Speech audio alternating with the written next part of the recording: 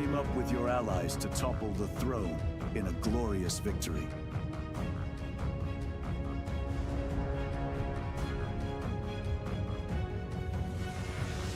AllReasonNoLogic, hosting King of the Hill lobbies, most Sundays.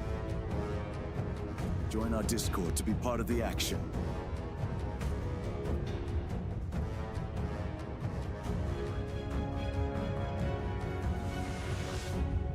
See you in game, Commanders.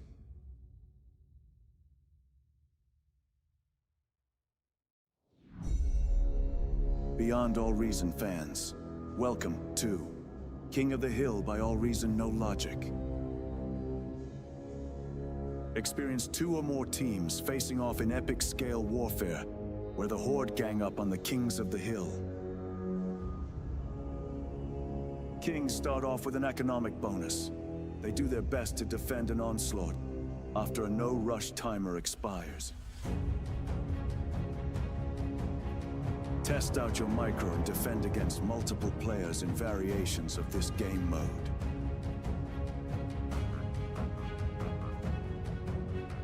Or be part of the masses. Team up with your allies to topple the throne in a glorious victory.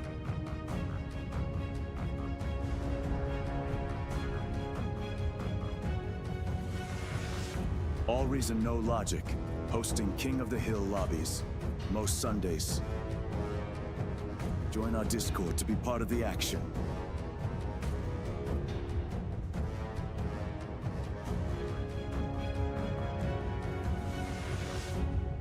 See you in game, Commanders.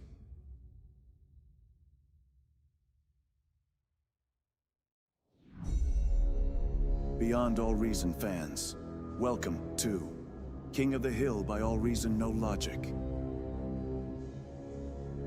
Experience 2 or more teams facing off in epic scale warfare, where the Horde gang up on the Kings of the Hill. Kings start off with an economic bonus. They do their best to defend an onslaught after a no-rush timer expires. Test out your micro and defend against multiple players in variations of this game mode.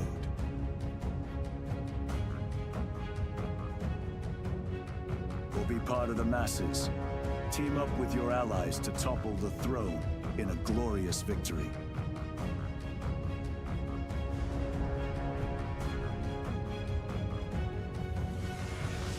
AllReasonNoLogic, hosting King of the Hill lobbies, most Sundays. Join our Discord to be part of the action.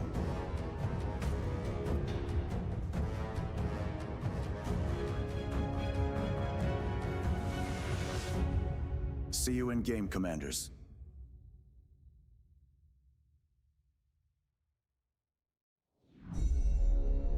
Beyond All Reason fans, welcome to King of the Hill by AllReasonNoLogic. Experience 2 or more teams facing off in epic scale warfare, where the Horde gang up on the Kings of the Hill. Kings start off with an economic bonus. They do their best to defend an onslaught after a no-rush timer expires.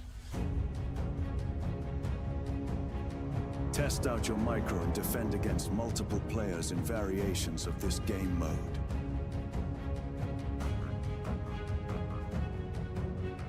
Or be part of the masses. Team up with your allies to topple the throne in a glorious victory.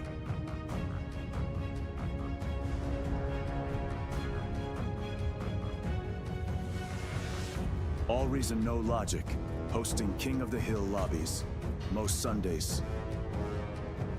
Join our Discord to be part of the action.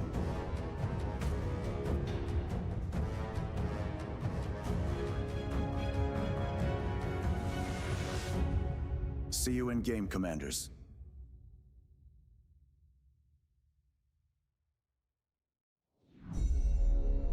Beyond All Reason fans, welcome to King of the Hill by All.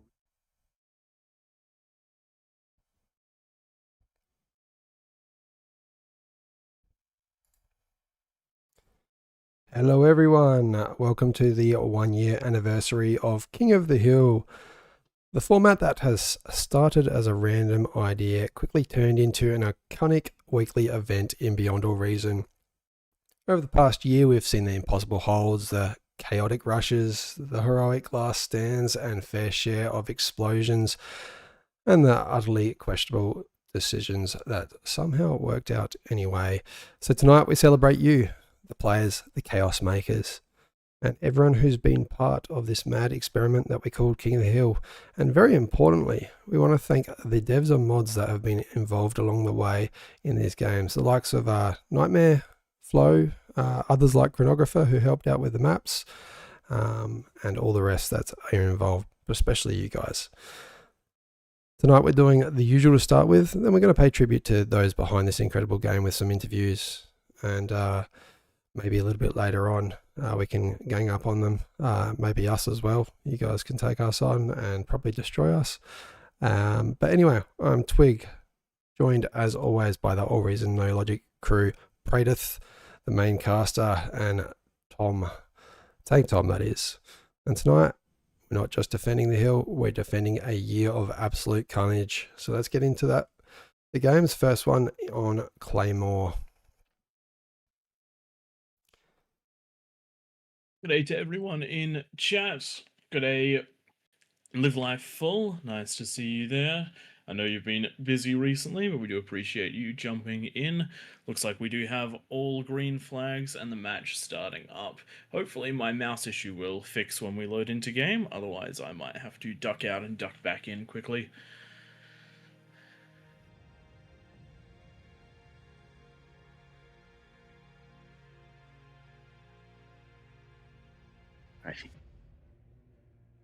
Thanks, Shadow. It's it's kind of snuck up on us. I wouldn't have thought we'd hit 1 year already.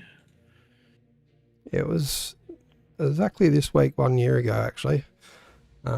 Myself and Prey on top of the hill on the throne against 14 players, and thanks to the fact that no one knew what they were doing, and Prey and I and Tom got to do a bit of a practice beforehand of our idea, we kind of had an idea. So ever since then, it's been all downhill from there for the Kings. What do you mean we practiced beforehand? I don't remember that. And look at that. We've got the Halloween Spooktober theme going on right now. Some nice hats on the Armada commanders. What have the Cortex commanders got? Oh, that nice pumpkin face. Right. Yeah, it's definitely gotten much harder in the middle than it used to be. That's an understatement. It's almost like the players around the outside have learnt a bit, and the players on the inside, like myself, are still using the same strategy from day one.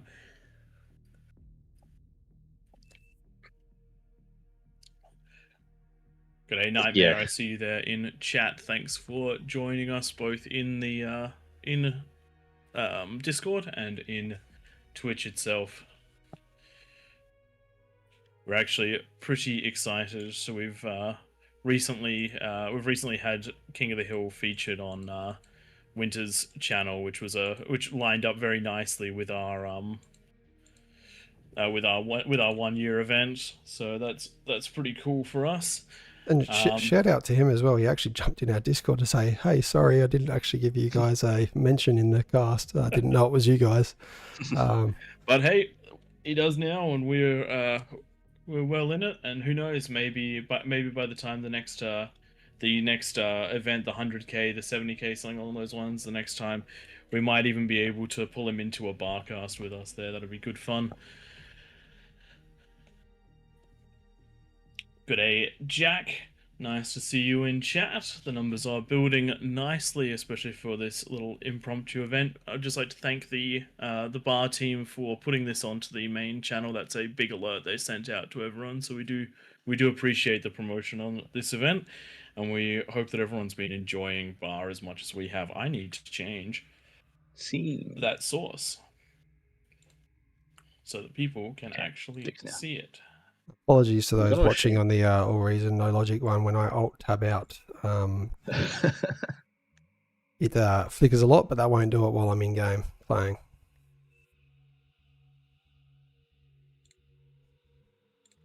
away we go. All right, we're in it to win it. And I've got, what hat do I have? I think I have a pumpkin, orange pumpkin hat. Oh no, I've got a wizard hat and I've got an orange flower on my back, maybe pumpkin. I like That's a that. broomstick, I reckon. Oh, can I fly? That'd be great. Sorry, air is turned off in this game, tells me Pradev. that's not gonna fly. Could you imagine if it made the comms fly and because air was God. turned off, all the comms just stopped existing? Remember, no comm drops for 15 minutes in this one, people. Unless it's on Twig. I did forget to Post all the rules rules. in. Yeah. That's right. Let's be honest. The people that show up for Claymore are usually quite There's not well many into... names I don't recognize at this point. Exactly. For those of you wondering where my cursor is, I will fix it in between games. Something went wrong, and now when I Alt-Tab out, I have my cursor, but while I'm in-game, I don't. All sorts of problems. That'd be typical of an AllReasonNoLogic stream. I really got to figure out why when I Alt-Tab out of the game into the stream, it flickers on the cast. If anyone has any idea, help me out.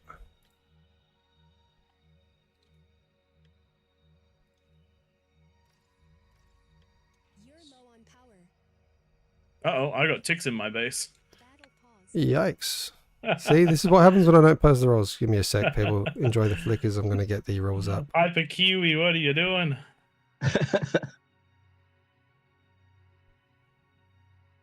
We're supposed to be friends.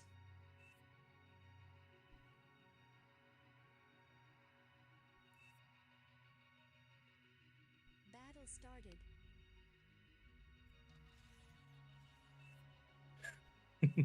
Uh-oh, my comm is now off doing other things. Not quite ideal. Now broken your build queue that you had all set up nicely. No, my build queue's a total mess at the moment because of the because I don't have a mouse. Ah, Oh, you can't even see it in game. I that'll thought do you it. were just talking about the cast. No, Yuck. no, I do not have a mouse. Yuck. It is fine. It is just fine.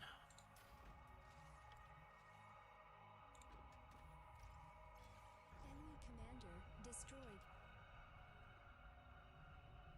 Don't like hearing the enemy commanders destroyed. That means T2 labs are coming up. Where was that? Not my opponents. Good. where is it? Who have I got Oh, next to me? up there. Pradith to the south or right to the north?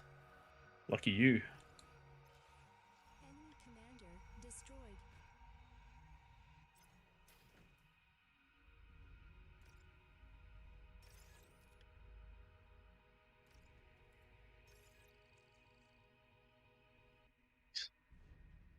I've committed way too much into wind and no conversion. You definitely want some conversion, though not necessarily all of the conversion.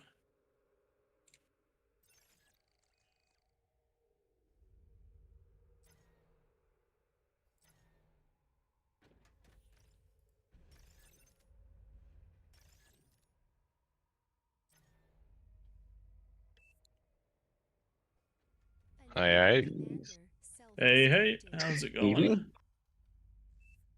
Oh, it's great. For those of That's you nice.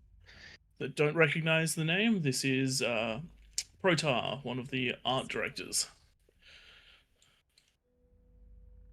joining us while we're getting ourselves set up. Oh dear, I'm doing super badly because I'm trying to do too much at once. Playing without a mouse is hard, guys. Extra pressure tonight. Enemy Extra pressure tonight. destroyed.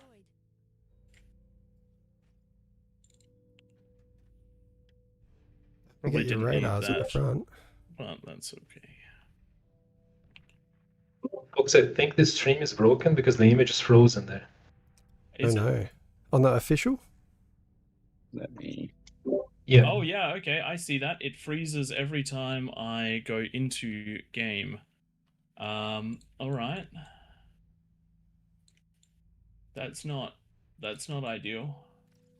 We were having a number of Um, problems just beforehand where OBS wasn't capturing an application. It only managed to capture the window. Do you guys mind just throwing a quick pause in there, and I'll see if I can fix that up. Battle paused.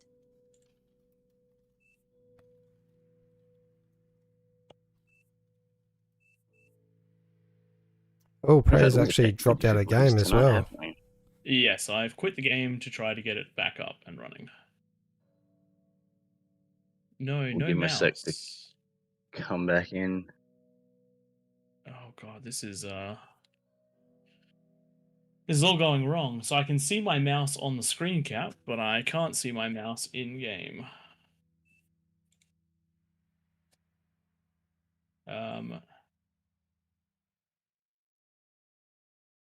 I genuinely don't know what to do about this right now.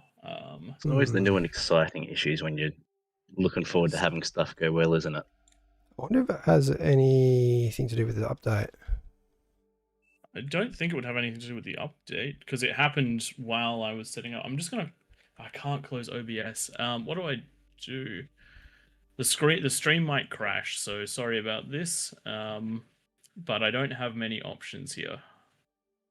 You could change the window game to window mode, maybe. That's very hard to do without a mouse.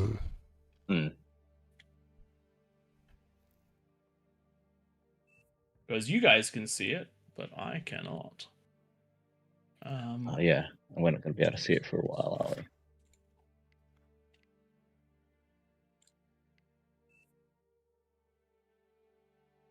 we? Alright. Sorry guys, stream's gonna go down for just a minute while I try to fix this.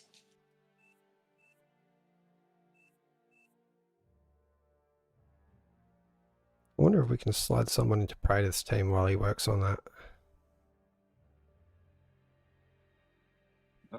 Could be. Is this where we look at the spectators and take our pick of? I saw Duffy said no already. He's the one that I probably want down there. That's because he's on the other team. Yeah. I haven't built my radar yet. I'm just hoping he's not near me. But I just feel like he will be near me. 50 OS. Punches you right in the face. And then we got Melody as well. Can't see them. I can. Oh boy. Oh, I'm unlucky. Yep. I am going to be hanging on for dear life again, I reckon. Melody. You've got... I can't tell those other colours. I feel like I've messed up my build as well. You got Scarve on the left. I'm going to be stalling my T2 lab. You guys all go on T2 and I'm just sitting here just with no lab. I should probably build a T2 lab. Yeah, I pulled the trigger a bit too early, I reckon. But that's okay. We'll make it work. I hope.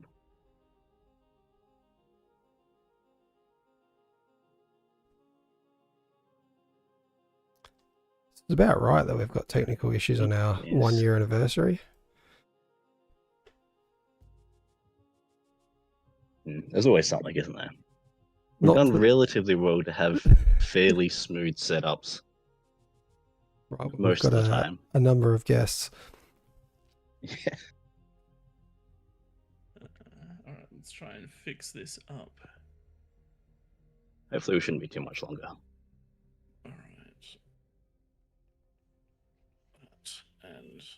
That, and that. Please fix. Please fix. Yeah, you're not doing too bad there, Aratab. If you use grumpiness as a measuring stick, you're pretty much bang on.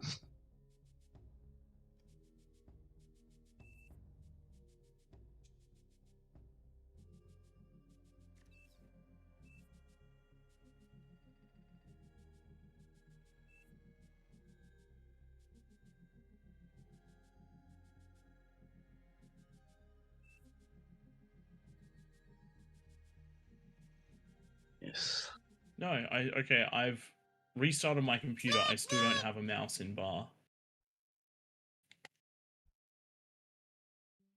Hmm. That's strange. I wonder if you can Okay, change if I your close setting. OBS, I get a mouse in bar.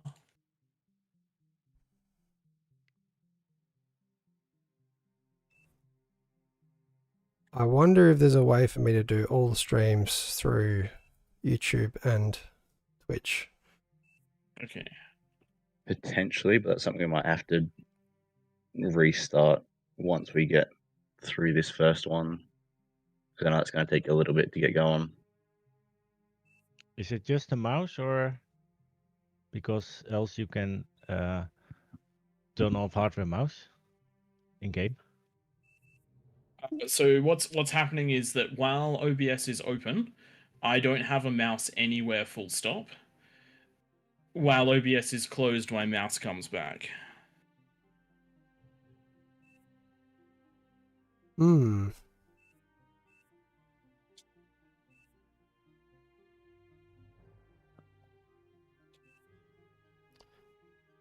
And there's no cursor options in game that I can see. Yeah, but it sounds like it's not just No, bar, it's outside. yeah, it's outside It's of it. OBS. Hmm. It's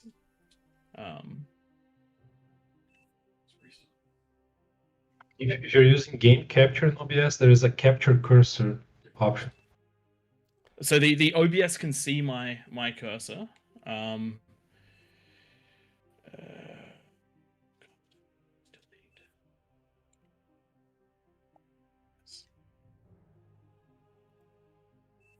We do apologise, everyone. This is a first for us after 1 year.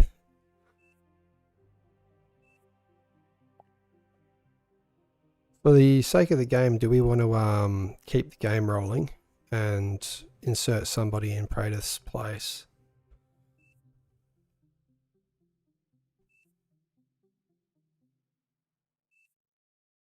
Okay, so it's the problem is Windows capture. So I need to find another way to capture other than window. Oh, and that was where it was giving you the issue where you just wouldn't see it before either, was it? Yeah.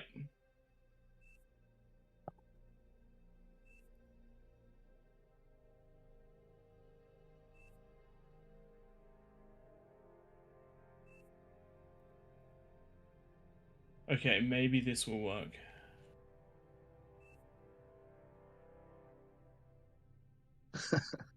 Nope, that doesn't work either.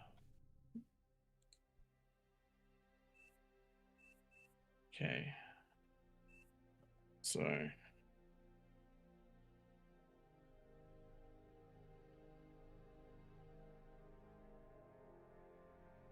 uncheck capture cursor. How do I do that? Right click, properties, capture cursor. Okay. Nope, that hasn't fixed it. Why on earth is this doing it like this? Is there a game capture that's not application capture? I'm trying all of them. Anytime it's capturing the game, it is breaking. Hmm. Just going through comments in the Twitch.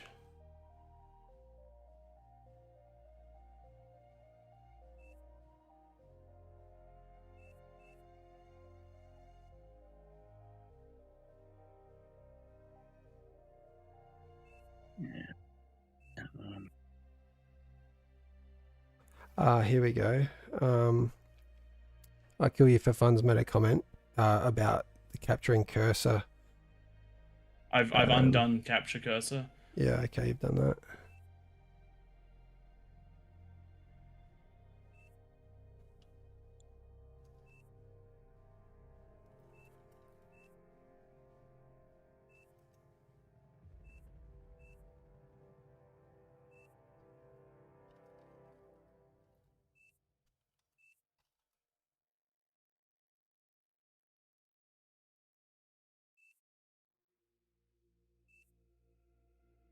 All right, while Quite we the wait, exciting stuff. how about we I've just seen in Discord, I've alt tabbed out, and we've got a few guys in here. So we've got Protar, we've got Jack, and we've got Aurora. Now I have been building fences all day, so I haven't had a great chance to read your profiles. But would any of you like to introduce yourselves to start with? we've got anyone there online.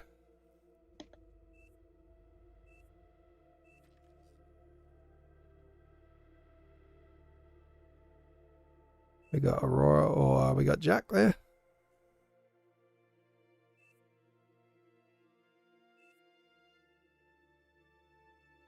No, got some Always have fun with AFK. things like Lots of AFK going on. Not really okay, just a little bit nervous. Nah, no worries, man. No worries. This one's a little bit ad hoc. So, Aurora, you are involved in the backend and tie server development. Is that correct?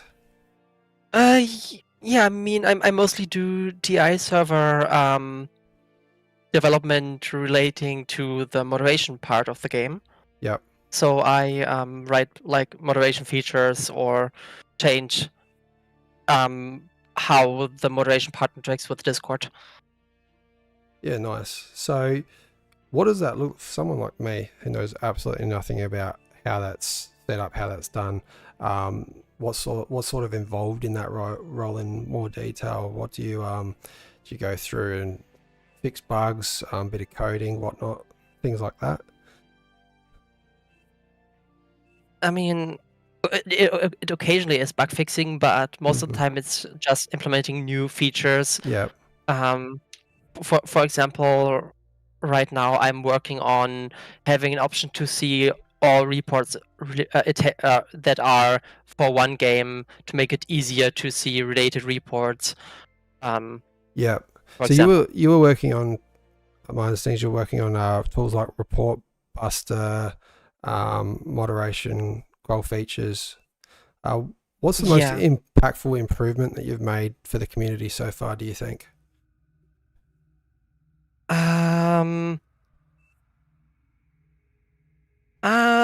I mean, there are a few that are kind of impactful in the bag, I would say, that you wouldn't necessarily see.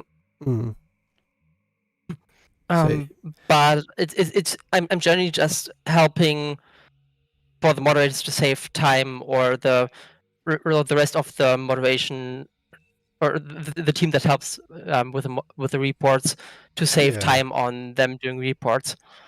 So how do you make making those moderations tools powerful while keeping them easy for the moderators to use? Okay, I'm not sure what the question is trying to ask. Can you please rephrase that? I'm just trying to play the game at the same time. I just started again. Has someone taken over from Prey? Is that what's happened? Yeah, look, I've got Art here with us. We got I think what Big was trying to say was, how do you... Yep, I'm paying attention to all the things. Basically, how do you set things up so that they can use the tools that they've got at hand? It's mostly stuff on the website where you would normally, for example, see your match history with the server4.beyondthereason.info page that we have. Yep.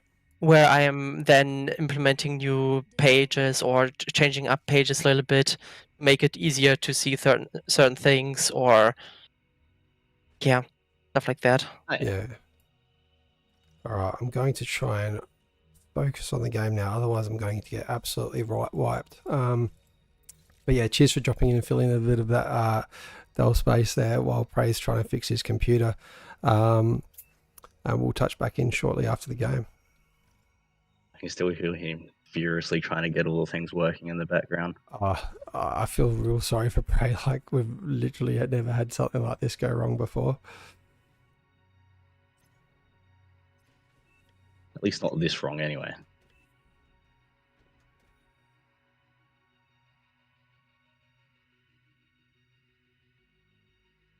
Yeah. Version art.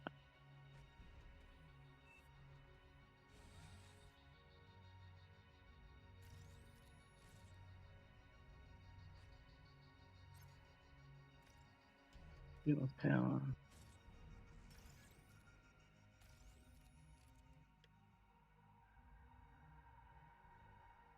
I have a very ugly base right now.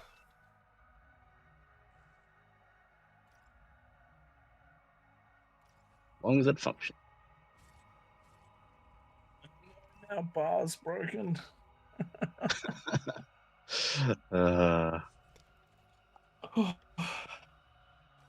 Any idea what you could possibly do, like reinstall OBS maybe? Trust me, I'm attempting a registry edit because I've already done that.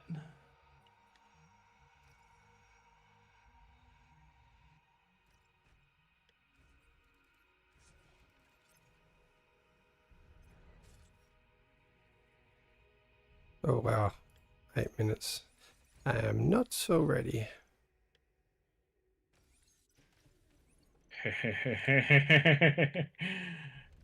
That sounds like a victorious laugh. Possibly. Please hope be to God that that's the case, because No, still no mouse. oh no. I definitely don't have Okay, pro skills. but that's because the window capture is the problem.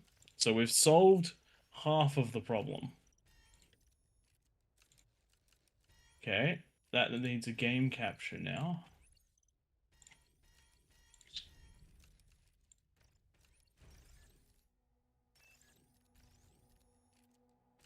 Okay, I'm gonna go live because you can now see things again while I fix them.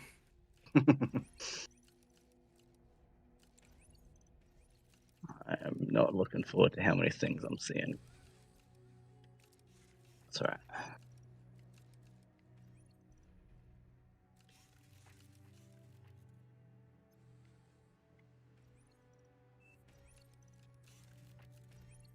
Alright, ladies and gentlemen, we have some good news. Certain problems have been alleviated, and as it turns out, when you registry edit something to force Windows capture, you can get your mouse back. Don't ask me what I did, because Dr. Google solved this one along with a little bit of Chat GPT, but it looks Magic. like it's worked. Lava level Yes. is dropping. Alright. Time is up. Let's do some damage, I hope. Good. You guys can see that. I have a mouse. What a wonderful experience we're having today. Have you actually fixed it? Unit detected.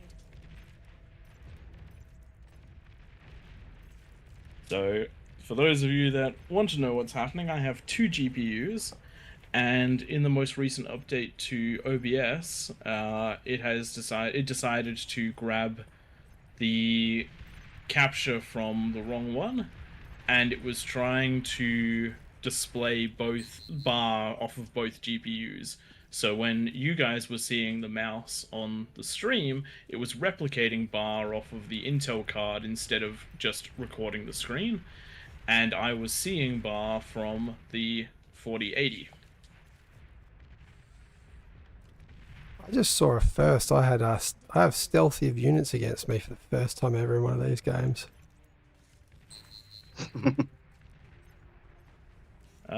Question is the game running, or is it? Yes, okay, so I'm about to start catching up. Very good. Very sorry for the interruption there. That was quite literally a nightmare.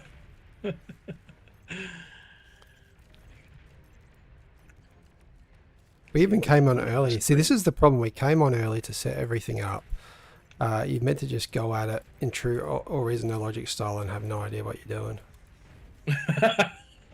Professionalism. Oh god, that's not what I want to do. I think I've beaten one of my lanes. I have not beaten either of them properly. I'm gonna go around this way, I think. Interesting that it's given me the pause for catch up too. So. Oh god, I'm gonna be struggling real hard because my lane next to me is dead. Oh, that shouldn't happen that quickly. And that was grumpiness too. No Which is way. Oh, yeah. terrifying. That means Duffy's over there. I know Duffy's up top. Alright, when the mods have a chance to re-go live on YouTube, the feed should be back up.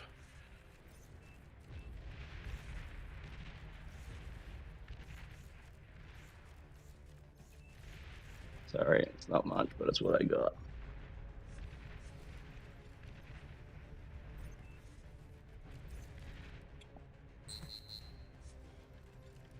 Sorry, we're missing the action. It is all trying to catch up. Hopefully it will very soon. We're back into time skipping. What is the time up to for you guys? 12:58. At the moment. Okay, well, we're going to catch the action in super speed in a couple of moments. And while we do that, I'm going to look at Grumpiness's build, going into that fusion, getting it up at the 7-minute mark, which is pretty good. Going back into the lab, making sure that you've got all the metal down, defenses coming down. Very good, Twig. I think I see Grumpiness's problem. He's getting T2 defenses for a T1 problem, but we'll see if that's actually what happens. I am dead. This is going to be one of the fastest Claymores going around. I think everyone had a bonus player for this one, so that makes life very, very rough. So I'm used to always having the bonus against me, so... Yes, prepared. that is in fact what happened. T2 defenses, whilst they did a good job of killing the units got past before anything could be done. Looking around at the map to Twig, Twig is pushing his way out at the moment, getting into a couple of bases, but losing a lot of units. Actually does a decent job of clearing everything out, which is good, but it's so surprising that that's a problem. My I base think is I'm dying seeing... now. Yep.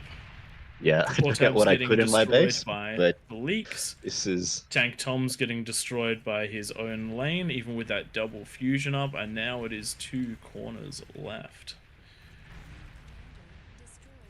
Yeah, It does Twig's appear managed to be push out, fixed. but Live fruit. I feel like this is going to be fairly quick, complete run over.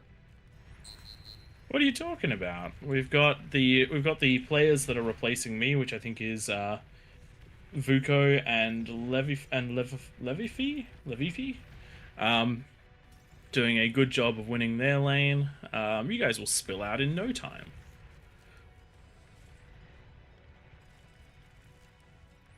Yeah.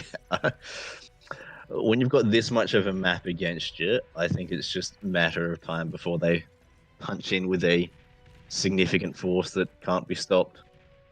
Yeah. You're playing I'm again now, Prey, concerned are you? by I these think I dots probably here. can control some units. Let's check. It would appear that I can control units, yes. Didn't even realize I was playing. And here come the Spideys. Oh no, not spiders off the back wall. That's not good. I might just stop trying to take control of the units from the player that took over from me. They're doing a good job. I'll leave them to it, and with Twig getting into the back line on the other side of the map, maybe this will take it over, but he just needs to get a little bit deeper. Got to grab that conversion before he loses it all. Are you still on catch up, are you? Unfortunately, No, No. you're not. No, we're here I'm now. just not paying attention because I got Duffy. you're just not paying attention. You're just not paying attention. You had an opportunity to win the game right there, but you didn't take it. Totally got to win the game off those 2 units. What I do need to do is freaking expand. There you go, that goes like that. Get some of these guys out. That is a lot of conversion all sitting together there. It is. Oh dear.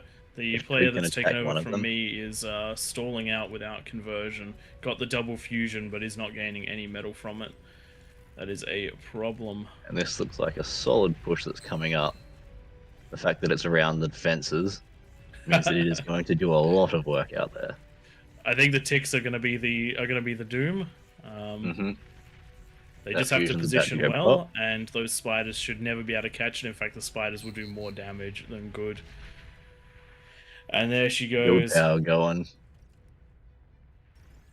On the plus side, destroying that doesn't actually make much of a difference because the metal wasn't being generated. So True. it will all turn out nicely. I swear it'll all turn out nicely. Twig's gonna come round and sweep. It'll be fine. Right, Twig? You've got a Sure. couple Right, fusion, don't you? totally. You got a couple of Aphis? Definitely don't. Definitely don't. Why is no one else winning their lane? Somebody help. It's never me that's relied on. I don't like this.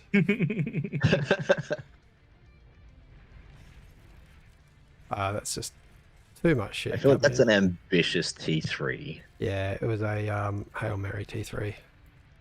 I thought I was Gee, going that's a lot of that's a lot of aggravators there. Oh, that's what I've done. I've lost some of my conversion. That is what I've done.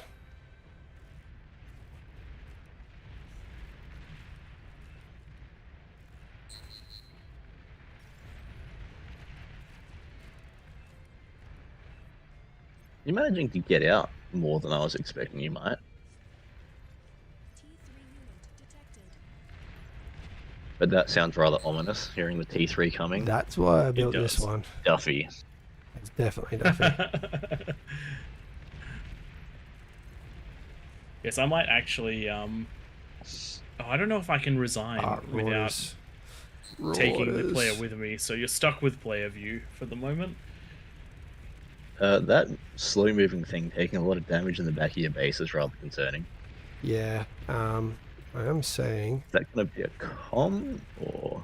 Yeah, we've got Sheldies. Got Sheldies over there. We do have... This is over, there's Vanguards coming. Yeah. Duffy's got a com in the back of a base. Oh wow, yep, I've just seen Cookie's com in the pink base. Very well done. Nice sneaking through with punching that hole. Very nicely done. And the spiders now to clean it all up. Just No in case you mercy. weren't already dead. Oops. Twig's the last one.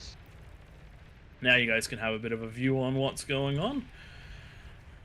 And we have, yes, we do have Vanguards coming in, and a nice little surprise coming up for Twig as well. I think there must be Twig doing a spiders good coming. job off of the eco he has. The nice bastion he has up the top has filtered in a lot of extra eco, but it is about to fall. No! And that's going to be a big problem for Twig, because now the other side is getting harassed too, so the T2 units can't make it to both sides. Taking eggs come with me from Fitmo. Go get him, Twig. Yeah, nah. I mean, at this point, you're dead either way. Might as well go out with a bang. The Razorbacks are normally quite good at defending against the Marauders, but in these numbers, the Marauders are going to sneak through anyway, and that's Twig's economy somewhat crippled. The conversion is gone. Whilst he has plenty of fusions left, there is not much left to go, and Fitmo is in the base, detonating the comm for that T2. The build power's gone, and that is the end of Twiggles. Noot to everybody in game. Alrighty then. Nicely done, peasants. Alright. Let's have a quick look at the graphs of that one. Look, guys, had I been in there, things would have been totally different. I swear. I would have lost my lane much more quickly. Twig would have fallen straight away. It would have been great. Alright. Let's head on out, because we do have something pretty special going on today, and no, it's not just the technical difficulties. We actually have a couple of the developers in the chat. I do believe that Twig started chatting to one of them beforehand, but with game going on, it is hard to do multitasking. So while the next lobby is set up, I will be jumping into spec, and I'll be having a chat with the wonderful folks responsible for producing the game that we all particularly enjoy. In chat, I can see Aurora's in here, I can see Florus is in here, I can see Protar's in here. There is somebody else, but because of streamer mode, their name is just a series of dots, so I might need a bit of help working out who that is. We got Jack, I think. Jack? Yeah. Protar's the art director. He's a former 2D and 3D artist in the game and entertainment industry. So he's been instrumental in shaping a lot of the game's visual identity, from Legion, design philosophy, and the beginning to UI graphics, tournament visuals. I think he's been working on faction concepts, visual direction, consolidation for all three existing factions to date, and their works provided essential as part of the creative direction that keeps Bar both looking cohesive and striking. Do you want to expand on that at all, Protar? Hey there, guys. I think you summarized it quite well. There's some good stuff on the horizon, but I want to be clear that yeah, I might be the art director, but this is of course a team effort. So yeah, wonderful newer contributors in here. So I would probably like to leave it to them to have a little bit of a talk. Like Jack, the author of the awesome new Thug model, who just recently joined. So yeah, feel free to talk to them a little bit, but you summarized already what I'm currently doing, and yeah.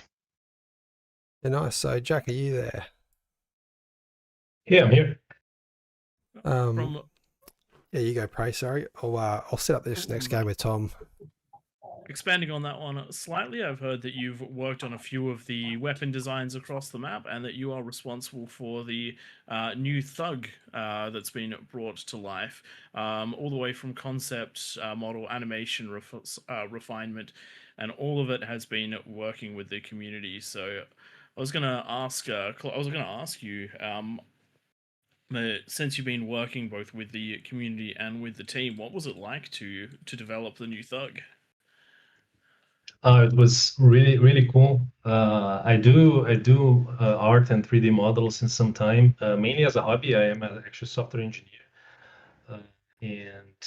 I tried to join the team as a developer some years ago. I actually talked to Tarnished Knight at the time, and I tried working there, but I couldn't. And then some now, like a couple of months ago, I joined the team as an art contributor. And working with Thug was really cool. I did it. I kind of led the development of the unit, but this is an actual totally joint effort because you get tons of feedback from everyone when you work on it, and every step that you post, you get a lot of ideas and opinions, and then you iterate a lot on it. It's an actual very humbling experience, but in the end, I think the result was pretty good, and a lot of people liked it, so I'm pretty happy with it. Did you have any interesting conversations, any interesting designs that you loved but couldn't go with when it came to the new Thug? I did. So you start with a lot of ideas, so I get a lot of iterations on it. First, 2D concepts, and then you get to a rough model. I had a bunch of ideas, but Protar and Tharsis, which is the 3D lead, they gave a lot of feedback on the direction. I think that was immensely helpful. This is kind of my first time actually working on such a team in an art department. But there was a lot of ideas already for the Thug, especially coming from Protar, I guess, from the new direction for the design. And then I just went with it, and then you add some details here and there, and some of them work. Some people liked another, but then people say, no, this really need to change, and then you go and then you iterate a lot, and then you end up what we got. Very nice. Were there did you ever try and sneak any sort of signature or any sort of funny image or anything like that onto the Thug model and see if it passed QA? No, not really. I didn't try to do that. But I did put some ideas of mine in some parts of the unit, and I think there was 2 versions that we got with, and then one of them actually got into the game, but then there was some issues on it, especially the animation. And also with that in the game, we got a lot of community feedback on it, and then some things we reverted back. I think one of them was the feet. So I think the feet in the first version was completely different than the old Thug. And I think people kind of resisted that a little bit, and we kind of changed it to resemble a little bit more how was the old Thug there. So I think if you look at the feet now, it has the classical traditional 2 fingers of the feet, which is nice. But I didn't add anything. We'll particular. definitely keep an eye out on there, and We'll refrain from asking the chat about questions about feet. I never know what we'll get from that one. I heard that your upcoming project is going to be the Legion Navy. What are you most excited to bring to bar with the Legion Navy? So I particularly am working now on 2 submarines there. So on one submarine of the Legion, and I think the constructor ship too. But I think I'm gonna put it to Protar maybe to talk a little bit about in general of how the Legion's going to and the Navy's going to. Fair enough. Well, All right. Well, that would be probably just to be able to actually tell all the folks being excited that there will be a day where Legion Navy and Legion in general will be completed. But yeah, there's some good stuff coming up. But yeah, please feel free to go ahead, Jack. Oh, sure. Now I am actively working on one of the subs. So I did some 2D concepts on them, and we are kind of iterating over it. And they are coming up together, but we already have a lot of very exciting models that the other people from the team did. And I think we are all looking forward to have them done and look into the game. fair enough. And I guess to round this one out so that we're not making everybody sit there and wait their turn too long. Do you have a favorite unit in bar? Please don't say the duck. I actually I originally started playing a lot of Armada, and I think people on the team will have some words on that. But then when I started working on Cortex and the Thug, I think Cortex grew a lot on me. Mm-hmm. And the Thugs is the one that I had. It was very cool. I really enjoy working with it, using it in the game. But I like a lot the Fiend when we get to the 2-2. So I think the Fiend is a very cool unit as well. You're going to be and Tank Tom's best friend. That's his 2 favorite units: the Thug for T1 and the Fiend for T2. That's all he would build when we first started playing this game. Yeah. And we're looking forward. We're kind of reworking all the units there too. I think there are some ideas to go also to the Grunt. I think the Grunt is also a very cool unit. The ones that you use the most, I think. There's definitely something about the art style. All 3 factions have an incredibly strong direction. Cortex is boxy and functional, and as though they've sort of really they haven't tried to give it any sleek angles or anything along those lines. Then you've got Armada, which is it's that next tier up where they're going. It feels like they're going for form and function, and then Legion is just that next level of like, yeah, this is the future faction. We're coming for you, and we're looking good while we do it.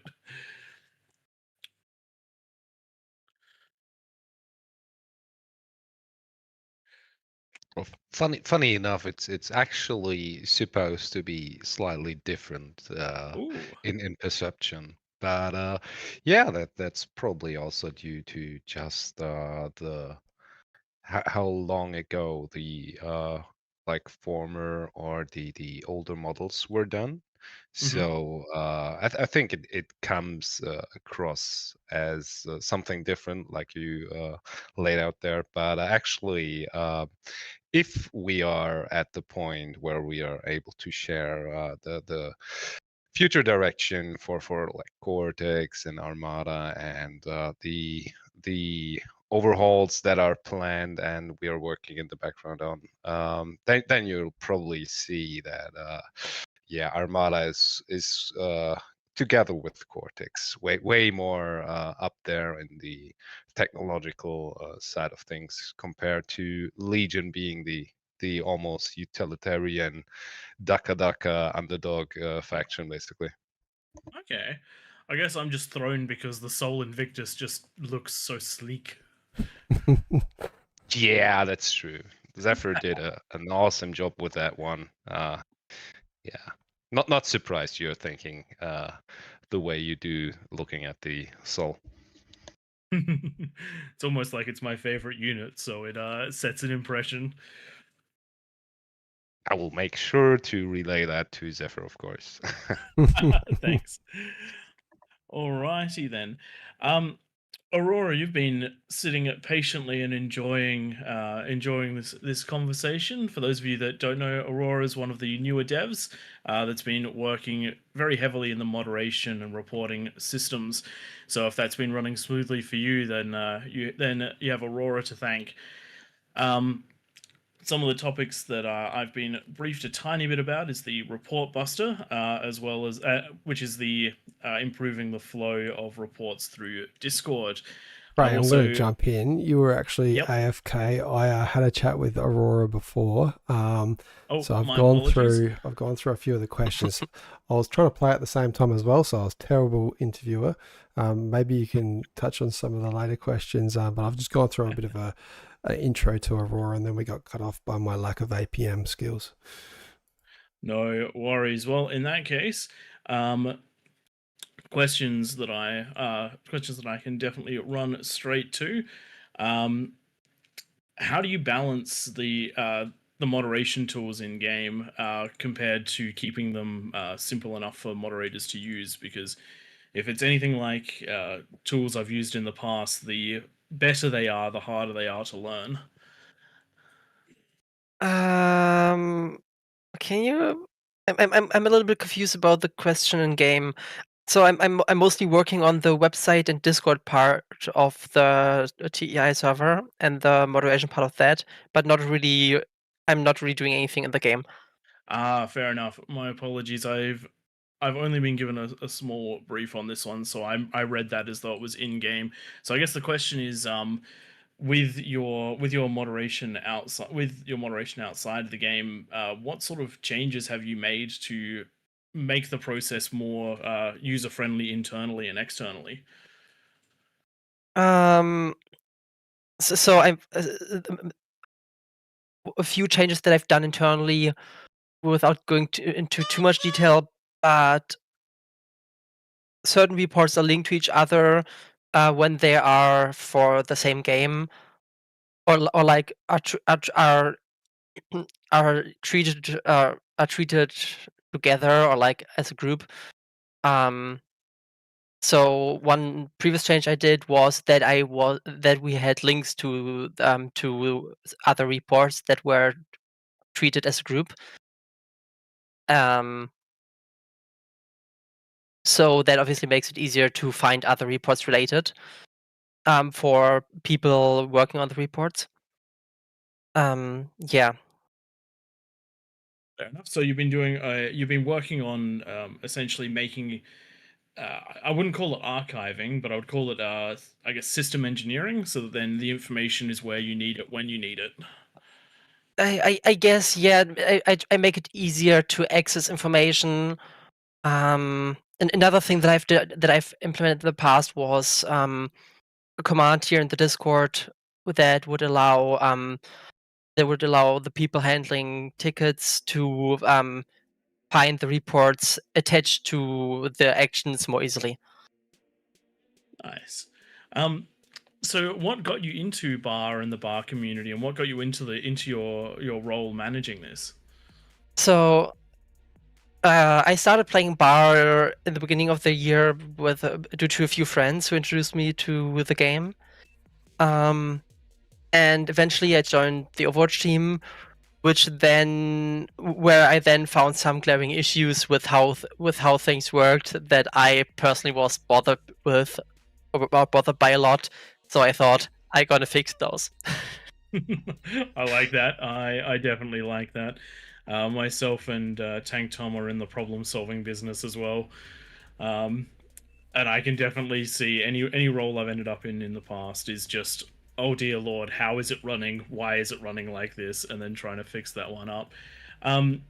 What was the defining issue that you just said, nah, it's too much. This has to change? I mean, I originally started just with the Report Buster bot, which is for internal functions for report handling. I started helping on that because it had it has a feature that is, or it had a feature that was very janky, and I want to improve on that. And from there, I got told by Lexon that I should rather implement some features into the TEI server bot instead of that, because it would just have easier access to stuff. Okay. And then, do you still get time to play the game now that you're working in the community? I definitely will play the game way less. But that is more due to me being very interested in actually doing development stuff, and not that much in playing video games at the moment. I mean, when you find the part of a game you like, it's I have no question that I would be doing the same if I found something like that. Got one final question, and please don't name names if just for it. But what are some of the craziest bug reports or the craziest things you've come across whilst making these changes, whilst working in the system? The craziest thing so far that I've came across that happened lately, it wasn't a bug report. Oh, well, it was something that we noticed internally, because features were just not working anymore suddenly. And so I started investigating, and in the end, it turned out Discord changed how the API worked without documenting it. Oh no! and there was and that there's a bug in the library for the bridge they were using, which lets the bridge silently or parts of the bridge silently fail in that specific case. Yeah, I can't say that I've worked on anything quite like that where a piece of software has changed how it works. Okay, who is pinging? I need you guys to stop pinging. We've got someone in the middle, and everyone. Yes, I know, but you need to stop pinging, guys. That's not something we can just do. Kick whoever's If you pinging if we need to. If you press backspace, you can completely mute the game. That is. That does not work for me. Not working. Oh, that's for me. Can we remove that? Is Shorty? Unfortunate. Okay.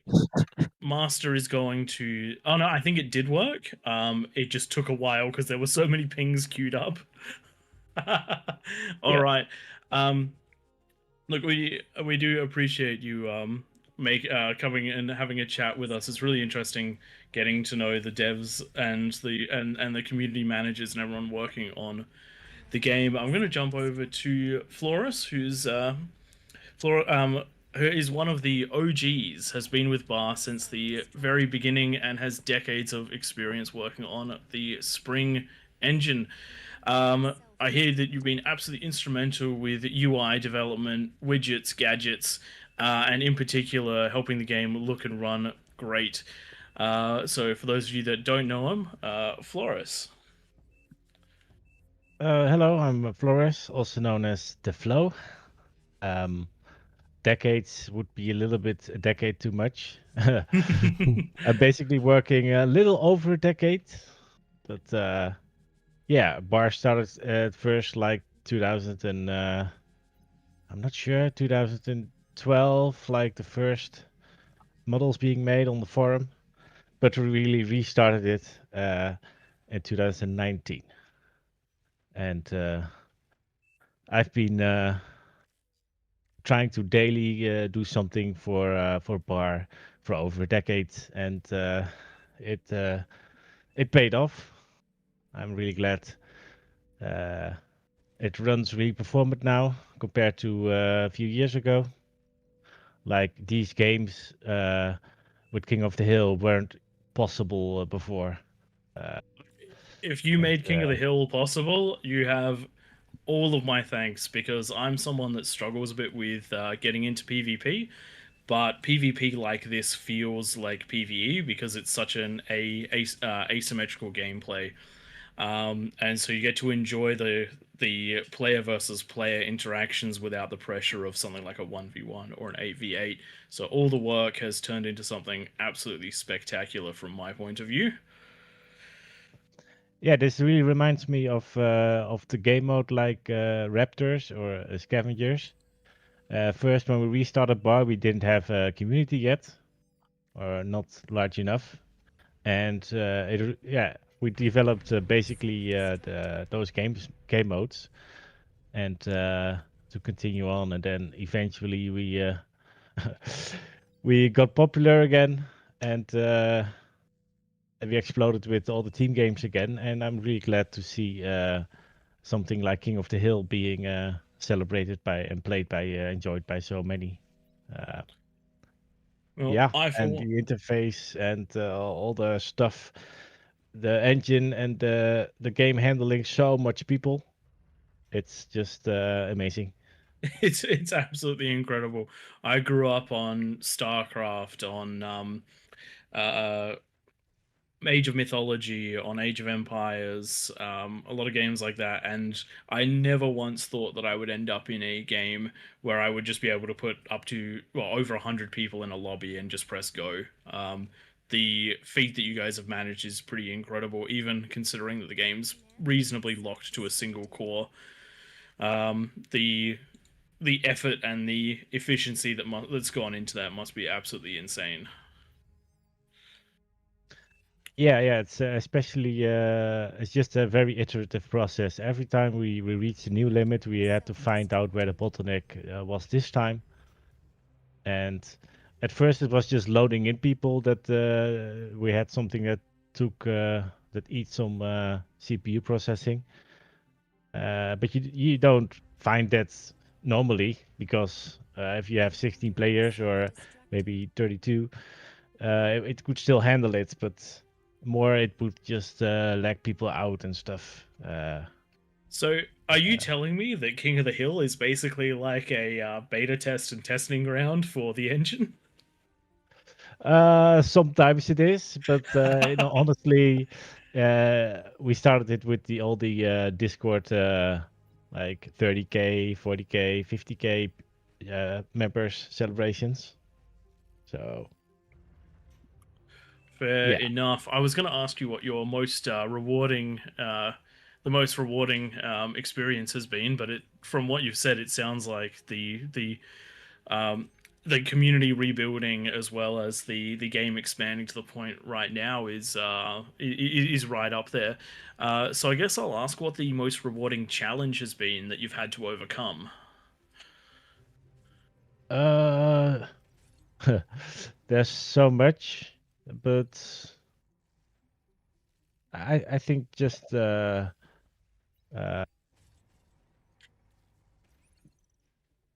crippling heroin addiction, probably.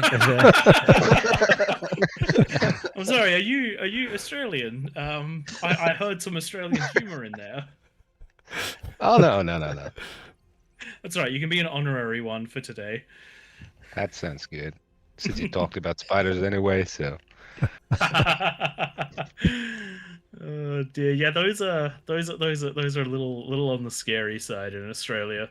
I was watching the rookie and guy crawling through the underside of a house with spiderwebs, and I'm like, yeah, you wouldn't do that in Australia. You wouldn't do that in Australia. Oh, by the way, since you talked about like being more on the PvE side of things, I think we got Chris in here, who is also a very new contributor and is working together with us, getting some really cool stuff done for Raptors. Oh, I do like Raptors. That's actually what got me into Twig. Twig was like, got this great game, and I was like, oh no, not more PvP. But Raptors was the thing which really hooked me. I like PvE, and I really liked the Raptors game type because you could set it as difficult or as hard for the challenge that you wanted. So I guess we can pull Chris into this one if you're all right with breaking the interview in the middle, Flo, and we'll jump back to you after Chris has had a bit of a go. Right, I'm just gonna make I'm things so sorry. I really... didn't mean to interrupt. I'm gonna make things really tricky for you, things have been happening in the background, and Chris has actually just forwarded me a bunch of his what look like really interesting sketches for raptors. I don't know if you're able to somehow Yep, capture I can those. do that. Can you send those to me, Twig? Yeah, just flicking them to you now.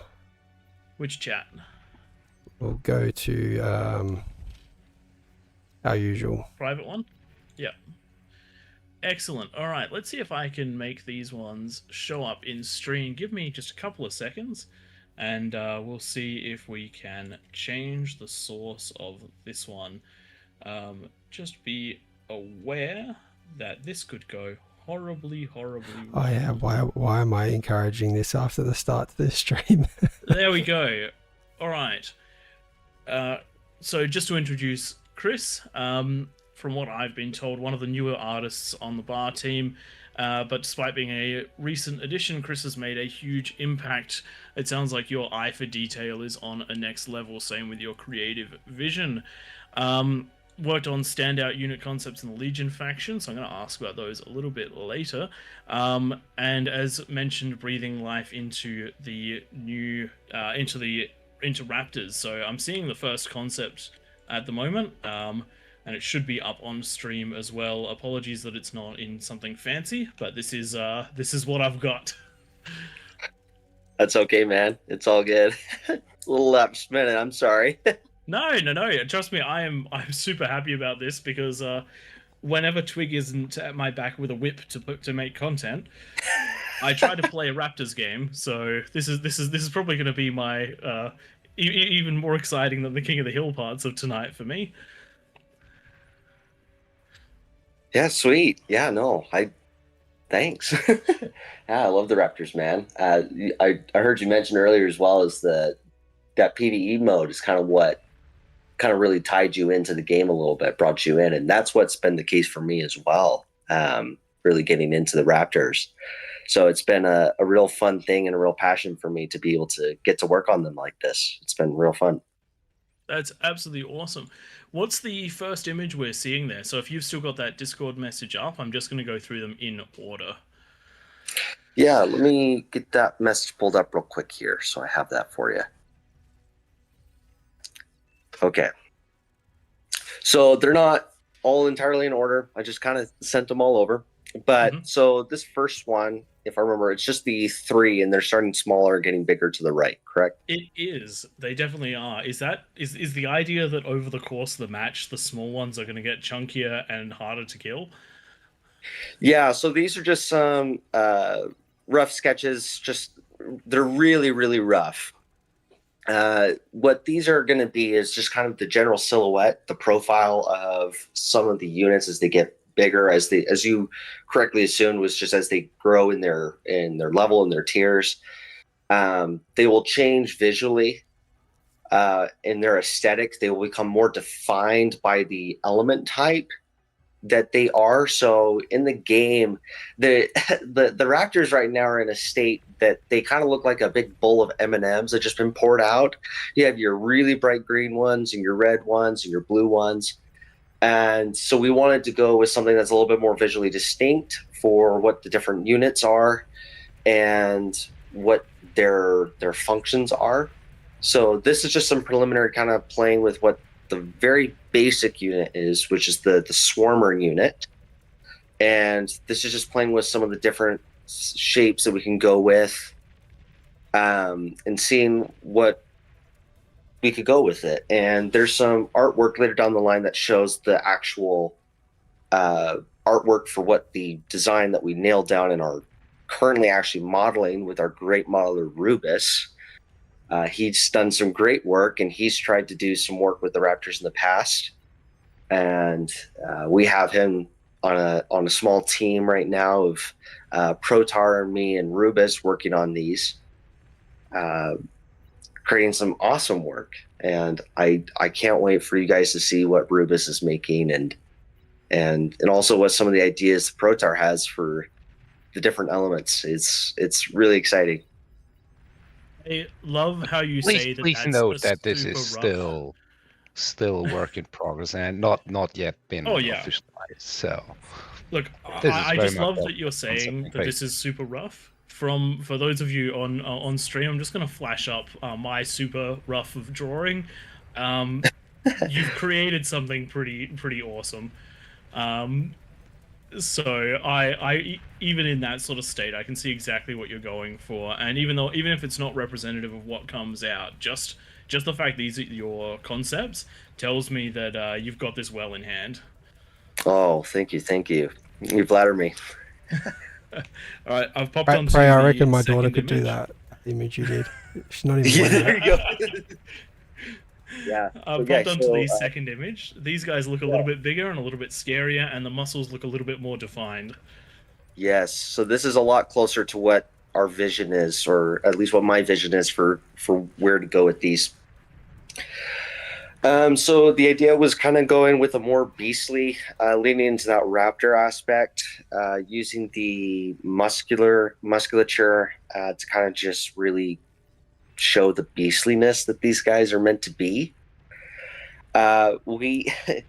It's interesting trying to find a balance with going with swarm creature and not falling swarm reptile insectoid creature and not falling into the rut of what's been done with things like the Tyrannid or the Zerg.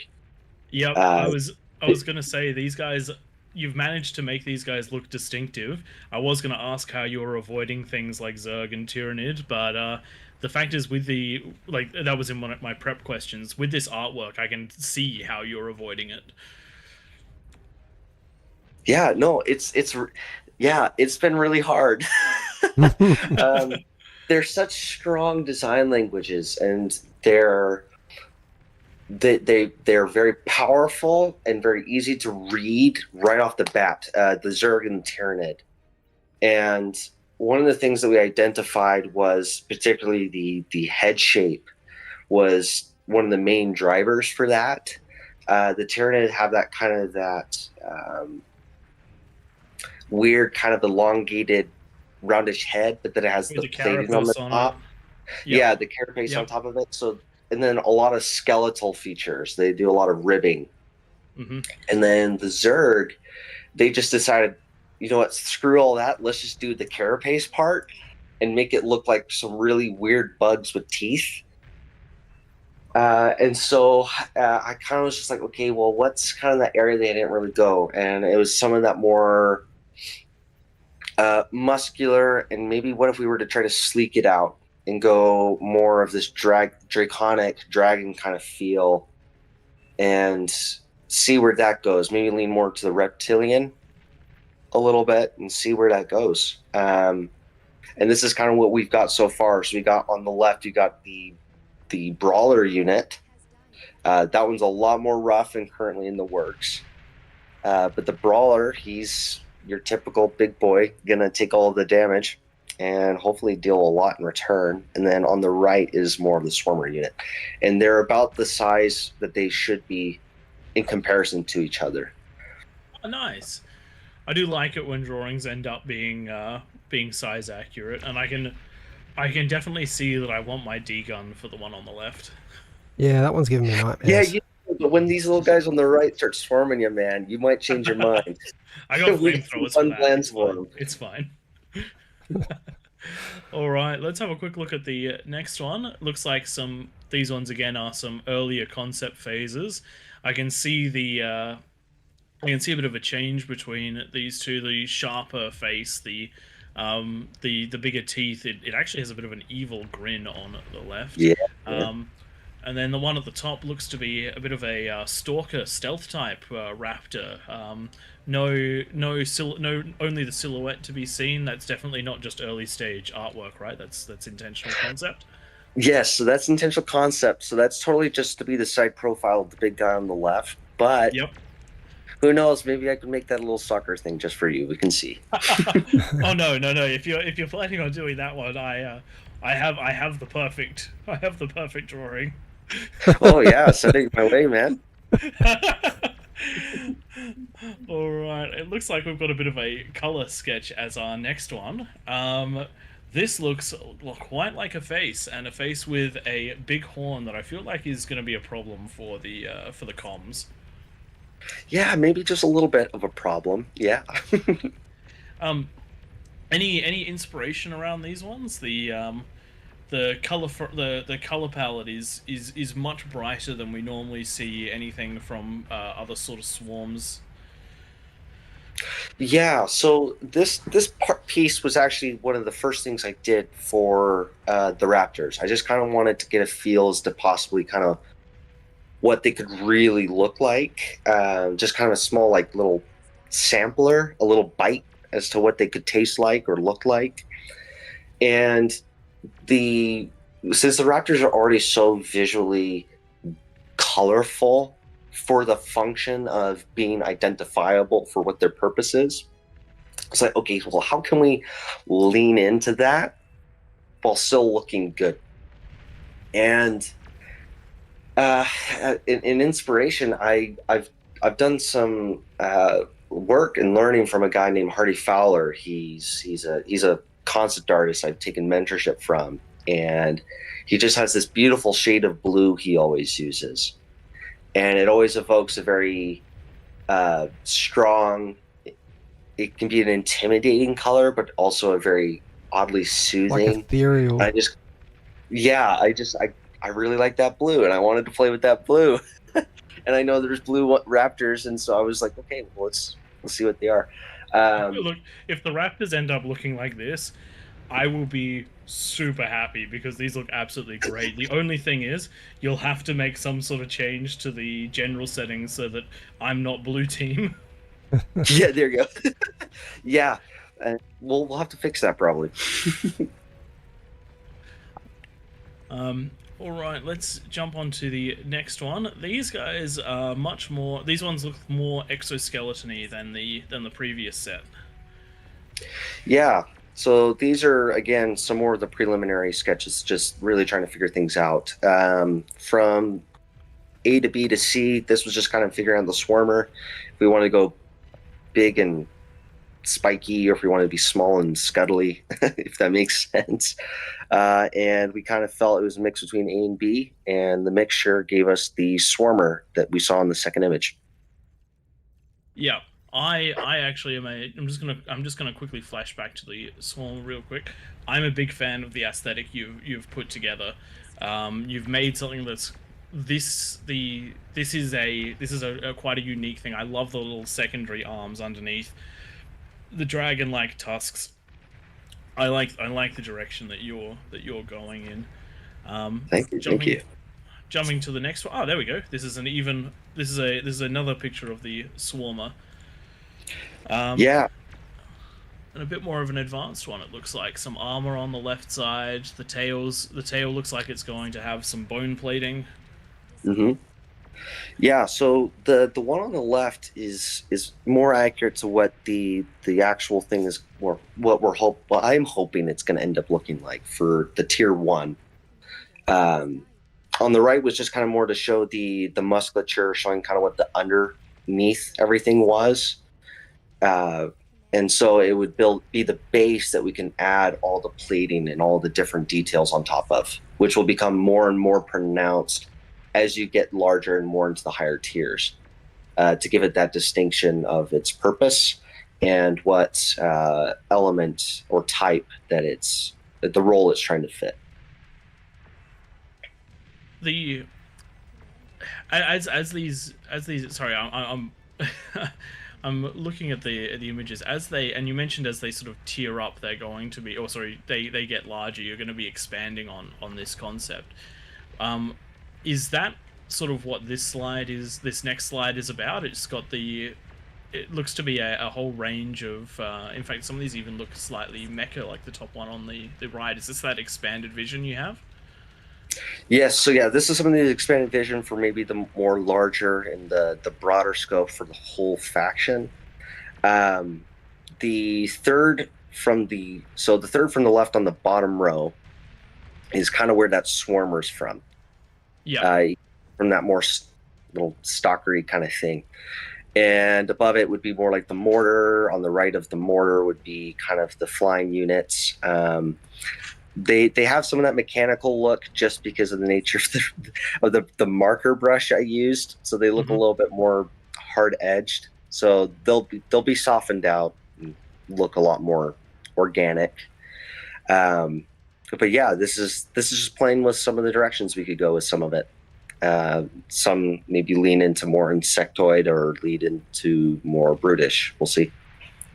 I look forward to seeing the differences, and the one that I'm really looking forward to is seeing how you adapt the queen into a entirely new concept. Because as it stands, it is quite similar to a lot of the other models. So I hope that it ends up being something quite unique. And you mentioned you called it another faction.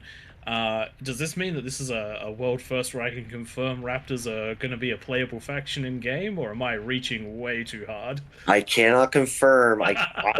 I can tell you what I personally hope is I would love for it to be playable. But again, that's up to the higher ups. They're the ones that hold the whip over me. And I'm new here, so I don't hold any weight. Hey. One of my all-time favorite moments in Bar was during the 50k event. I was turned into Raptors along with Twig and Tank Tom and got to fight against everyone that was there, which was an absolutely amazing experience.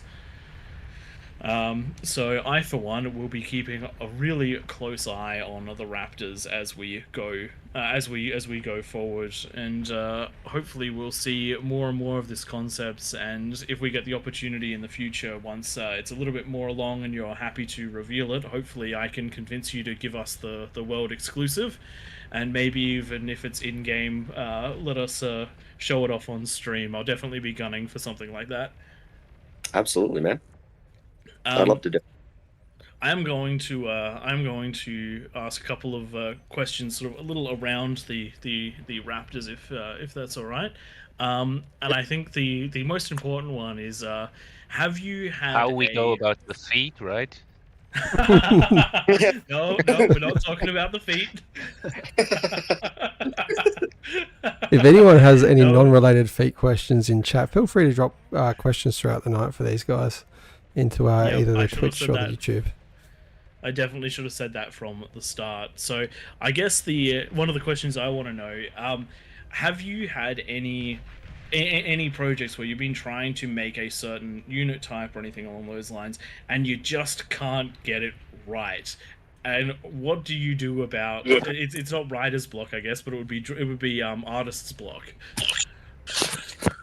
Yeah, I still get that even now with doing the Raptors. So before doing the Raptors, sorry, I have some roommates and they just told me to quiet down a little bit. I got a little. Tell me about it. I've got a wife and child that do the same. Mine are a little bit more stern though. So I'm just in the corner huddling in the dark and trying to keep it quiet, keep have that mental image as much as you want. So with the Raptors, so I've been doing a lot of work with them, and that's been an interesting challenge for me, because there's a mix sometimes of, am I capable enough to do this? And that kind of gets in the way with being able to be art block. Yeah. Just gonna flash this one back on stream. That's a solid yes for me. This thing looks awesome. Thank you. Yeah. So yeah, there's times where that gets in the way, and you just have to work through that. It's something that all artists deal with to a large or smaller extent, and it's just you learn a process of, this is a problem, and what we do as creatives is solve problems. So if you approach it from that mindset and go, okay, what is it that's bothering me? What is it that's not working? And what is it that my purpose is with this? And you can nail those things down and really just push through, you'll make it. And that's some lessons I've learned when I've done some work with the Legion stuff as well. That's where they initially started me off with, doing kind of a rework of, or at least trying to do some redesign of what the Helios unit would look like, the T1 skirmisher tank from the Legion. I did quite a few variations for it. And just kind of learning from that process that, don't be afraid of the process. If you're doing a lot of work over and over and over again on the same thing, That's okay. You're doing your job. You just go with it. Yep. No, it's I'm glad you have that sort of mentality, because as people would not have heard when things went wrong on stream, I certainly put my mute on and made a lot of noise. So yours is a much healthier approach to dealing with problems in game. Final question I have for you: where do I need to look in game once you've put out the Raptors to find your signature or some sort of hidden memes? Is it going to be the Queen's stomach? Where are you going to hide your secrets? Oh, I haven't thought about It's the feet that. again, isn't it? All-terrain units will ultimately be wearing high heels. I would go for that. There you go. Oh my Yes. god, Halloween Queen in high heels. That would be Yeah. that'd be next level. Yes. Are we on the feet again? We never left the feet, unfortunately, no matter how much I tried. I made it my mission to make this the whole theme of this.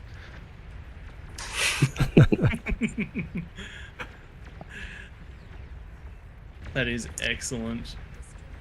Well, anyway, I hope that people do take a close look at the art to try and find things like that.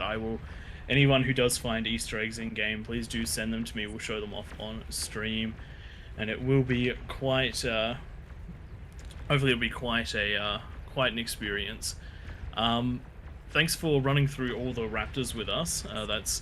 I genuinely can't wait to see how it goes, and I hope that there's more and more expansion with the Raptors game type over the course of the coming years, because there is something a lot of fun about trying to deal with an unstoppable horde. Amen, man. Hey, I'm waiting for it too, and we're gonna make it happen. Alrighty then.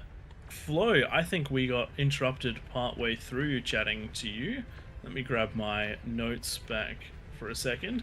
And I think we were going to ask you what your favorite, what are you most excited about upcoming in Bar? Well, we have several things that are upcoming. We have a lot of promise in like overhauling some models, but like the Armada faction will need some redesigning. All the other factions as well. So that's something to look forward to. And you have seen just the Raptors, what's happening there. So that's exciting. Exciting also is all the possibilities the new lobby could offer, and the new infrastructure combined with that. Like I will be super excited for the new lobby. We aren't ready to go to Steam at all with our current infrastructure. It's just not capable. So we need the new lobby combined with that. So we're just writing out the stuff we have, and that's a common theme actually. Like we're writing out our current interface as well.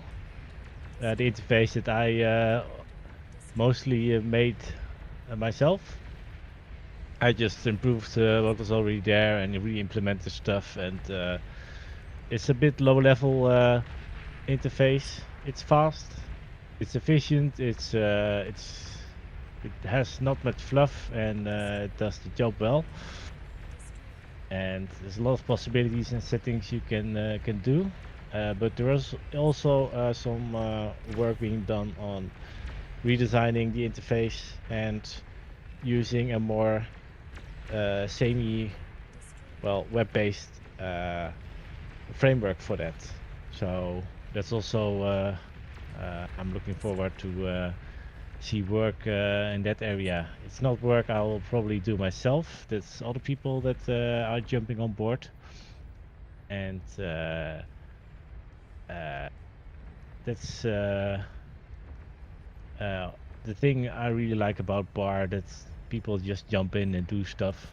Maybe start small and then they get engaged a lot, and then the stuff just starts happening in a just like King of the Hill. Yeah, exactly. I was also one of the first people, I think, admins or moderators that enlarged your possibility, your player Yeah, limits. we very much appreciate that. Yes. You and Nightmare, just Nightmare early have days, been- about almost a Yep. year ago. Around, I reckon it was around Christmas last year. Maybe they started getting big. Yeah, really appreciate that you guys jump on here. I don't know what time it is for you when we do these. I know we're on the less popular side of the world, but we do appreciate that so much. This has turned into something absolutely incredible from what was just a Discord conversation, and the fact that we get these larger lobbies and that we get to pit large teams against each other. I think I mentioned earlier in the night that one of our videos was just featured by Winter. Or one of the games was just featured by Winter Gaming, which is absolutely insane. Seeing something we've created getting 20,000 views in the first 12 hours, and that's all because of the hard work of everyone developing it and the massive appreciation we have for you for throwing increasing the size of lobbies and giving us a go. So we seriously appreciate that. Yeah, I'm really glad to be a part of it. I'm almost weekly here as well. Mostly just joining the spectacle from above, managing some. So you'd like to watch inconsistencies with chaos? players. Yes. I love the simulation aspect of this game. Oh man, I've just going and keeps me developing. I've just done some overclocking of my CPU to try and get a little bit of simulation overhead, because I noticed that I was 100%ing one of my cores, and it's done absolute wonders. The extra 0.5 gigahertz is actually helping a lot. Okay, wow. Yeah, it's just amazing that this thing that you started is still going on a year later. I wouldn't have thought. Me neither, but just every week, 60 to 70 plus people, absolutely incredible. So. Well, the enlargement of the lobby limits for player limits isn't just limited to your community. We first had also Brightworks, like that was blessed with some enlargements. And it's just it's possible for other communities as well. The only thing is that it needs to be a positive and well managed community, and it's just open to get your lobby or host blessed with some enlargements. So I'm really happy to see still going strong a year later, and that you have like Chronographer making the hype map levels, lava stuff going for this event. It's just amazing to see what comes out of it. We would be totally lost without Chronographer. One of the crazy things is the rules have been basically the same the whole way through, but the lava forcing that 10-minute no rush eliminates like 99% of our problems. It's absolutely insane, and that also resulted in the actual the changes in the in-game menus that allow for the rising tide control. That was a change which I've seen in other lobbies that came about because of Chronographer's work. So that's I really like the community-driven aspect of Bar. When the community wants something, the development team is open to it, particularly if they're there to implement to create the implementation themselves. Yeah, it's the question you asked before I was interrupted the interview. What's the most rewarding thing is like seeing how the community and other people pick up where I don't really have the time to do it. In the beginning, was one of the only devs out there, and then you have to wear all the hats, and you just can't do that properly. So, seeing how we tripled and quadrupled our developer amount is just amazing. I think the story of Beyond All Reason is absolutely crazy, and since we've got this opportunity to have you and you've been with the team so far, one thing I was going to ask, what is what's one of the biggest direction changes that's happened over the course of the game? Not necessarily a complete redesign, but things where it's something that was a priority that then changed because of other things popping up. What have you experienced as being one of the biggest changes? You ask these questions, and I'm just not seeing directly what the right answer should be, because there's a lot as well. I mean, the nice thing is it capabilities doesn't of have the to be a server, right we just answer. we just used the tools and what stuff was in place already, and then people come along and say, oh, we really need this, but it is not possible with the current stuff, so they go off and just invent stuff, and you have to trust the process a little bit sometimes. Like the whole Legion development was like inventing a whole new faction was unheard of, but you have to stay open and positive, and let's see that not say no to everything, not putting salt on the snails, we say in all every snail, putting salt on snails. Like, you don't have to criticize every little thing, you just see what happens and what comes out of it, and if it needs some direction there. But, we have our own little story very similar to that in Beyond All Reason. Hot Stepper, Tank Tom and I were ludicrously worried about how it would go because of the amount of reclaim and the amount of metal on the map, and we delayed it for a very, very long time, but Twig was steadfast in his belief that it would work out, and it was not a one-sided crushing. It was a very long and decently even game, and I reckon it could have gone either way, and if a couple more matches happened, it could have. So I think you've definitely got the right idea with having that mentality from the get-go, and it's something that we could definitely learn from. So for those Twig, for those did you just admit that you were wrong about something live on stream? No, I'm not admitting I'm wrong. I'm admitting you were right. I like and there's it. a big difference between those two. But it's a start. Well, I guess I'm going to open the floor both to chat and to everyone who's in the Discord with a few more general questions. And while we do those, I'm just going to see if I can sneak the images that we had that were provided to us by Chris. Yeah. Oh no, not those ones. The ones from Zeph. Next lot of images. Yeah. We got So Zeph here now, actually. ones. Oh, is he? Okay. Yeah. I'm covering my screens with all sorts of things to make everything work today. So we're in a bit of a we're doing it live. Interesting Short shuffle answer. at the moment for me. Let's see if I can grab this one back. In that case, Zeph, you're here. Yeah, hello.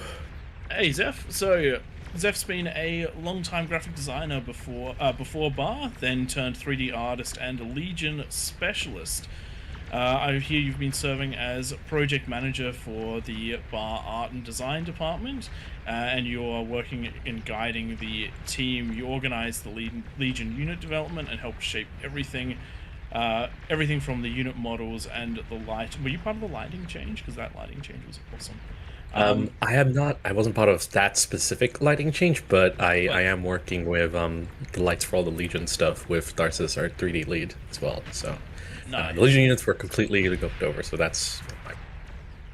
And then also working on the logos and graphics. So you're a big part of why Bar looks as incredible as it does right now, as we zoom into a whole bunch of the Titans and the nukes going off all at once. So you've been you've overseen Legion faction from concept to final. What has been your proudest achievement on there? And don't just say like getting them into the game. You have to actually give us something. So for me, I particularly joined at a very crucial time, you could say, for Legion. At the time when I joined, Legion was already a faction that was in development for quite a bit. Obviously, it started out as sort of like scavengers, extra units that got consolidated into their own faction, and then worked on through that. I joined at a critical time when the new look for Legion, that wasn't just Cortex but weird, was being sort of organized, and it was just a matter of jumping in and getting just models done.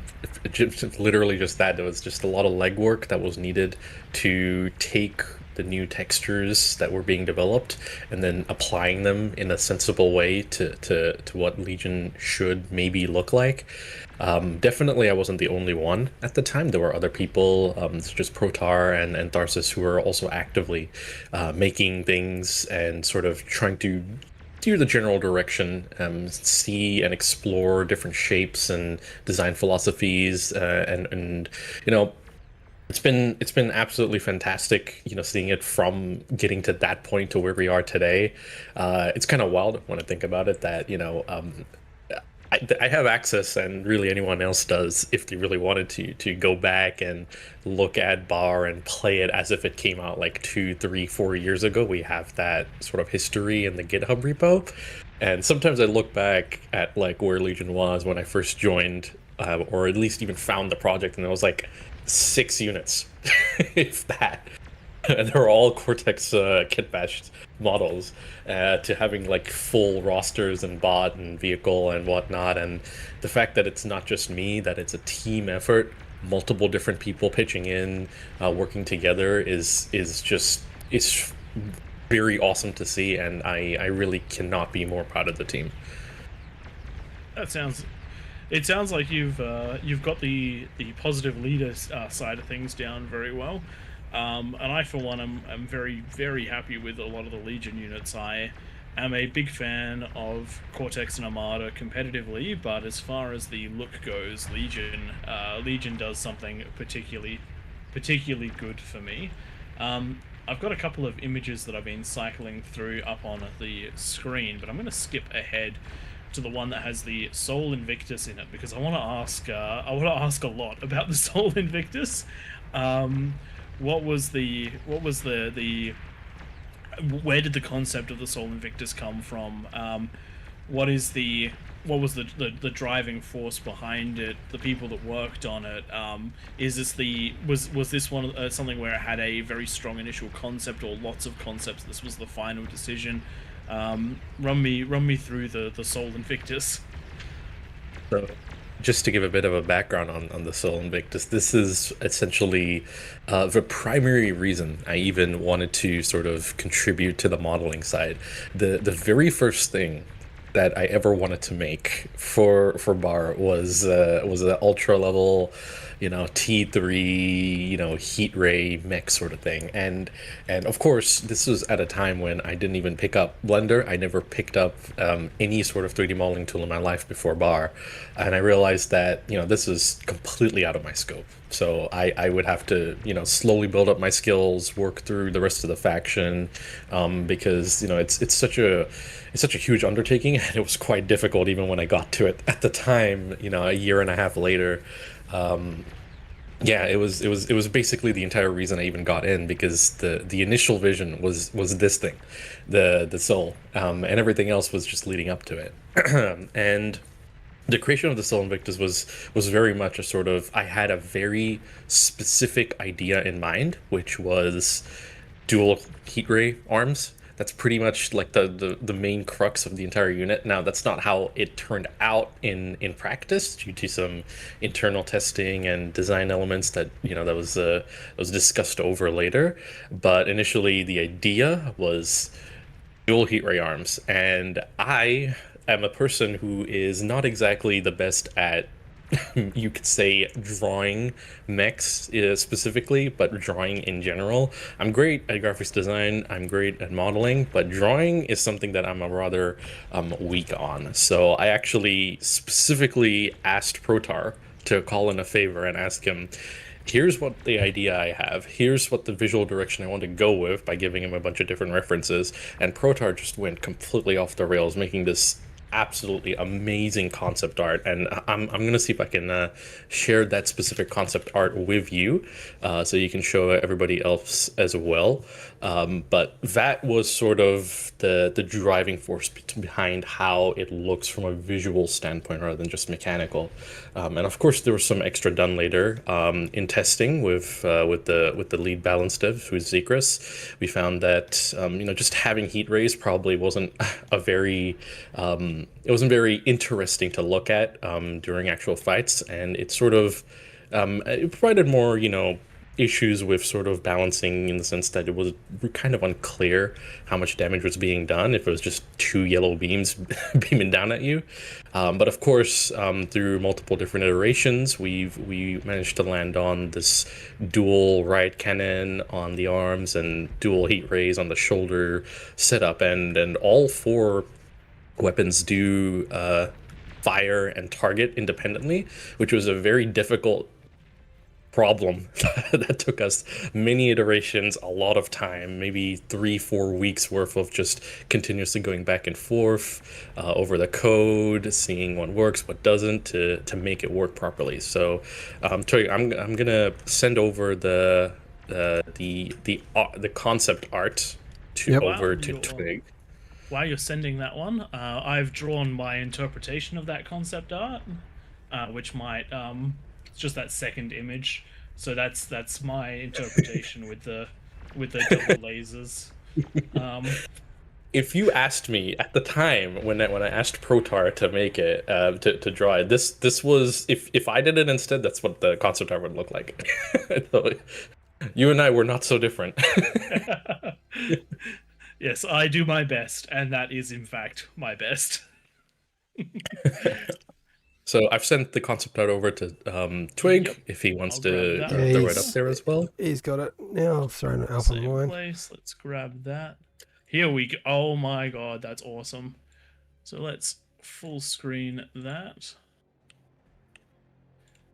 Oh, there we go, ladies and gentlemen. This is the concept art that was being talked about. I'm sorry about my incredibly janky setup, but this is I've never had to pull images into a stream live, so yeah, that was absolutely incredible to see. So just have sort of like a seed of an idea executed so amazingly by Protar. And I wonder if Protar has some insight into how he approached this design, and what sort of drove into the thought process behind on how to make it. Oh, Protar also posted early concept arts too. So yeah, so seeing this and my talks today, it seems like everything is again revolving around legs and feet, but yeah, it was probably Really mainly going for what Zephyr wished for there. We had some talks about like where to draw inspiration from, but yeah, the most challenging part I would say was like integrating these shoulder mounted cannons, and as always with the game, to make sure even in the concepting phase, something Chris with attempting to do the Raptors is aware as well, is to have in mind like mechanical function of it, like how can it rotate, the firing arcs basically, so things like that these guns have to be able to stick out and such. So yeah, basically the process was like listening into what Zephyr was envisioning there, and trying to make sense of it while keeping it close and true to what Legion is supposed to be, and then going nuts, because that should be a badass top tier unit, and I enjoyed every bit of it, every iterative step of it. So yeah, that was probably it, and the feet thing. I mean, look, you've gone with the I guess I wouldn't the tri-jointed legs with the reverse hinging in the concept, and I absolutely everything that worked together to become the Soul Invictus it is something that looks to me as iconic as something like as a Titan from 40K. Like it feels like a unit that is meant to exist.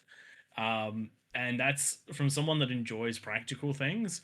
That's a very, very high compliment from me. Thanks very much. But that whole idea, I want to be absolutely clear about the mechanical function of the leg. That was something like Zephyr came up with, so I was just trying to visualize his idea on that side. But I'm glad it's making sense for you and you like it. Now, as much as I would love to keep talking about the Sol Invictus all night, I won't subject everybody to that. And while we've got the lobby going on, I'll jump back over to the PowerPoint. I'll zoom this back down so that it's appropriately sized. Okay, something's broken. Oh dear. Okay. Yes. Okay, I can zoom this one back down to the correct size. Sorry about the extreme jankiness. If for those of you who weren't here at the beginning of the stream, my computer decided that nothing was going to work today. So we're really running on fumes. I've got the different labs up on the stream at the moment, and the vehicles are everything about Legion is so incredibly unique. A lot of the units feel similar roles to other to other equivalents in the factions. Did the art come first, or did the unit or did the roles, or did you have to make art to fill the roles? So it was a sort of a mixed approach there. At the time when the design was being consolidated, there were already some existing units that were prototyped out using kit-bashed models. A few fair examples include the Barrage, which is the napalm vehicle, the Alaris, which at the time I think was called Hades. It's the little scout vehicle, the Blitz / Incisor equivalent. There were some bots as well, such as the Karkinos and the Goblin, and et cetera, et cetera. There were a few spattering of units all across the field that existed already in some form, but just needed a proper model. And there were also 80% of units did not have a model at all. So it was sort of, we took what was already there and adjusted and sort of reworked it from a visual standpoint. And then it sort of evolved into, well, we're going in this direction. We could probably go all in on this sort of organic, layer, sort of armor plating over squishy internal sort of look. And that's what we did. Now, of course, today, as it stands, there's obviously a lot more of a very specific look we want to go for them, which is, a curvy, organic, almost bulbous aesthetic to them, which will retroactively apply to, even stuff that exists today to make them look a little bit more in line with the general visual direction we want for Legion. But yeah, it's really been a very fluid process. It has, there's no chicken and the egg here. They both coexist at the same time for us. At least that's the way it's been for most of Legion's development. It sounds like that's worked out quite well for the development. So I guess, do you have any stories where things haven't quite aligned? So the Sol Invictus is a great example of something in your head coming to paper, coming to the game in a very I wouldn't say, it wouldn't necessarily be straightforward, but the desire, the concept, it was all very, it all focused linearly. Did you ever have any units where the concept of the unit and the designs you came up with just never meshed? Any sort of pain points like that across the development? Gosh, maybe it's my PTSD preventing me from remembering those properly. But I definitely remember that there were certain units that whose concepts that just were not meshing out correctly. I think one of the most prominent examples is the dual weapon tank that we had in Legion. Initially, when it was sort of as a kit bashed model, it had I think I did give you the image for that. Maybe it's just not in these slideshows. But Generally, what I had was a plasma cannon and a two heat rays on the front, sort of like, chassis. And it was a very strange unit, and I tried really hard to sort of incorporate both the weapons and the design uh together into like the Legion look, and it was, and also balance it out to make it, not kind of meh. It was just a very meh feeling unit from both a design and balance perspective. And that was really tough because, then the question became, where do we go from here then? Clearly this unit is just not working out. How do we approach this? And it has a good ending to it, which is that, after a lot of discussion with Zekris, we essentially decided to split the unit. So we now have this, the Gladiator, which is the burst fire skirmisher tank in T2, and the Prometheus, which is the heavy heat ray tank. And those had their own issues, particularly the Gladiator. It took a lot of fine tuning to get that quite right, because initially it was very sort of underwhelming as well. It suffered from some of the same issues. But I would say that overall, though, it was, although it was tough to sort of axe that unit, we had the opportunity to make something new in place of it. So it all ended out well. And at the end of the day, if it ends out well, that's kind of all you can ask for, especially when you're developing the game as part of I guess a volunteer team. Things like that coming together. I think that there's a lot of passion that goes into Bar. It has to, if it gets built and run by the community, and so problems like that, my actual expectation for that was to have a story, not exactly this, but similar enough, where it didn't turn into the biggest problem. It turned into a unique solution, like splitting it out into two units, both of which I actually quite like. So then, I guess I would ask you what your favorite unit is, but I have a feeling that it's the Soul Invictus. But if we rule that one out, what is your favorite unit that you've worked on? The favorite unit that I've worked on that I think was both great to just sort of naturally let the design flow, from just a creative standpoint, and also for the balancing, was probably the Olympus, which is the LRPC for Legion. That thing was awesome to work on. Sometimes I have issues when it comes to creating large turrets, such that they can sort of rotate and fire and aim in a way that doesn't clip into itself. There's a certain art to it, and even I myself haven't fully mastered it. But that thing was just like, whatever, I had a sort of idea and vision for it, and it just all worked out. There was no, nasty surprises in the way. When the turret turned, it turned perfectly. It wouldn't clip into each other, and the actual animation process was probably the one that at that time took me the longest to get right, because there was a lot of weird ways you can animate stuff in Bar, and you have to understand when and where commands within the animation script are given to units, and where you can sort of, insert some fancy stuff into it.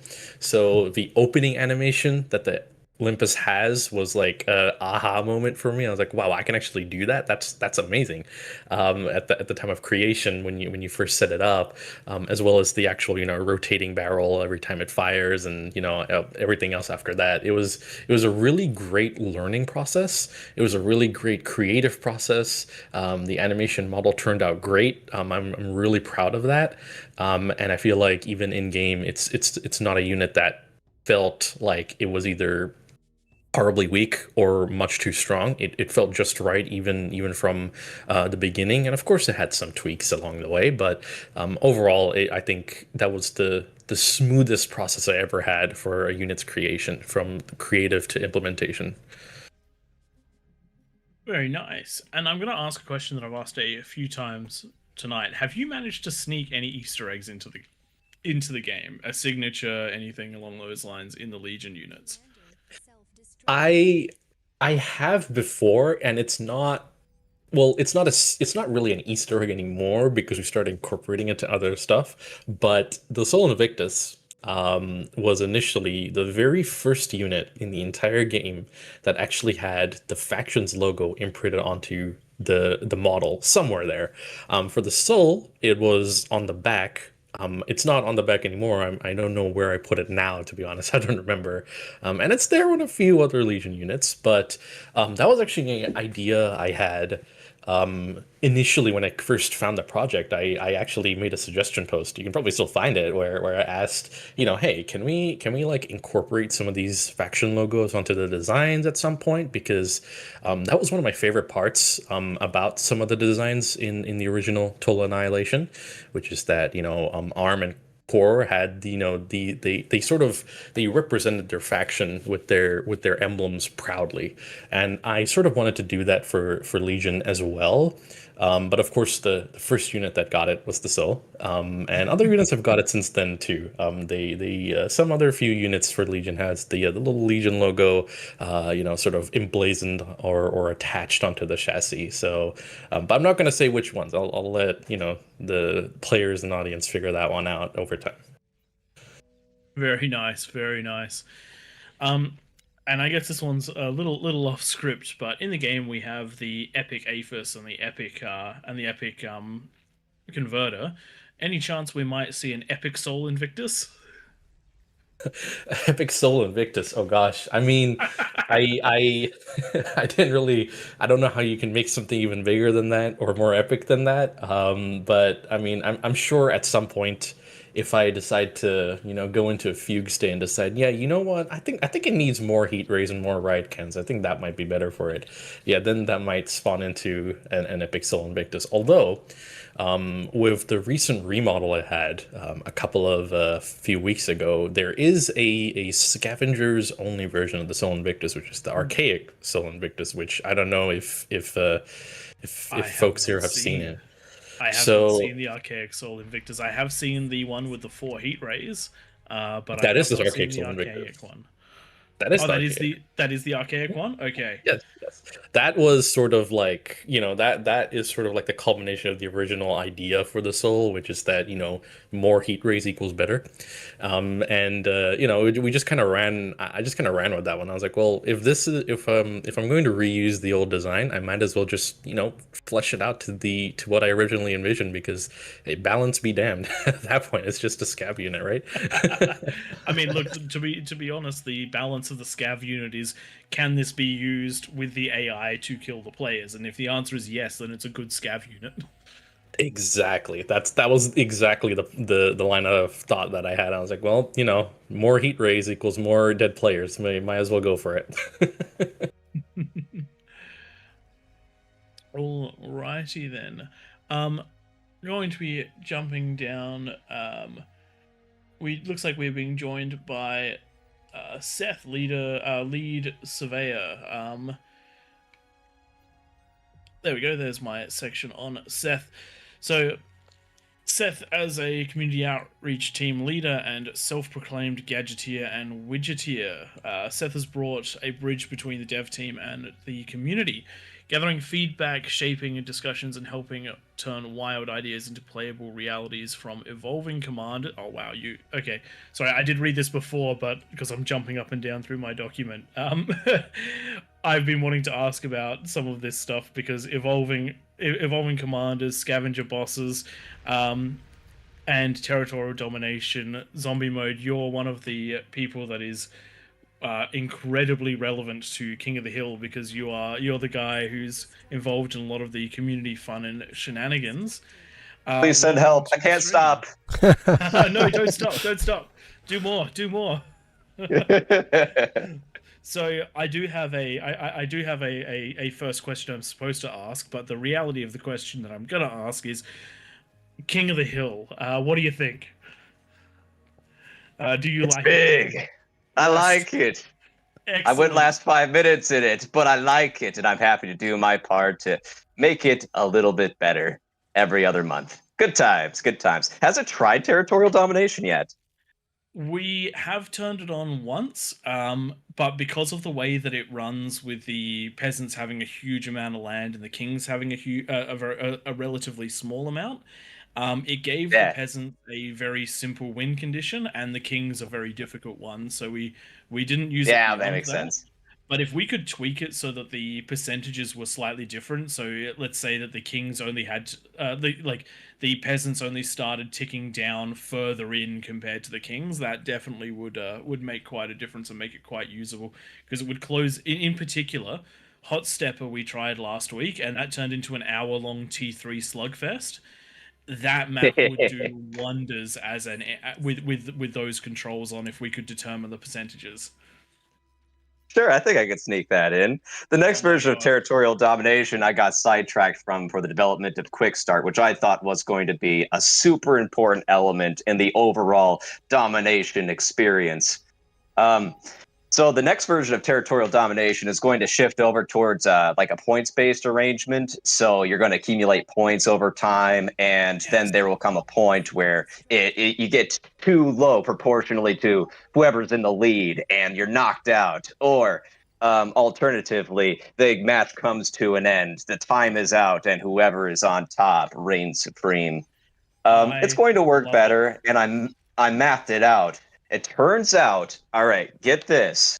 1, you ready for this? 1 plus 2 equals 3. Therefore, if you get 1 point per territory in round 1 and 2 points per territory in round 2, you can always mathematically make a comeback in round 3. Very interesting. I love that. I was a big player of COD Domination back in the day, and any sort of game type which involves accruing points just tickles something in my brain. And the idea of having a catch-up mechanic is fantastic, because it means players will knock other players mostly down, but they will then be ignored for new territory, and that player can come back in the last round if they're ignored too long. Yes, sir. So that sounds absolutely phenomenal. So there's a bit of a sneak peek about what's coming next in And when? Probably at least at the most 2 months from now, but possibly next month at my current work rate. So you've had a lot of extra time to work on Bar recently? No. No? You do what you can with what you've got. So where do your ideas actually come from? So Evo, so like when we made King of the Hill, we just thought of a game mode we liked, but Evo Comms is not something that comes out of nowhere. How did you come to your ideas? Man, I was gonna quote Bane from, but I can't make it work. Anyway, so I actually inherited Evolving Commanders from what was originally Unbalanced Commanders, which was removed from the game as a buggy and unmaintainable mess that had tons of time and effort dumped into it trying to make it work. It didn't work with Barbarian AI, which is the most common arrangement that people like to use it with, right? Because of the way it treated build tiles and stuff, and there was just all kinds of bugs related to how it worked. It would from a technical standpoint, you had a bunch. You had each commander with a whole bunch of weapons that were all disabled and enabled one at a time, and build options that were blocked, except for when it was time for them to have access to it, and then it would add the build tiles. It was just a spaghettification nightmare. And it was removed from the game, and there was nobody that wanted to step up to make it, and so there was me, the guy that really liked the hanging out and suggestions, saw that thread, and I thought, well, I could try. Legion had a evolving commander at the time, and it provided sort of like the framework that the skeleton, if you will, that I could build upon. And about 4 or 5 months of banging my head against the wall, I had something that didn't play very well, but worked. And was mostly bug-free. Mostly?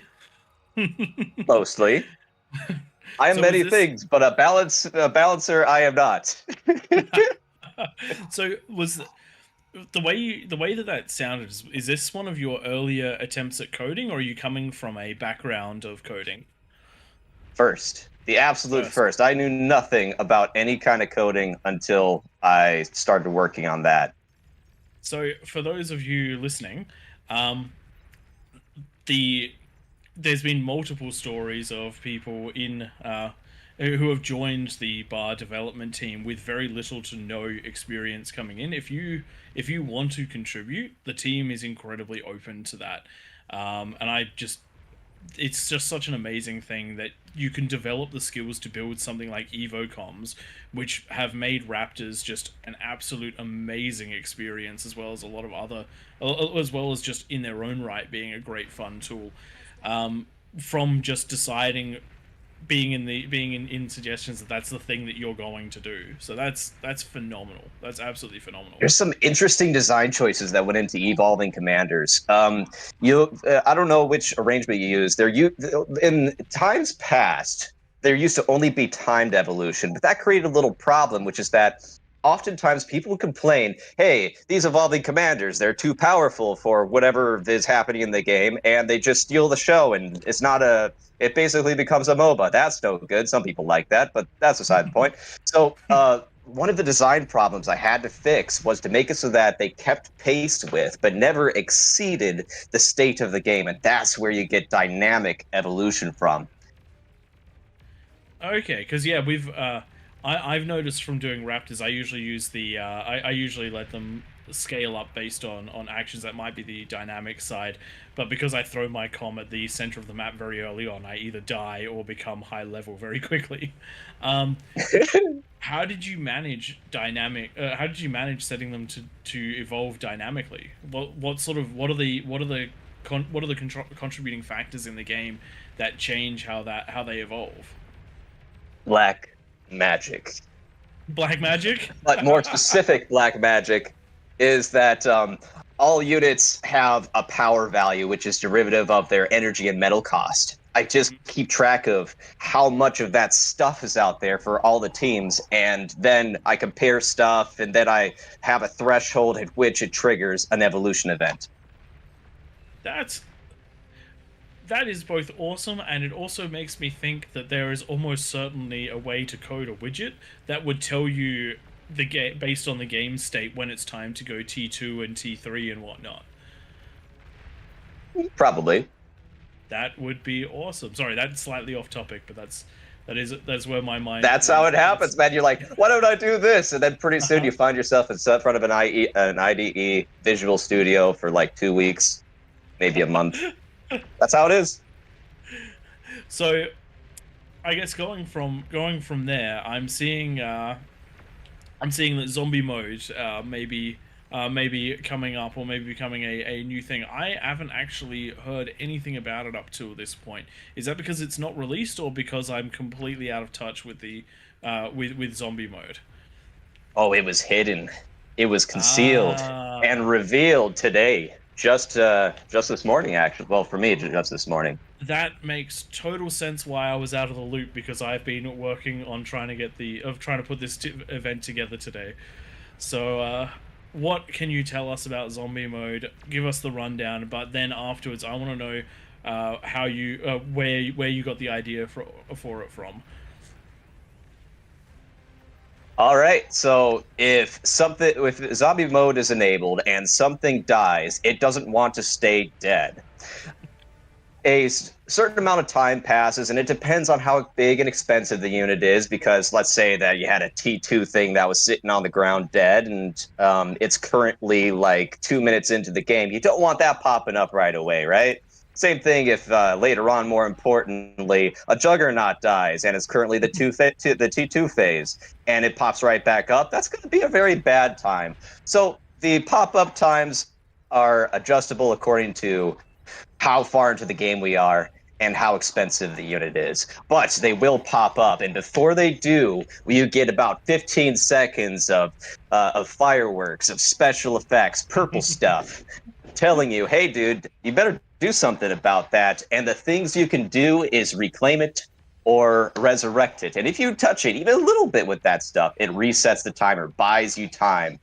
And upon the 15's final warning seconds elapsing, it comes back up and starts trying to kick everyone's buns.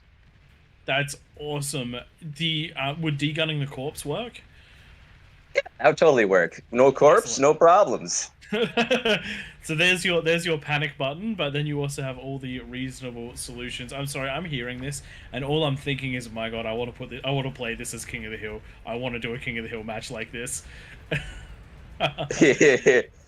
And I'm guessing the timing is no coincidence with around the Halloween event. Yes, I've been asking PTAC. I asked him, "Hey, I got this thing. It's been sitting since March. Should I do it? Should we do it for Halloween? What do you think?" And him being incredibly busy, he didn't quite get back to me until like 2 weeks from release day. And he's like, "Yeah, sure, why not? And why not do the more complicated version where we have console commands too, so we can troll people with it?" And I thought, bet. And so that was a really long week, but we made it. So you're telling me that, let's just say we were halfway through a Kings game that was going badly for one team, you could just turn it on partway through and everything they left on half the map that's been destroyed would come back to get them? Yeah, but only if a certain mod option is enabled, and you can't guess what that is. It's a very secretive name. Is it enable zombie mode? No, that one will just make normal zombies happen. There's another one, but I won't tell you what it is. Fair enough. I'll have to coax it out of Nightmare. But I'll have you know. Awesome. Let me look at the settings here. I want to see. I have Do you to mind just interject. sharing like, your screen last while game, you look at those settings? Let's just say that Flora's finger is on the detonation. last game, actually, Nightmare enabled zombies. So that's what happened last game. That's what that was. That's awesome. I didn't see any zombies resurrecting. So here's the thing: if you have super secret, not going to tell you what it's named, mod option enabled at the same time as zombies, it overrides the behavior and makes it not happen until told so. Oh man! So that's why no zombies. I'm gonna make it my life mission to get the full mod powers instead of the partial mod powers, so that I can start enabling that in Kings games. That is going to be my mission in life, I reckon. So, we've talked about projects that you have worked on and that are in implementation. What have you got in that brain of yours? What do you want to see in the game? What are you working on? Or provided you can talk about any of it or want to talk about any of it. I'm an open book. The project I was working on yesterday and the day before was a potential fix to co-op. So at this point, co-op is a problem, has become a meme, and there's a lot of ideas out there, but they have a whole bunch of pros and cons to them. The one I thought would be least obtrusive is to introduce some kind of tech progression to the game, such that you can't build T2 until you reach T2. And how do you get to T2? By accumulating research points. How do you get research points? By having factories, and they generate the research points. It's just an experiment, just a test. No need to panic yet. Look, but if you want to get us out. to test any of those, I am on board to test just about anything, particularly if it has a PvE element. Yeah, we do host so a if you Wacky Wednesday every week, and we are happy to test anything and have it go wrong, because that's what we're about on Wednesdays. You should test Quick Start. I've been waiting for somebody to break it. Yeah. Oh, have you heard about that one? Let's try and break Quick Start. So give everyone a rundown of Quick Start for everyone listening. All right. What started as a very simple idea of just boosting the commander's build power for the first couple seconds of the game, so you could build your initial base really quickly, right? You could skip ahead to roughly the minute-and-a-half mark. Yeah. That was too simple. Then it became drones that were going to go out and blow up and build stuff instantly for you, so that you get a little bit of a, you get like an area that you can build within. That way you're not stuck just plopping stuff down immediately around your commander. Both of these ideas were presented to game design team. They say, do this more complicated thing. And I said, So the way it works now is in the pregame, you have a little range around your commander. you can place buildings, and if the buildings have a little purple square around them, not green, then they will be instantly built for you when the game starts. You get a certain budget, you can see it at the top, and once the budget's all expended, you can start the game. And all that stuff spawns in. We are 100% doing this on Wednesday. We are We are. 100% doing this on Wednesday. Please do. And we're also going to try and do it on a King's game as well, and we'll shorten the timer. The important thing there is try to spread out, because your bases can commingle and get real cozy. Oh man, this is going to be absolutely excellent. So for those of you out there that want to try it, how can you try it in-game at the moment? Look in the extras tab. There is something suspiciously nested right next to the build base, or the base turret mod option, and the drones mod option, called Quick Start. Click on that and click a set of words that you think makes sense for you. I do believe that this is the quick start option that is being talked about right there. So advanced options, extras, scroll down, quick start. I will be giving that a go. Absolutely. So we started talking about what's coming up in the pipeline. What is the after you're working on quick start at the moment, but what is the plan for after quick start? Back to territorial domination. It was like 95% completed the next version before I got sidetracked for like a month. But long term, my long-term goals is I want to advocate for a narrow selection of high quality and non-overlapping game modes. I don't really care what the game modes are necessarily, just that they're high quality and that they don't steal from each other's communities, if that makes sense. With the core objective being, I personally believe that BAR would be very healthy, healthier than it is today, if it had a rotation of game modes to cycle through. So if you get bored of one, then play this other one. And if you get bored of that, you play this other one. By the time you get done being exhausted playing that last one, maybe you go back to the first one. But it's not approved yet. I'll be seeking it in the future. So, did you by chance grow up in playing Halo 3? No, actually, I was a Battlefield kiddie. Ah, okay, because I have very fond memories of constant rotation of community events between Griffball and Zombies and co-op modes like SWAT, all that sort of thing. And what you're talking about, I think, is something which has just been lost to a lot of gaming recently. And it's that idea of pulling the community into different game modes by having them available on a rotation. It means that people that would otherwise just be really comfortable playing just the one game mode might dip their toe in and find more things they like, and you end up with dedicated people that will set up their own lobbies for the matches that they like, but community run ones just rotate, so they're always so different ones are available at different times. I love the idea of having something like that in game where everyone can find the little niche that they enjoy. And kind of like what we've done with King of the Hill, Sunday nights, same time every week. We host these, and it seems like we get a lot of recurring players. We also get new players each week, and it's just been a fantastic thing to build up. DamGam advocates for that exact same thing, and I agree with him. It would be great to have a rotation on top of the bread and butter stuff that, is always available. And the rotation would be great for exhibiting experimental or silly things that would have little staying power. That way everybody can have a little bit of fun. So, because you've been so new to the programming side of things, starting out with your work on BAR, what has been your absolute hardest, not necessarily your hardest obstacle, but the thing where you look back on it now and you're just sort of like, how did I not get this from the start? I don't see it that way. Yeah, fair enough.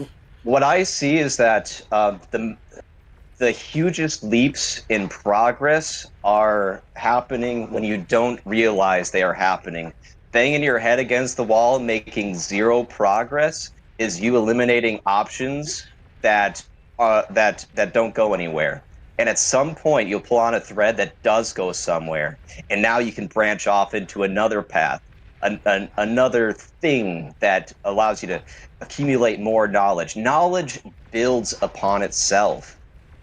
And if you keep on growing and keep on expanding and be patient in the beginning when you suck, then there's no ceiling. You just keep learning.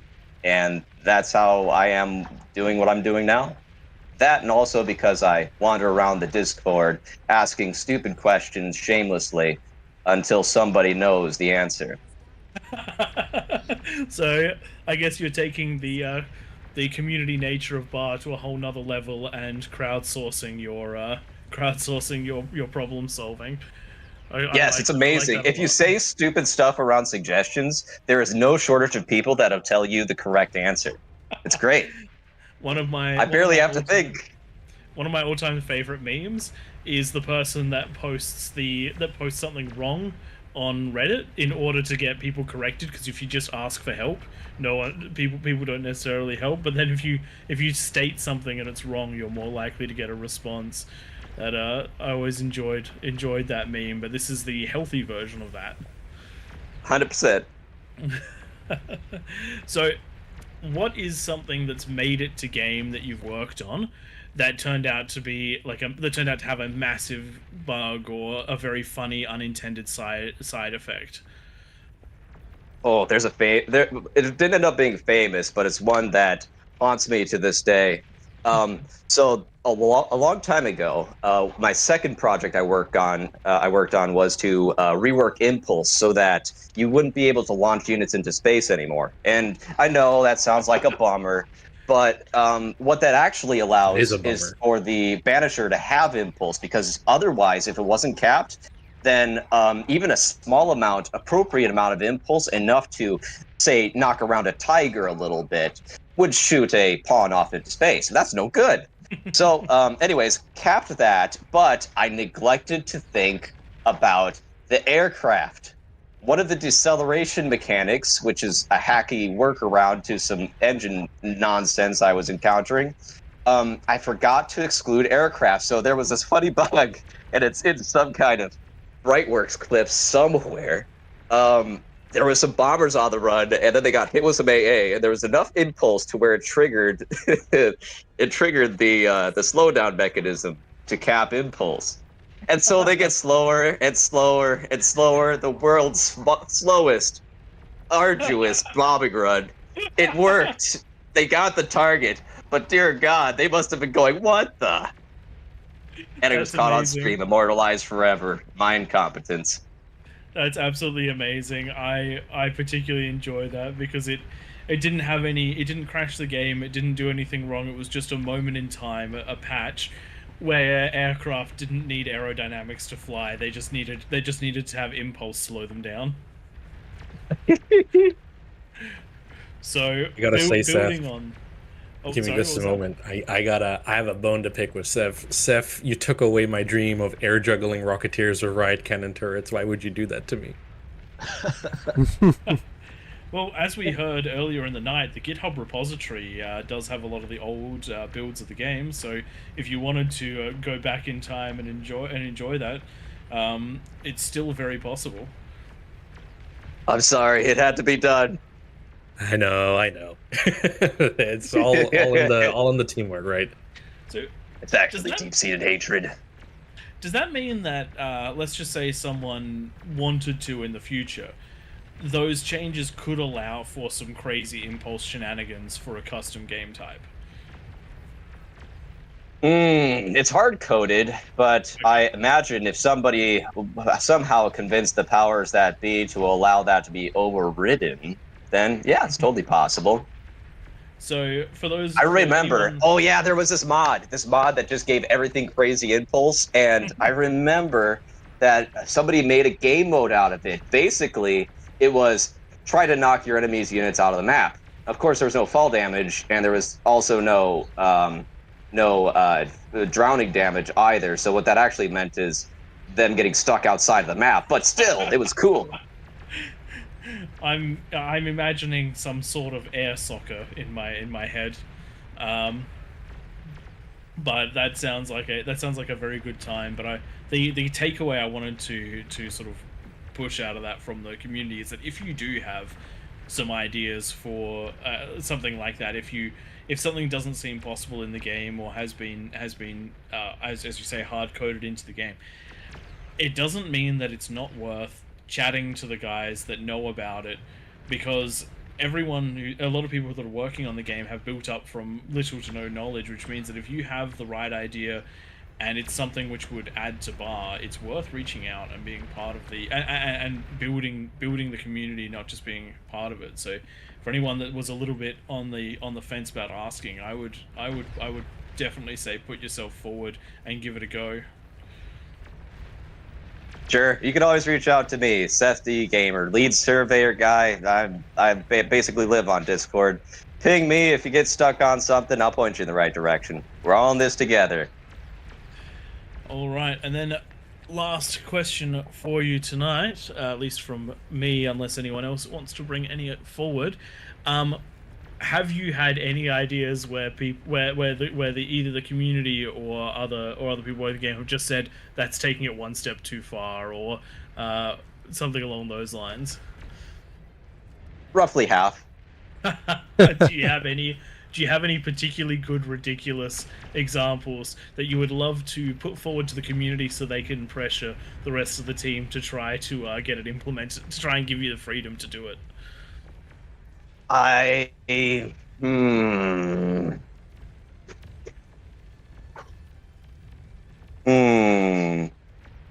sorry, I'm just getting 1,000 messages from the rest of the dev teams telling me not to ask that question. Go for it. I'm joking. I am joking, by the way. I'm not actually getting those messages.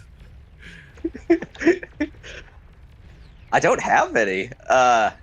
Yeah, no, I kind of. So here's the thing. Remember that thing I told you about saying an idea on Discord and then everybody dunking on it? Yeah. So I do that basically every time. So all of the ideas, my hopes and dreams, they're all crushed and dead and buried. They're gone, man. They're gone. Yeah, the rest. Is that why you created zombie mode? Yeah, actually, yeah. Nobody. We didn't circle back around to that. Where did I get the idea for zombie mode? Shamelessly stole it from 0K. As Sprung famously says, steal from 0K, and I did. But it turns out that the code there is not fully compatible with bar, so I ended up having to rewrite it 3 times. But the core essence of it, the idea, came from them. So thank you to those who put that together over there. Great idea. Very nice. Just as a supporting information, Sprung is one of our supporting developers, who's actually a main developer for 0K. So he's coming in here and asking us to steal from their game. Yeah, it's back and forth. That's the joy of the GPL license, I think. As long as it's free, it's shareable. It's good to go between. No, very good. And look, I am a gamer at heart. Anything that makes games better, regardless of whether it's new ideas, adaptations of other ones, or direct copies into games that you otherwise wouldn't have known about, I'm all for it, because I think that what's being built here is just a massive example of what can be done when a community comes together.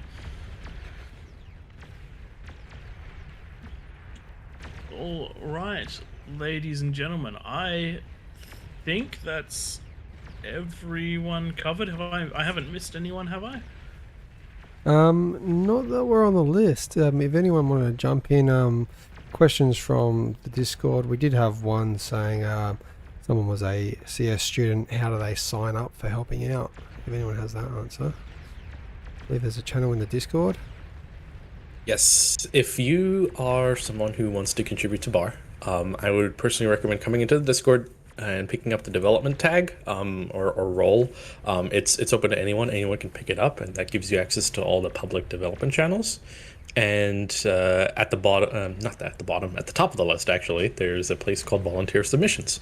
And in volunteer submissions, you can post under looking for volunteers. So it's a looking for volunteers and then volunteer submissions. You can post what you have experience with, what you want to work on, and what kind of projects within bar sort of call to you. And at least from the art side, if it's anything art related, I'll pick you up. We'll have a discussion and see where get you connected with our team leads and get you placed where you need to be. And that is the same for the other team leads, even from the technical side. So yeah, feel free to pitch in your submissions and we'll talk. Another path is to find something in the game that you think kind of sucks and go, I want to make that better, and then try to figure out how to make that happen. That's the thread to pull on to get you into some sticky development situations, and that's the path I took. Yes, you can definitely. Yeah, I mean, following Steph's footsteps, you could definitely just, open up the GitHub repo, look at the existing issues, see, good first issues or with issues with the tag, good first issue, and just start chipping away at it. You're not gonna get, it's better that you do that. We'd rather you jump right in and make whatever fixes you think is necessary, and of course, we'll guide you every step of the way to ensure that whatever code or fix you have in mind it has meets minimum quality standards if it doesn't already. So yeah, don't be discouraged not to do that. Absolutely do that. So we have a tiny little YouTube guide that's pinned in dev main that'll tell you how to at least make a dev copy of the game that you can start messing around with. Ooh, I might have a look at that. I have absolutely no skill in this sort of thing, but that does sound fun to me. We do have a question from Better Strategy, and this one's open to anyone that's in here with us. Thoughts on communist eco? I know that I'm a big fan of it because of what it lets us do in King of the Hill, but definitely heard some concerns around it in the multiplayer game. Just wondering if you guys have any up to date thoughts on that.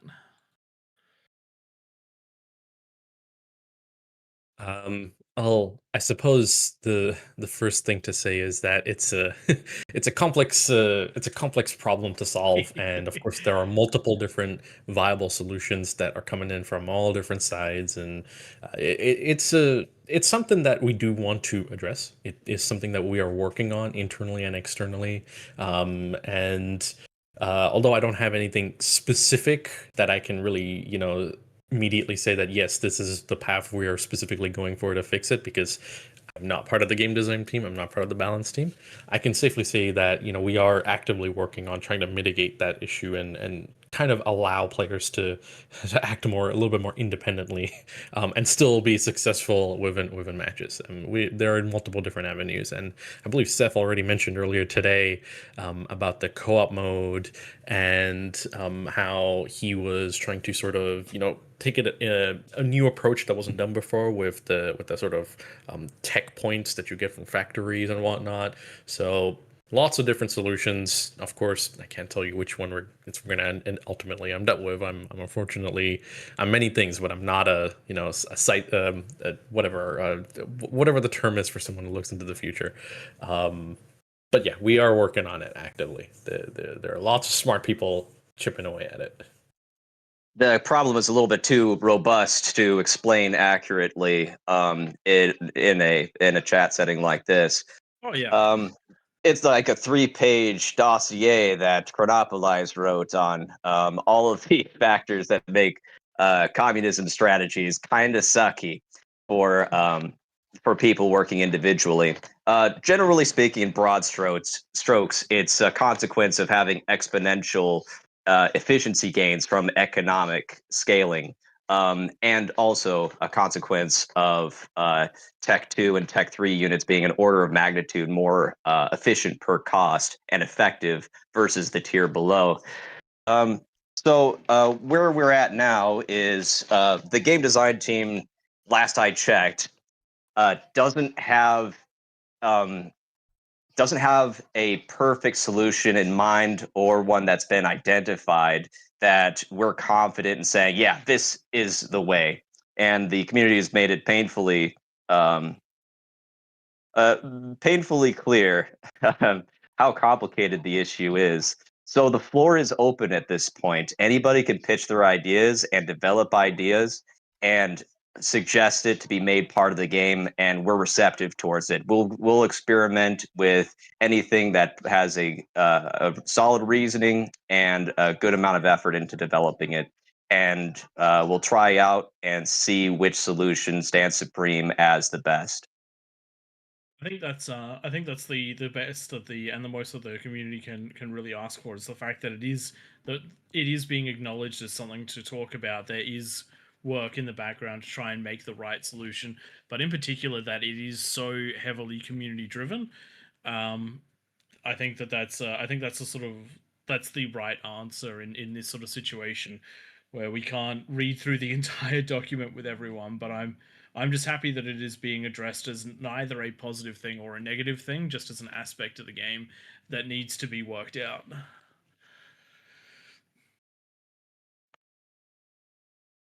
Now, I think we're at the stage of the night where we might look at depending on what you guys are interested in, if you're looking to play in a match against everyone, we'd be happy to try and set something up with everyone jumping in as a devs versus players. But otherwise, we'll just keep going with the discussion. It's sort of all on you guys as to how you want this to play out. And then for the last game of the night, it's going which will be after whatever happens with this one. It's going to be the three myself, Twig, and Tank Tom versus everyone. So if you want to beat the AllReasonNoLogic team, which you almost certainly will, because 3 people's APM is not much, then then that's going to be the final for our 1 year special. So how what do you guys want to do? Because it's you guys that have made this possible to have these amazing interviews and to chat with everyone, and to keep everyone up to date with the game state, make this a pretty special 1 year for us. What do you guys want to do?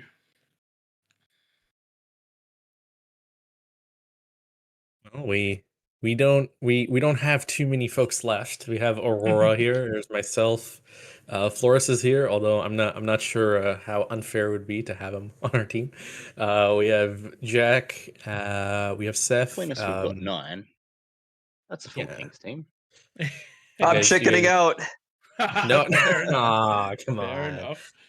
Well, if no- any of you, if no anyone pressure at if all. anyone does want to play in this one, then you are more than welcome to jump in, and it would be, and then we can critique and comment on how it's going.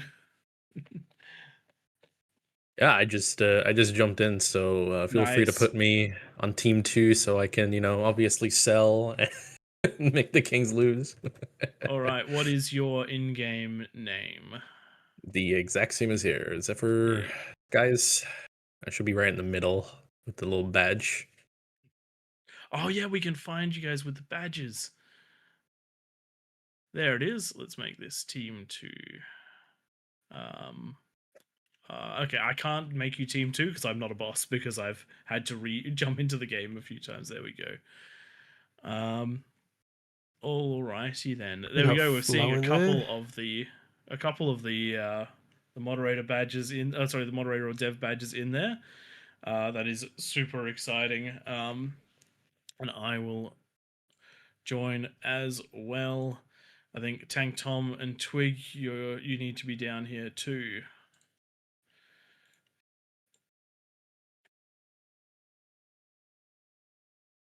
So while this is being set up, I've tried to cover as broad of a set of topics as I can. I've tried to tailor questions to you guys, but this is an opportunity for you to talk to the community. Is there anything that I haven't covered that you guys wanted to chat about with upcoming bar, current bar, or past bar? I do, but I'll let someone else go first.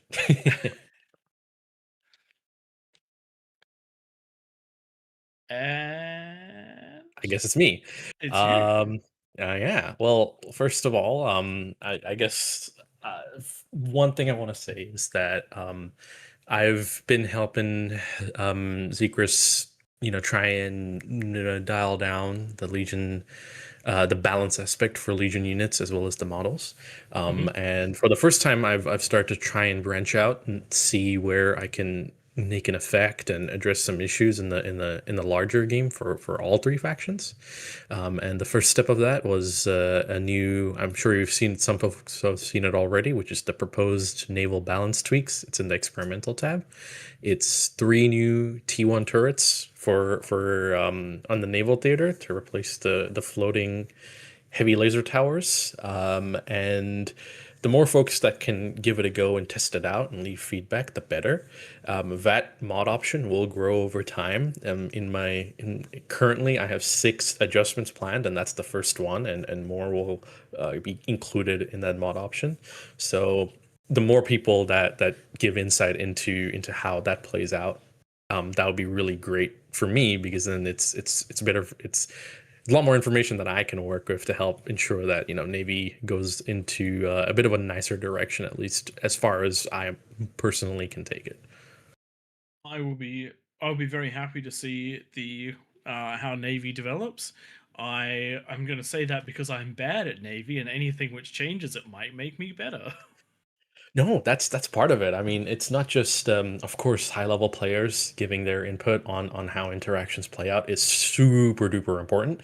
But we don't just make the game for the pros. We make the game for normal folks like you and me, for mere mortals like us too. So, getting feedback from them is on all of us. It's really important as well.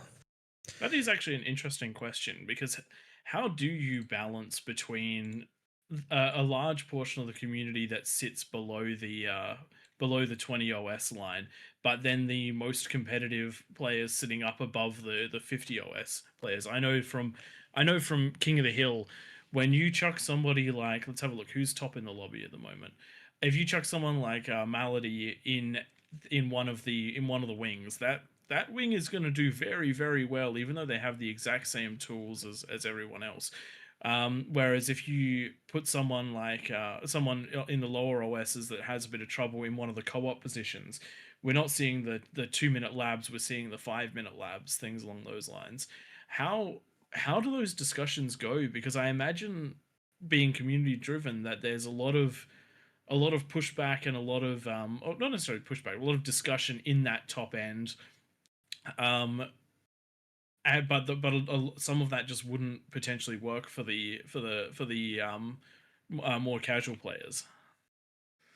I feel like it's a very very delicate thing to handle. Top level players are fantastic at sort of finagling out very strange and particular interactions out of units, and then running with that and making an entire meta just out of that. They are very insightful on where things might be lopsided on a larger scale that just normal regular players will just never even encounter or even care about, because a lot of players are just they play co-op, they play skirmish. So there's no easy answer to that, obviously. It's always a continuous push and pull process between the community and the balance team to sort of come to a concession on multiple different things, on multiple different points, to ensure that there's the expression, the balance team there, and also the satisfaction of the community there. And part of that comes down to sort of understanding where your community stands, and that's where folks like Seth are super integral to that sort of discussion, because without people dedicated to ensuring that there's a dialogue between those two teams, it kind of becomes very messy. So it can even become quite combative at points, and obviously everybody wants the same thing. The devs want the game to be great and fun to play. The players want the game to be great and fun to play.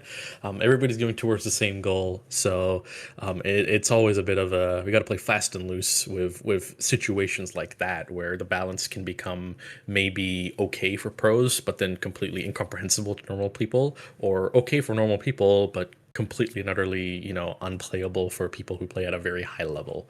There's no one size fits all answer for anything, but I feel like with the amount of knowledge, the amount of skill that we have on the game development team and on the balance team, it results in way more hits than misses, I would say.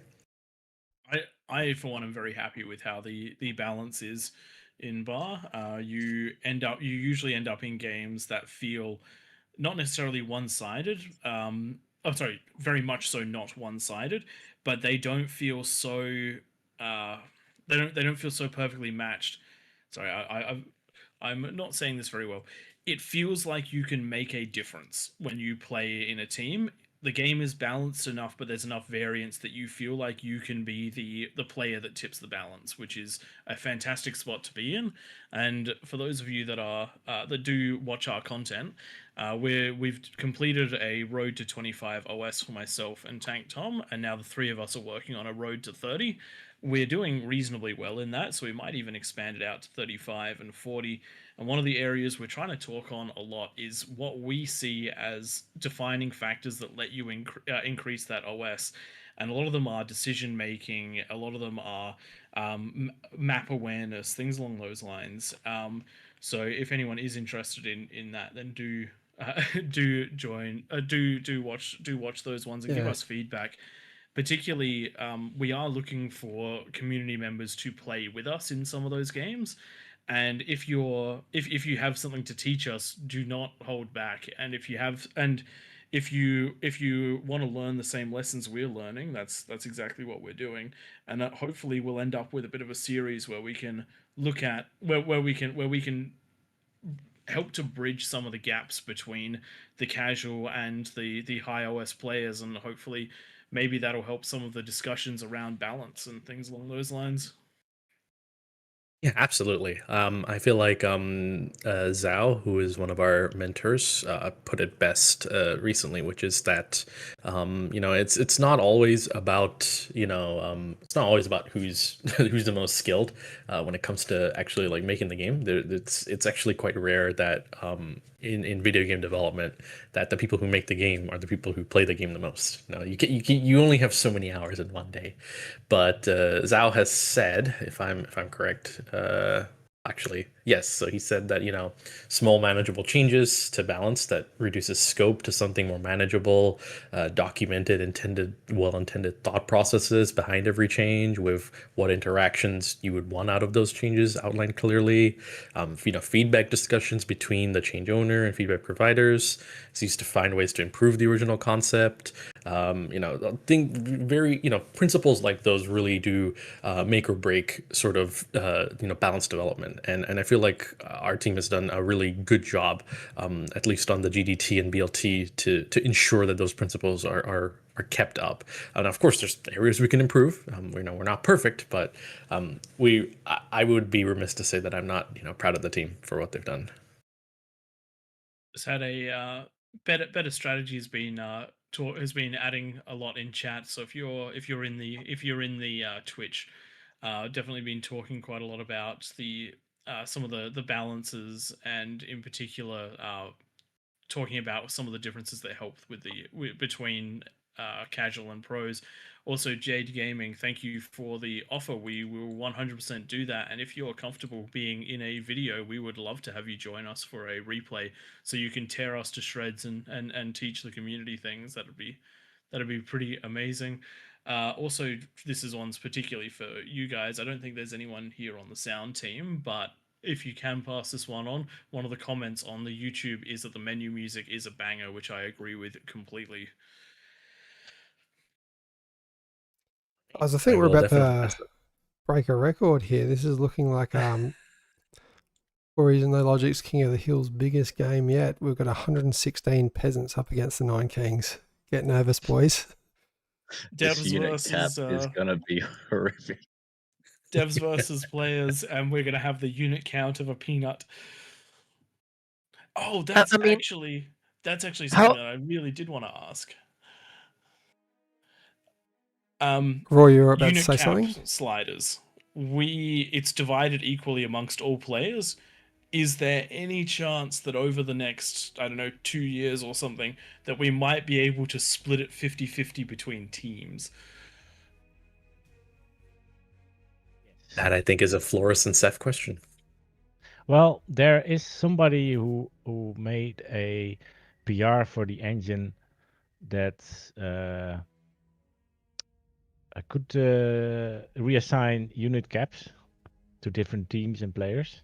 Ooh. But it's been months, and the one who did it isn't around anymore, and the engine developers are swamped with other stuff. So what it's you're already saying? kind of there. So what you're saying is that if somebody was to potentially need that feature, it might be on them to find the resources that already exist and see if they can't put something together themselves. Is that what I'm getting?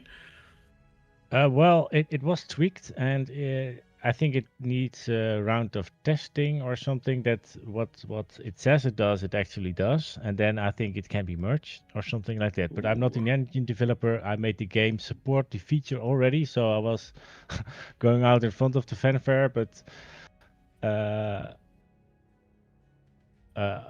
fanfare, I don't know if that is an English word, but the music, not a Dutch saying anyway. So yes, in 2 years, possibly, maybe. Very, very awesome. And I might actually reach out to see if I can't assist in that over the next little while. I've got a busy period coming up around Christmas, coming up between now and Christmas, but maybe early next year there'll be an opportunity for me to, if not make a mark on the game, but to actually help someone else make one. So that'd be great. But it looks like we're all getting ready to, or quite a lot of us getting ready to load into game. Are you In loading order in, to Craig? make the player numbers work, I did jump out of the team. So we do have the nine kings with Devs and Twig and Tank Tom, and then that'll give me the opportunity to continue chatting and commentate this one a little bit, which is something we've been missing over the course of the night. Please don't distract us, Frey. We've had a question in here how the typical kings start. So usually you'll get one king in the middle that will take all 8 of those mexes and just really try and get that T3 eco as quick as possible. And then 6 mexes around the outside, kind of divided by those cliffs. You can see Aurora down on the south there. I've got lag on my drawing tool. Me too. Yeah, I do too. But yeah, just essentially where Aurora's starting, there'll be the 2 mexes either side of their commander, and then there's 4 below that towards the ramps where the lava is. It's the best way to do it. That's the current meta for kings on Raptor Creator anyway. I think once all the players load in and place, we might be able to draw again. But while we're setting up, I actually think this is going to be my opportunity, and so it's not just saved to the end so that people don't drop off for it. But I just do want to really, really give my heartfelt thanks to everyone that's come on to the stream tonight to chat with us. Interacting with the devs is not something that we ever thought we would be doing when we started this channel. And to have you guys show up for our 1 year anniversary event and to talk to the community about the state of the game, about what you're working on it, I'm very glad that we had this opportunity, because I think that for the YouTube community, for the Twitch community, this is a bit of an opportunity to show off just how much there is going on with the game and how much the people working on it are doing. Because this is a volunteer process, and so was that the drawing tool? This is a volunteer process, and these guys have taken time out of their day to come and chat with you guys and to interact with the community. So if we can in chat, I'd love to grab a big thanks from everyone who's watching, and if you're listening in game, would love to see those in game comments as well, just to thank everyone that's come out here tonight. Yeah, I mean, for me, I'm not someone who's completely, I guess some of our audience members are unfamiliar with. I have been here, on the bar stream here and there, of course, but for various reasons. So I was there for Faction Wars and the developer interviews there. I was there for a little bit on the 60K event briefly, but really I wanted to ensure that folks on our team who usually don't get a chance to talk and brag about the work they've done got a chance to do that today. I'm glad it all worked out, and it seems like everybody had a lot of fun. And it seems like I mean, I hope that the audience here enjoyed having our developers and artists talk a little bit about their experience.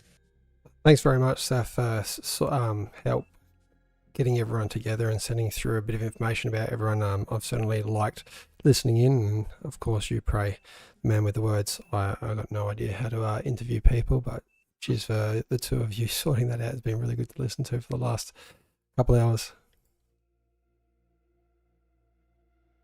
Battle started. We're off. All right, ladies and gentlemen, you're joining us on the 1-year anniversary of King of the Hill. We've just had some amazing dev interviews, and now we've thrown them into the deep end. It is devs plus Twig and Tank Tom versus the world.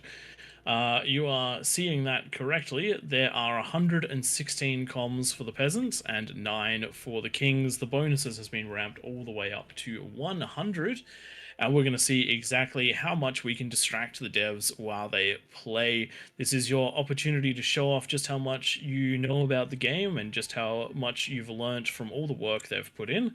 So make sure you throw every tactic you can at them. Everything under the sun, from invisible units to your radar jammer balls to mass spam. Your T3 units, see what you can do. Try and destroy every lane in a different way. That's the best way to show off your love for the devs. But they do have that big plus 100, which means they're going to be scaling like absolute crazy.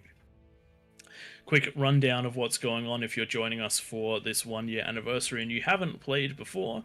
King of the Hill pits a small number of players against a very, very large one. The only difference between the teams is the bonus. In this case it is plus 100%, but usually we hover that anywhere between 45 and 70. The kings have a few positions in the middle of the map. We have the middle eco player. This player's job is to boom their eco as hard as they possibly can and potentially shore up any gaps or push out where they need to. That's going to be taken on by Flo, who is one of the devs that's been on the channel with us tonight and been an absolute phenomenal contributor right from the beginning of Bar. Then we have all of these different lanes. Each player is responsible for taking up one of these sides. It's important to grab all 6 of the mexes available to you and to get those defenses up for the 10-minute mark. If you can have a fusion, potentially more with a plus 100 bonus, as well as T2 units and defenses by the 10-minute mark, you're doing it very, very well. Around the outside, there are more players than there are position, which means that the co-op is going to be absolutely insane. If we look at a few of these corners, you can already see it. T2 lab up for a couple of the veterans here. They're going to be making life very difficult. Your job, if you're in the corner, is to build up that eco as much as you possibly can and share it out to the rest of the team. So, for example, if you can give all of the mechs, if you can give T2 constructors to the players around you, you're going to have a very, very good time, particularly if it comes off nice and early. If you're directly in front of one of the ramps or to the side, you have to work out whether you're going to be on offense or defense. Try to push into the middle of the map because we do know that aggression wins games. Do the best that you can to hold those ramps against what the kings can push against you, but keep the pressure on. If the kings lose access to the light colored donut around the middle, they're going to be in trouble. Now, you probably noticed the lovely lava around the map. This is a 10-minute no rush timer, which drops away. And until that point, there is no combat. Do not use your buildings to attack. And other than that, try to do your best and have some fun. Hopefully, we'll see some big units and some awesome strategies around this one. Joining us in the middle, we have Aurora, who is one of the Overwatch techs. We have Zephyr Skies, who you've been hearing talk to me quite a lot tonight. Been working on the game and in absolutely amazing ways.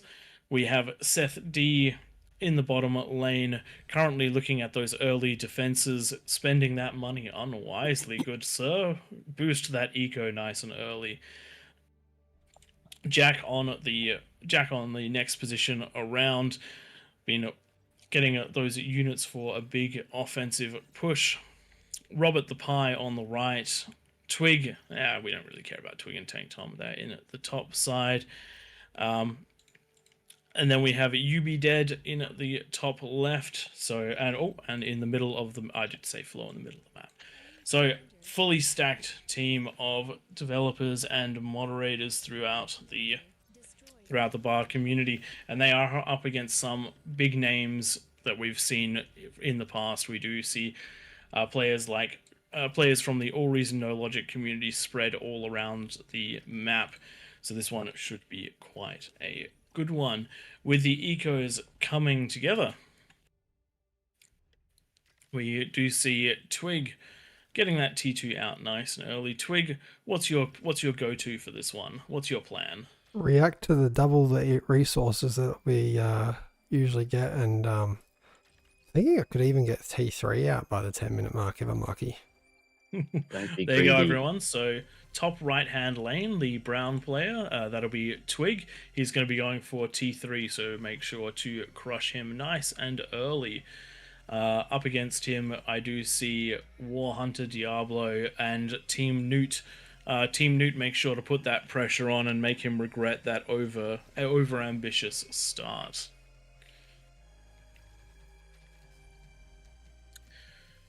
Now, jumping around the map, we do see the rest of the corners going into a mix of co-op. We do see the T2 lab getting reclaimed in the bottom right-hand side. These guys are going to be very metal rich because of those 2 comms that have been sacked to get this one up. I do see quite a few of the constructors moving around, everyone taking their roles quite seriously. With 116 players on the team, this is going to be a very rough one for the Kings. Just the sheer number of comms are going to be absolutely wild that you have to deal with. Something which is definitely worth noting, the comm is a crazily powerful unit at the 10-minute mark, which means that the more of them you can put at the entrance, the harder it's going to be for the Kings to push out. We are starting to see some pretty good economies, though, from the devs in the middle of the map. We do have the T2 coming down at the bottom of the map. In the center of the map, T2 Lab being reclaimed by Flo. Flo has played this one quite a few times before, which means that his knowledge is going to be significantly higher than a lot of the devs that we've thrown into the deep end on this one. We do see a second fusion coming up for Aurora, though. At the beginning of these interviews, Aurora mentioned that they're not they don't play the game as much as they used to, but the fact that their second fusion at 7 minutes seems to indicate that they may, even if they don't play as much, they definitely have earned their position. They've definitely earned their position as a strong player. So we'll see how they go. For those of you that are unfamiliar, great defenses include beamers and any pop-up turret. The T2 turrets are not as effective against T1 units because while they have the damage, the slow rate of fire means that you overspend that damage on a single unit. If you are building an agitator, please make sure that you put that onto hold fire. That's you, Ragnarix, and that is you, Seth, as well.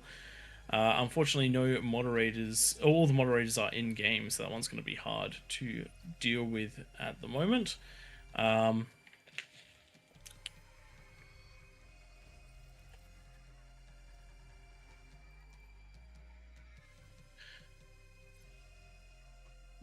Sorry, just trying to. Unfortunately, I do not have the powers we need a to pause deal game? with that one, so can somebody please let him know on the team to stop shooting that one, or to head... Yeah, there we go. That has been paused. Make sure that that is not shooting buildings. Now, we do have... Oop. And as we say that, Seth has shot a building as well. Chuck that one onto hold fire. It has been. Apologies, War of Death. We do have a lot of new players over here. Anyone who has a little bit of conversion that they could send to War of Death, that would be appreciated. Nightmare is letting us know of the ban. There we go. Actually, we do have Nightmare in chat. It does look like some of those units are being deleted. Alright, we can give that one an unpause. The unit's been put on hold fire, and Nightmare will likely clear that one out ASAP as well. Some interesting chats. People talking about how it isn't the dev's fault, it's just their coding's fault. The turret shot automatically. Sorry about the slight pause. It is, there are a lot of people in the lobby, but we are back up and running now. With a little over 1 minute to go, we should start seeing some pretty solid defenses here. I have a feeling, though, that this match will have a few open lanes that people have to deal with. Twig, how's that T3 going? Yeah, maybe not going to get there. I've got the metal for it, I just can't spend it fast enough. That's because you don't have the build turrets, mate. But that is a-okay. 1 minute to go. We see a decent amount of forces on the map. Between the two teams, 350. We've got another 50 seconds, and we'll see how that one goes. Some interesting unit choices, too. I did ask for every strategy under the sun, and I do believe a few of you heard me. I'm going to be quite excited to see where that one lands. And yes, I did see the ping, so if that's if you are on the Peasants team, you will know exactly what I'm talking about. Oh, that was a tight spot for that one, and a very ambitious T2 lab coming out of Jade Moo. Right on the ramp, that one's going to get units to the front line quite quickly, but it is also blocking vital defensive space. I feel like a plus 100 bonus may not have been enough for this match, but with 10 minutes expired, the lava is down, and we are off to the races. 500 units on the map, and it does look like the big pressure's coming in on the bottom right. Lots of units here ready to go, but they are going to be going up against a decent number of units as well. Thugs and pawns, these newly redesigned thugs. Look at those feet. But the ticks have gotten their way around. There is no second line of defenses. All of these players are going to have to react, make sure that the turrets are eating those ticks, otherwise they're going to get into the conversion. Does look like Jack is going to be the first to take base damage, but the ticks are splitting their damage, so they didn't get the converters to the right at the very end. They could have done a lot there, but it was cleaned up. Does look like we have an open lane just here. The amount of units that the Peasants can bring to bear is crazy. A small attack on the top left going towards You Be Dead, and now moving down towards Aurora. These blitzers have tried to make their way through, but the Karganeth is great at clearing out spam. We didn't expect it when we started King of the Hill, but the Karganeth is supremely good at clearing out spam. So no damage done other than a single mex from that attack. But the leaks from the bottom half have struck in and managed to take out the T1 conversion of Rob. Thankfully, not the T2, and that does mean we've reached some sort of. To an extent, a stalemate in the middle. Defenses are holding nicely around the rest of the map. Units are here to try and deal with the rest of the spam units making their way in. And we do have Flow in the middle of the map, starting to send those T2 units out to help defend and help shore up the bottom of the map. The question is, where are the Kings going to attack? And I reckon the Kings need to find a lane to push down, because there's a scary attack coming from the top of the map.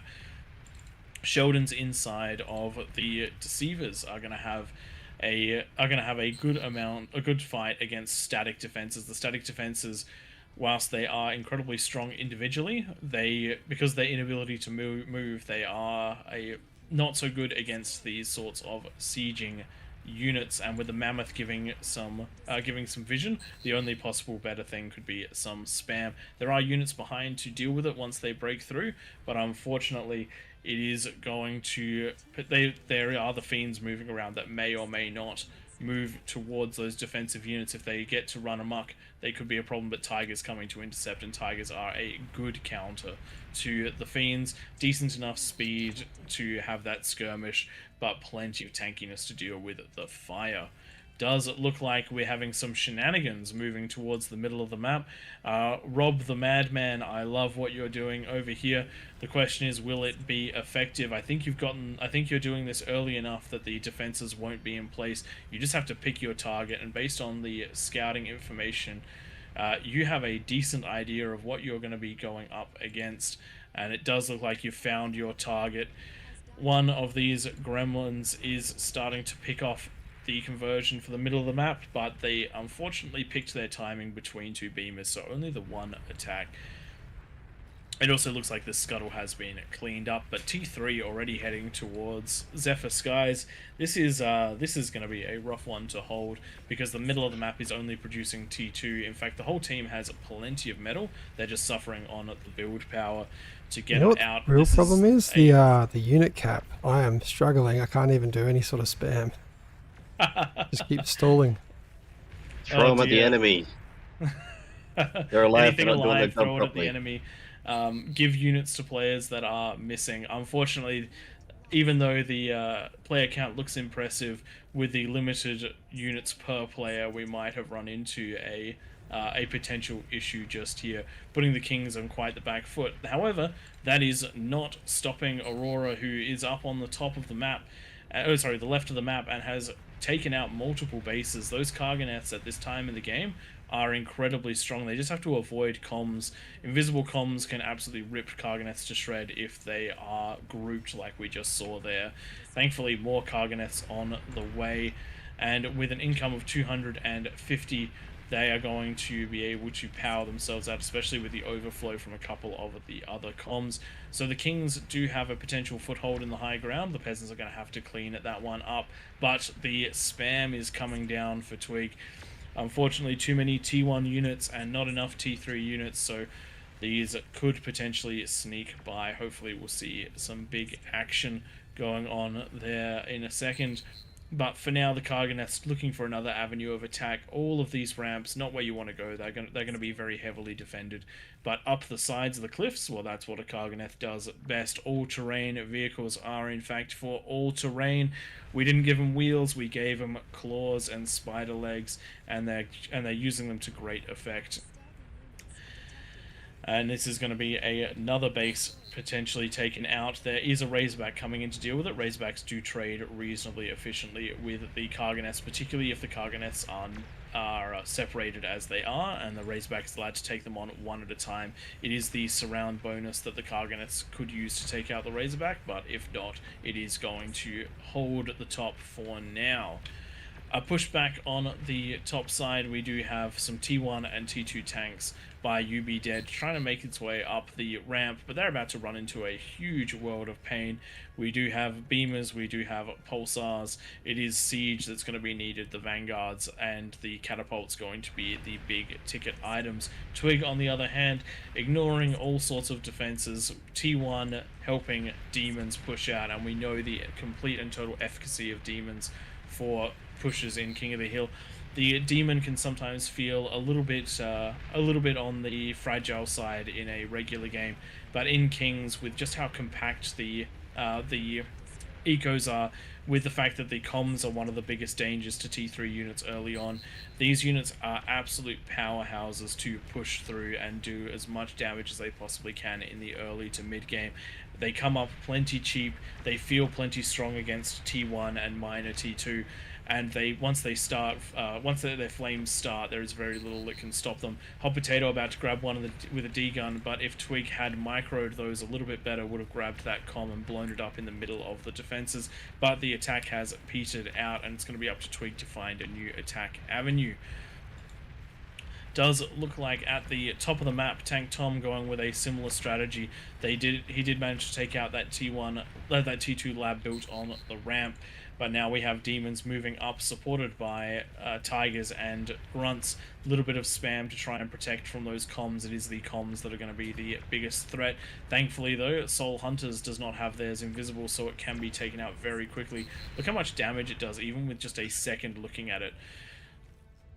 The comm does manage to get the D-gun, but does go down to the demons. A second one coming up, trying to chase Pendragon, I guess. It's comm, but has turned invisible, is going to claim.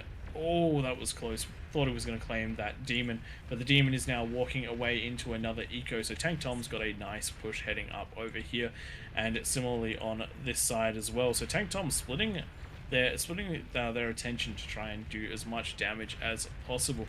Bottom side of the map has somewhat managed to stabilize, but with the siege units here, along with the invisible units and the spam, it does look like these players are in for an absolute hammering. Come on, guys. These are the devs. You gotta be kind to the devs, right? Still, with 3 pushing lanes, there is a lot of damage available, but there are pros that are spread all around the map. We just missed Paulmont taking out one of the demons that Tank Tom was pushing around. Paulmont very experienced with these comms. The Kargis on the left side, out of Aurora, they're grouping up and they are starting to get a lot of damage done. If there was any sort of spam in front of them, they would be safe from this comm, but the Shivas are actually very good in terms of a sacrificial unit, nice and cheap T3, and now that it is visible, those Kargis should be able to take them out. But Barbie Commander, absolutely devastating D-guns there, 8 kills, all of which are almost certainly T3, so Brandtime and Barbie Commander managing to hold this one up, and the longer these areas hold, the more time the peasants will have to catch up to the kings, because right now the economies are reasonably even, give or take the reclaim, and the kings cannot afford to get themselves the reclaim bots to the same extent that the peasants can, because they do not have the unit cap. So it's going to be sending units and sending them hard. It does look like a Tsar push out of Rob is coming up his ramp, doing a good job of clearing, and we've just seen them taking out a comm in quick order.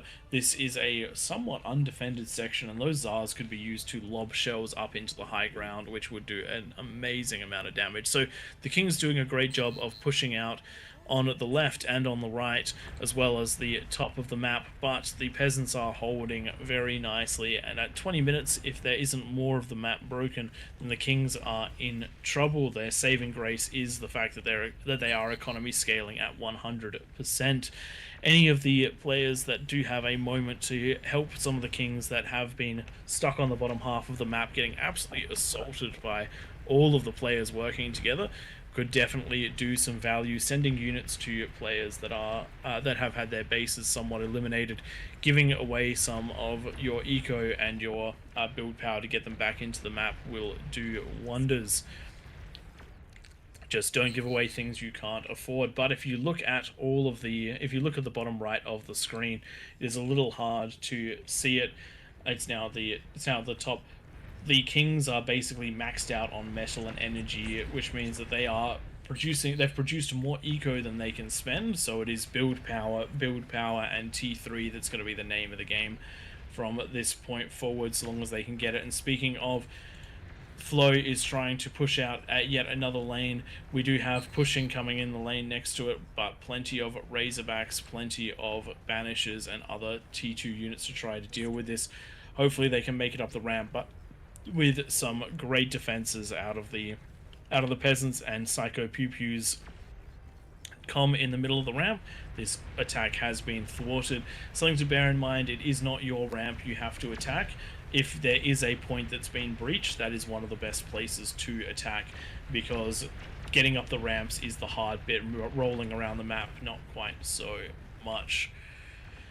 And it does look like Twig and Tank Tom's attacks have somewhat stalled out, which means that none of the corners have fallen by the 21-minute mark, which is not a good sign for the Kings. Still, the economy is not too far in favor of the peasants, though these corners are coming online in a very big way. In fact, a lot of these players are nice amount of wind, nice amount of Aphis, and just the sheer number of players allowing for this incredible amount of units across the map. Currently, army values sitting at 415,000 for the peasants and 340,000 for the Kings. You would expect the peasants to be higher though, because the Kings are attempting to throw their units away as fast as possible so that they can actually build more. Any damage done is good damage done. Speaking of which, Twig is heading down to the bottom half of the map with his demons these units have the opportunity to do a lot of damage right now, but pulsars coming up on the high ground will start to shut this down soon.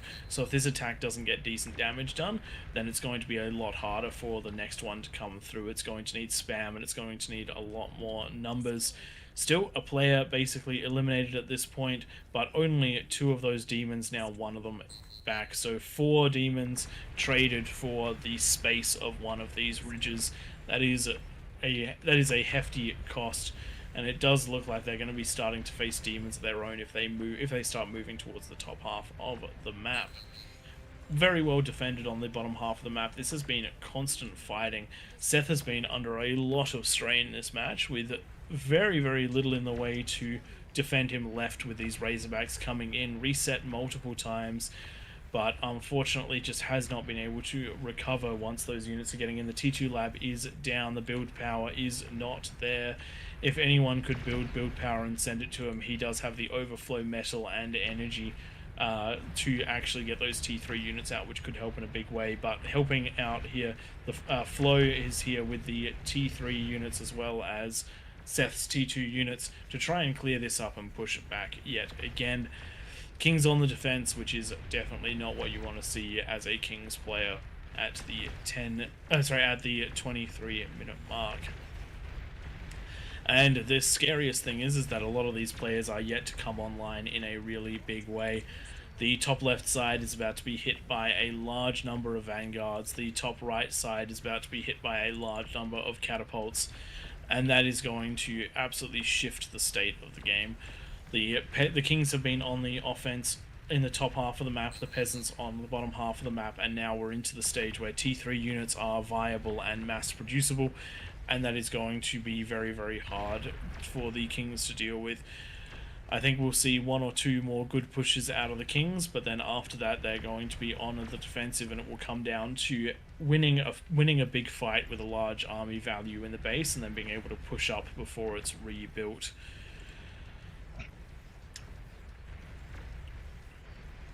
Does look like we're seeing Twig also moving to those catapults in the right hand side. Unfortunately, a lot of them too far forward for the spam.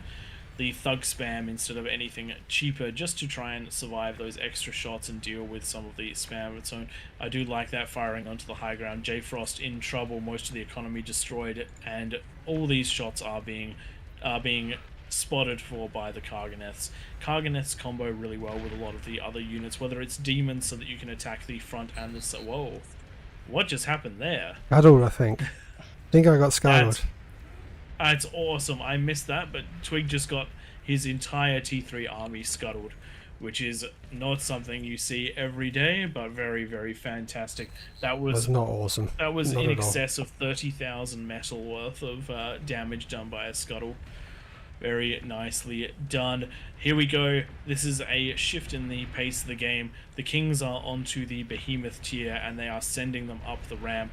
We do have a large number of Razorbacks trying to push past, but pushing past is not killing the Behemoth. The Behemoth will be taken down by comms, so the Razorbacks killing the spam is going to make a big difference here.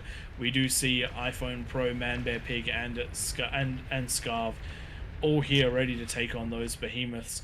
Unfortunately, it is just a rough fight right now, and it's going to be up to Zephyr Sky's Vanguards to snipe those comms with the Vanguards each time they become visible. But that is going to be made harder by the high ground catapults that Duffy is controlling. They're going to be dueling with the Vanguards. We are seeing a lot of we are seeing some Junos going down on the peasants. They're a little bit deep for the time being. Not supposed to be targeting units, but with so many peasants on board, it's almost impossible not to hit something if the Kings are on the offensive. So we're going to let this one slide for now, especially considering how bad of a spot the Kings are in. The bottom side of the map is being pushed with Pulsars, Spam, and Fat Boys, but plenty of Titans and Razorbacks to deal with this one.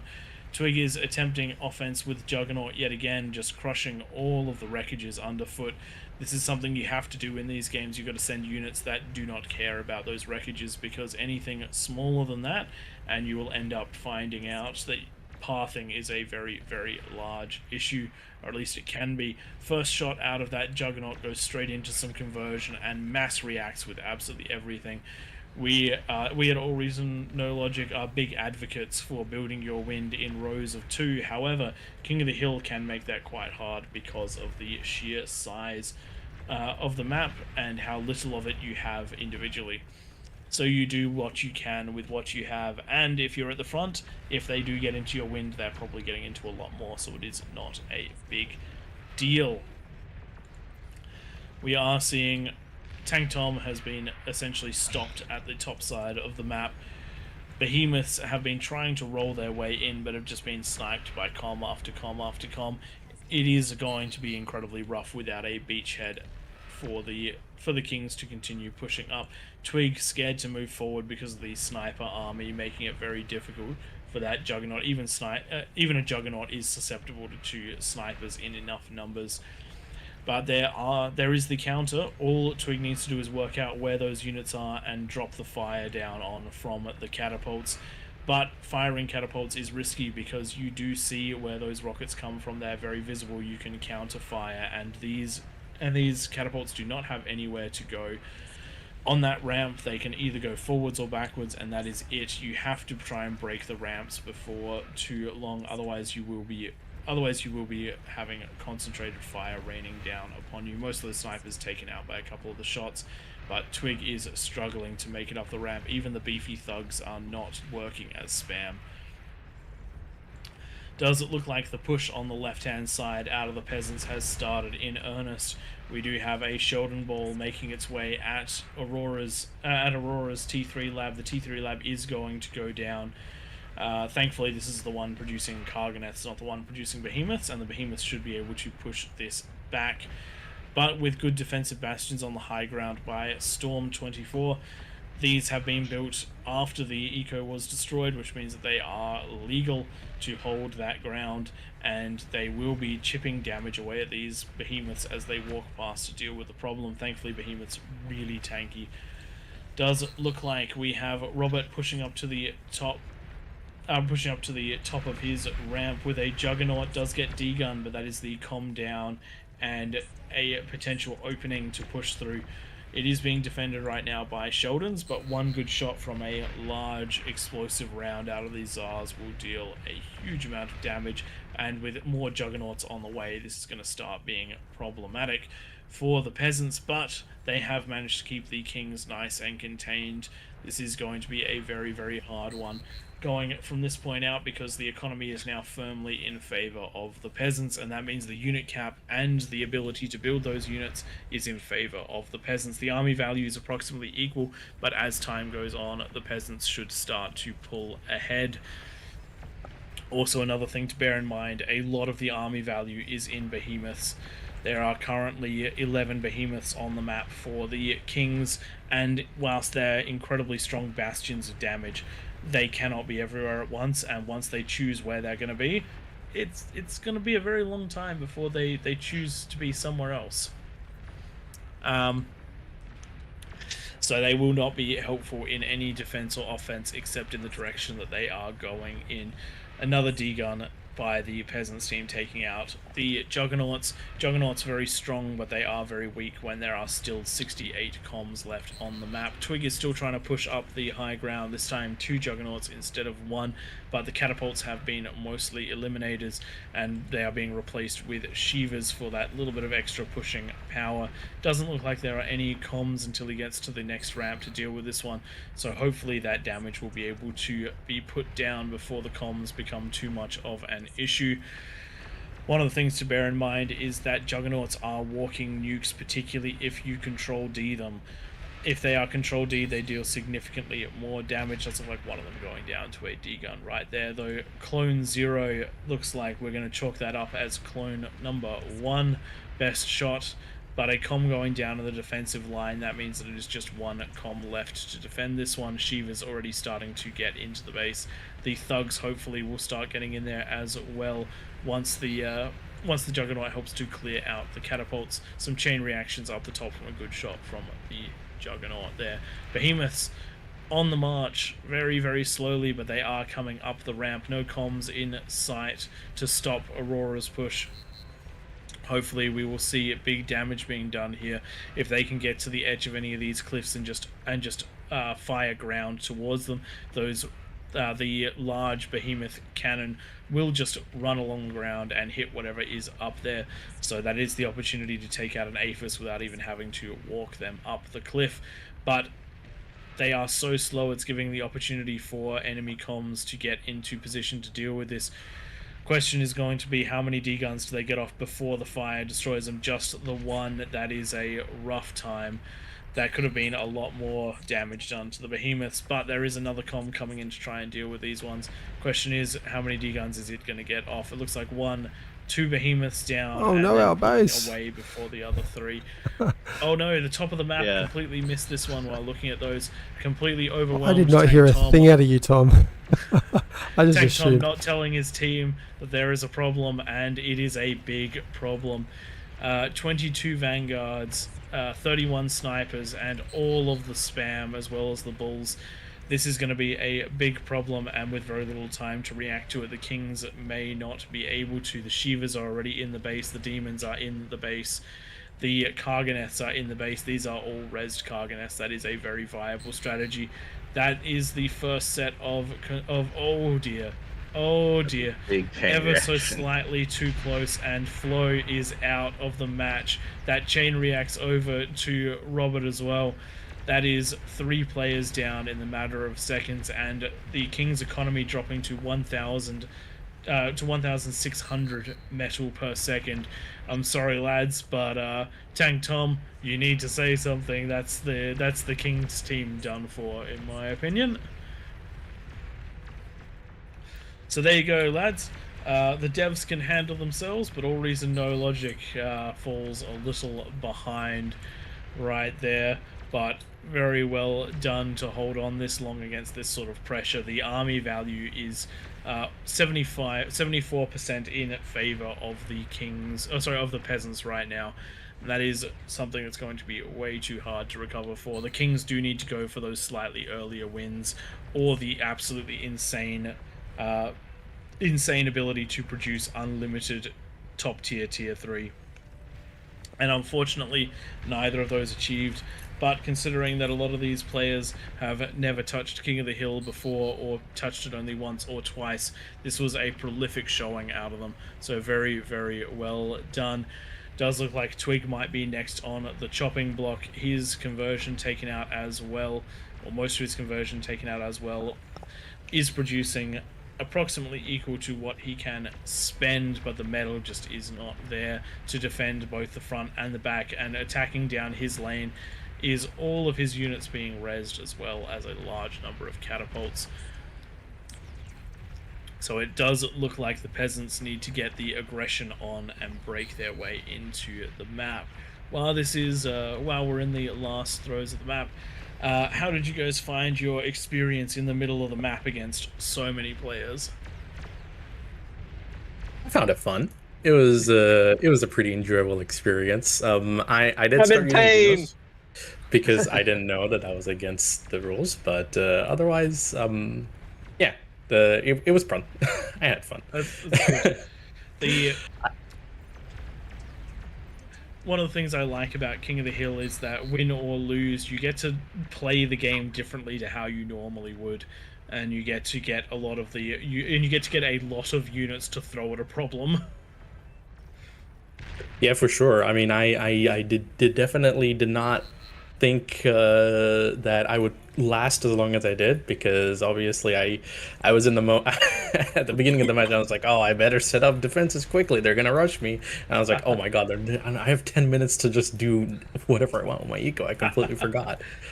Yep. 10 minutes to eco is nearly enough to get an Aphis up. It wasn't for me. 100. At plus 100, if these mexes weren't so spread out, you can very easily get two Aphis by 10 minutes. It's absolutely crazy, but just the sheer walking time slows you down, because it's the first 2 or 3 minutes of the game that determine just how quickly you can scale. Yes. But very well done, considering that you guys have not had the opportunity to build to follow the meta of the game over the course of a year. One thing I'm very glad about is that the peasants didn't decide to do something which they've done in the past, which is everyone builds 50-odd T1 units and attacks at 10 minutes, because that's a lot of units. That's a lot of units at 10 minutes.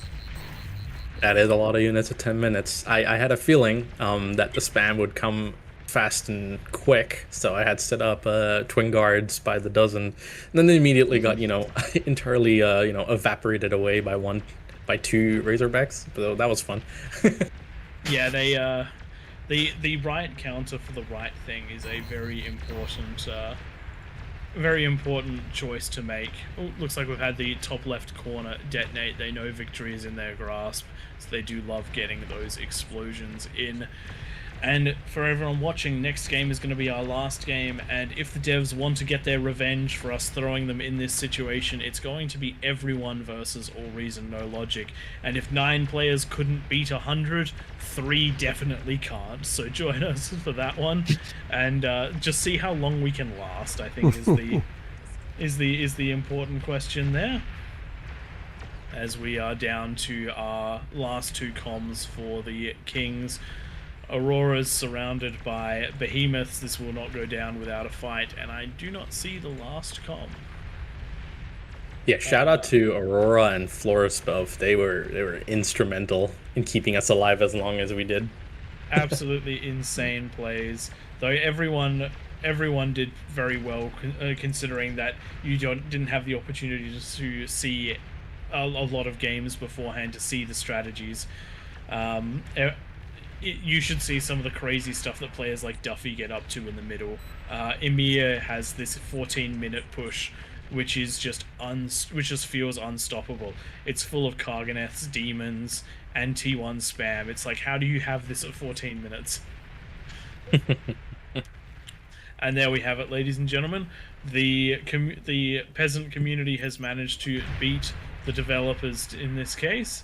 And we'll jump into the next one where everyone can have their opportunity to absolutely smash smash us at AllReasonNoLogic.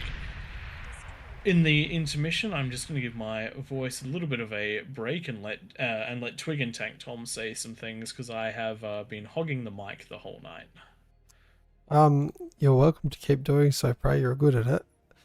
That was quite enjoyable. I could not get up the ramps, managed to take out a few of the lower level peasants, but it's too strong up that top right corner. Well done to those guys. Tom. I had no idea you were falling. How embarrassing that we're the weak link. We're the weak link. I didn't realize I was until I had the entire top third come crashing through all at once. It's alright. We've only been doing this for a whole year. Oh well. Good one, peasants. How are we going to do this? There's going to be approximately 700 unit cap for us on one team. We're going to need a bunch of inactive, is it AIs to get them? The problem is you just take them. They give us? No, they don't. We still only have, Yeah. That just means we have more unit caps taken up by commanders. Look, I think the answer is we just have to build lots of T3, and maybe if any of if Nightmare and Flow want to give us a hand from spectators to fix up any minor problems we might have, so that we last more than a minute. I think that might be the go-to. I'm not against Nightmare dropping in a couple of those random units or Flow for us. I'm not against it. What you're saying is if we just start with the full map of T2 mexes and build from there, then we should be okay. Yeah, well, the way I feel like we're going to do this is almost like it's Raptors defense, but inside out. I accidentally unbossed myself instead of upping myself to a 100 bonus. For those of you wondering, it's well and truly past midnight for us. Oh yeah. Guys, so I'll let everyone at the AllReasonNoLogic team close out the event with one last hurrah, you could say, and on behalf of everyone here who was able to come on and speak, really we really appreciate it. Thank you so much for having us on, letting us kind of talk a little bit about what we do and how we do it for the game. It's really as much of an honor for us to be able to interact with a community so directly like this, and especially such a wonderful community like this one. So I really appreciate it. I appreciate any speaking opportunity, and I'm definitely sure everybody else on the team does too. So really, thank you for having us on, and thank you for the viewers for bearing with us while we yap away about development work. No, not at all. Here, here. Thank you so much, you Probably guys, for jumping in. Thanks to the devs in chat, if we can. This has been an absolutely heroic performance by them in game and in Discord as well. So we really appreciate it and show them some love for the game that we all enjoy as well. If you see them out in the community, say hi and make sure that you let them know your favorite parts of the game and your favorite parts that they have worked on. It makes a difference, and it makes a lot of this all very worth it. Thank you guys for joining us.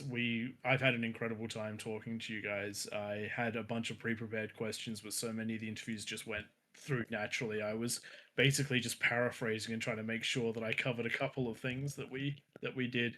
So phenomenal effort from you guys, and we here at AllReasonNoLogic appreciate it to an insane degree. We never thought a year ago that this is what we'd be doing for a 1-year anniversary. So thank you guys. You're very much welcome, and to everyone watching, I enjoy the last game, and I'm definitely this is definitely not the last King of the Hill, not by a long shot. So it's great to see this alive and kicking, and I'm sure you guys are gonna make year 2 just as much of a banger as year 1, if not more so. So thank you everyone for watching. Thank you AllReasonNoLogic for hosting this awesome game mode. It's a great outlet for people who watch those big 50v50, 60v60, whatever you name it games, and actually be able to participate in these every week. So you really are making a difference for the community here. And that's it from me. I'll see you guys later. Have fun, everyone. Thanks, F. Thanks for joining us. And this Bye-bye. is going to be AllReasonNoLogic versus the world. If only we were able to do lobby sim faster, that would have been a great transition into into the match. We should probably ready up to help that out as well. That's probably a good idea. So, remember how we rehearsed this? Left side, right side, middle, like half a year ago. Yeah, I can't remember anything about it. So Twig gets all the inactive AIs, and we're going to be relying on you to give us absolutely crazy amounts of boost.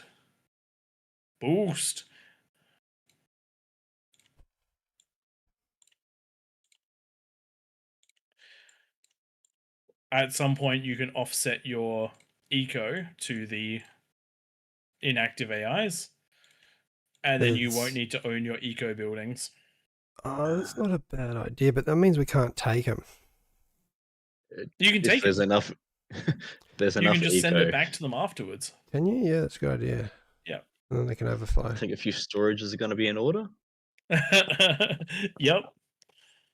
All right, let's close this one out for the night. Ladies and gentlemen, if you want to absolutely kick our asses, feel free. That is what we're hoping for tonight. We'd love to win. Don't get us wrong. We're gonna try to win, but the reality is that this is the community opportunity for All Reason versus the world, and for the world to show us how much they've appreciated King of the Hill by doing their best to absolutely destroy us. Bear in mind that if you don't like our content, you could help us win. Speaking about liking content, if you do feel so kind, jump on the YouTube or the Twitch and just follow us if you want to watch this sort of stuff again. More to come in the future, and like Prey was mentioning about an hour ago, we've got the Road to OS 30 and beyond happening commencing Wednesday, where finally, when we originally started playing this game a couple of years ago, we will be playing the journey together. So looking forward to we did have a question from the chat just asking about the devs.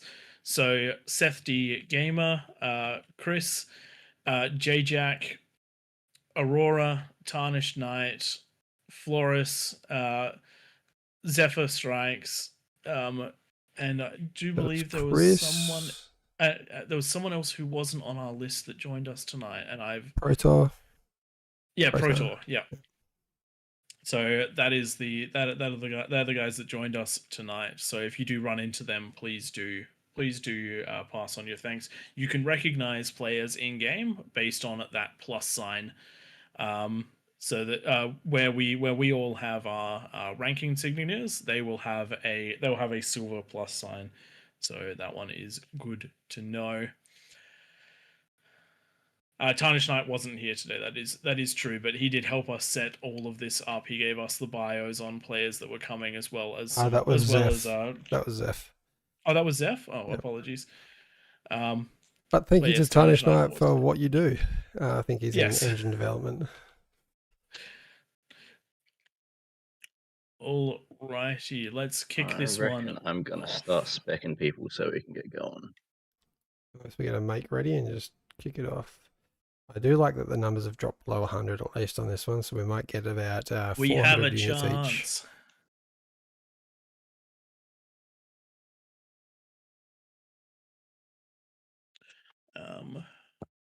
Yeah, and sorry, just while we've got everyone's attention as well, we are launching we are launching our Road to 30 starting this week. We decided to time it with our 1-year anniversary. So if you have enjoyed King of the Hill and you want to see us get better as players, please do jump in. Even if the 8v8s aren't your style, if you do jump in and watch that first video, leave a like, comment, and subscribe.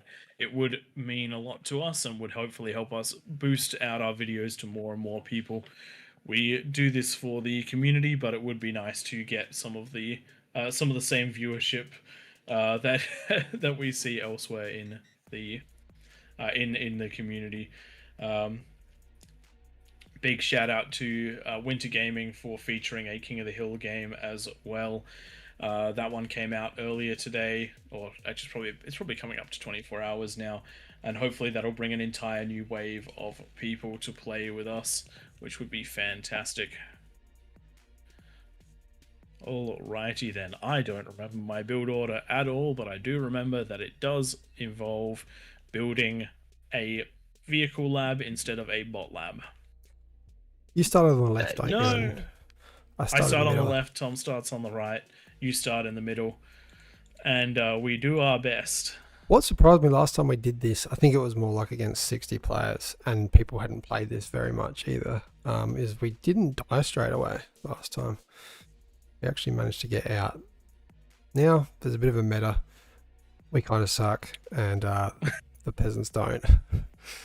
Let's be honest, I am much more of a caster than I am a gamer these days.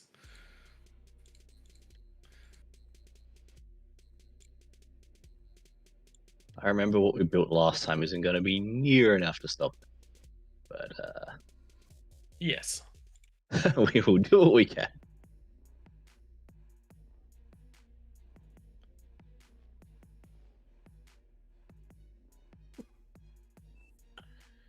Yes, I feel like 10 minutes is going to be quite rough for us, but any longer than that, and we would just hit unit cap anyway.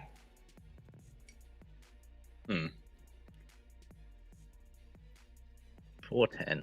Not going to be many.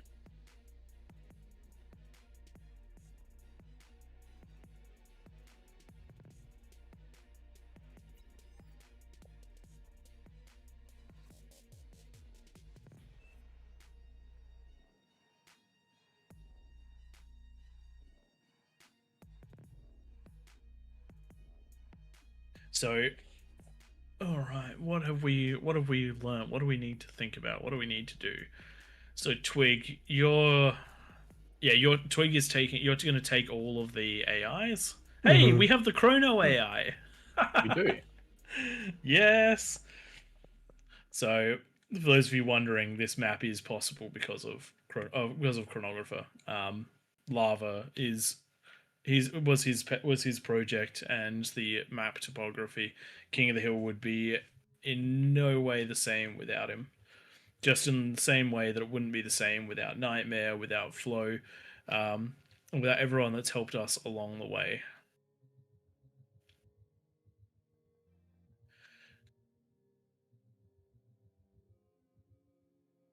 I really don't know what to use here as a tactic. Maybe demons. Demons, worried. demons and Karganeths I'm worried we're are gonna going get to be the rushed. big ones. We're going to get rushed. We're because I mentioned the 50 incisor thing. I feel like we're going to get 69 players, 50 incisors per. So I think there's going to be like 3,200 incisors at 10 minutes.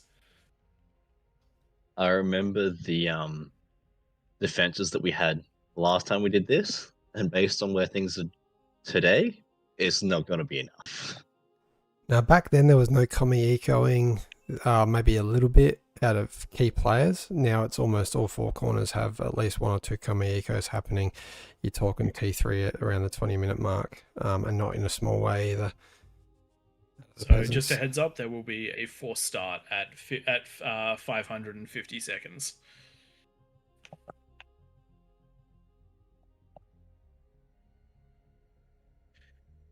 But yes, the players have gotten significantly better, and I'm relying on Take Tom. He's actually every now and then practiced King of the Hill builds out of hours. I just go to sleep when I got spare time now. Hashtag baby life. I got to take these commanders. Not a good start. Slash take. There you go. And they're nicely spread out, so you can grab all the mechs. Mechs commands. All right, gents, we're off to a good start. +8 metal already. This is going to be good. So, for those of you wondering, yes, wind is really good on this map, 2 to 20, but solar is also very strong to start off with when you have a when you got metal to bonus. burn. Solar's the way to go. Yep. They may not be the most metal efficient, but we're more interested in time efficiency for this. Yes, you have the resource to spend it. Build power is a huge problem. Time is much more critical than metal, as long as you've got the metal. Yep.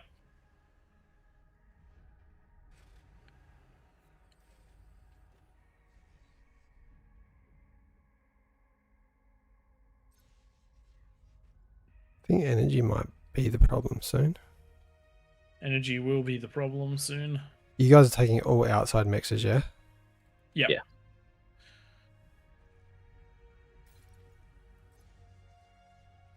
Though if your comms are grabbing more, I won't say no to that. Yeah. As long as we get all of the mexes, we can always redistribute later. Do you want me to give each of you a comm now? I'm happy for you to hold on to them. Yeah.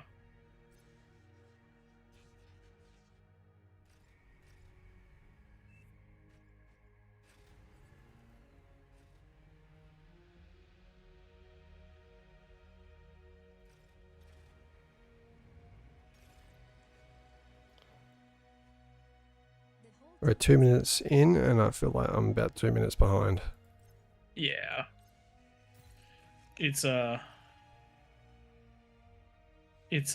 be rough.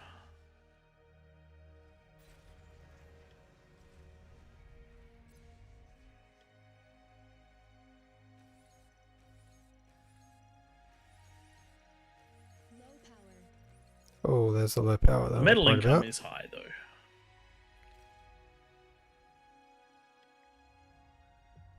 Yes.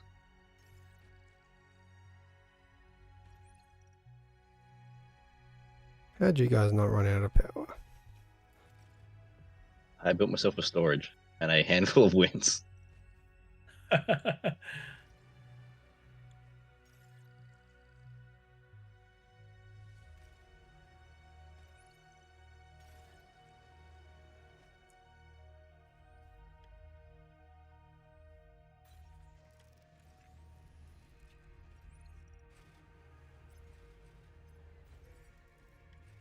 Must build metal storage.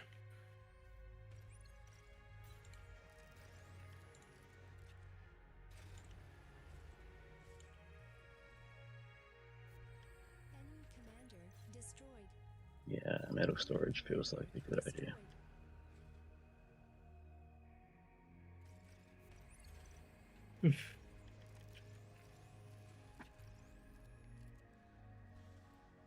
Am I giving you guys T2? No. No, we have to No. build our own. It is not viable to do a handout of T2 anytime soon. Enemy commander destroyed.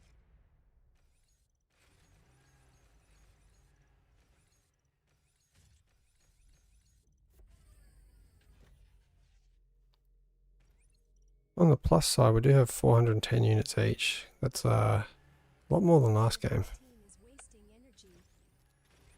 It's a few. It is a few. Could definitely be more.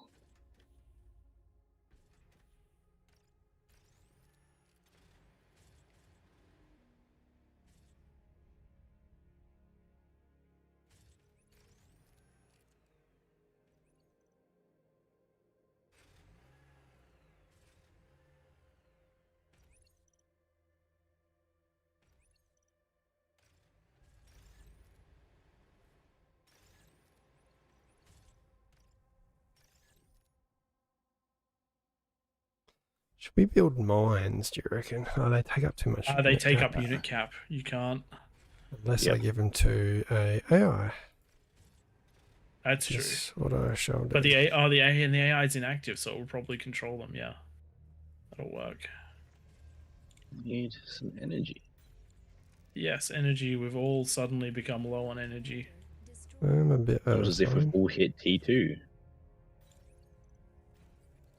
And suddenly we're trying to power mexes. Enemy commander destroyed. Advanced souls for the win. This is going to be tough.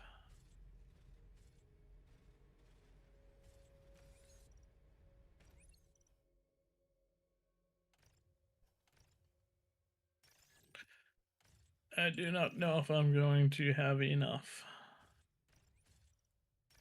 Yeah, look, neither do I. 6 minutes left, boys.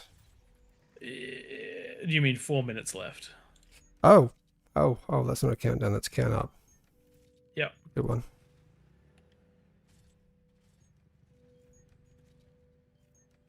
This is not good. This is not good.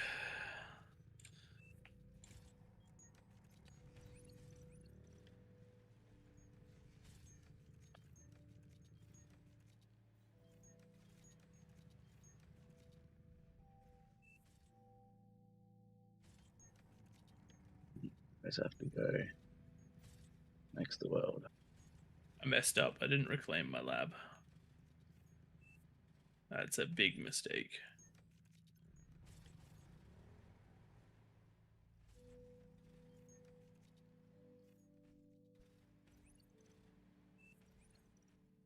Enemy commander destroyed.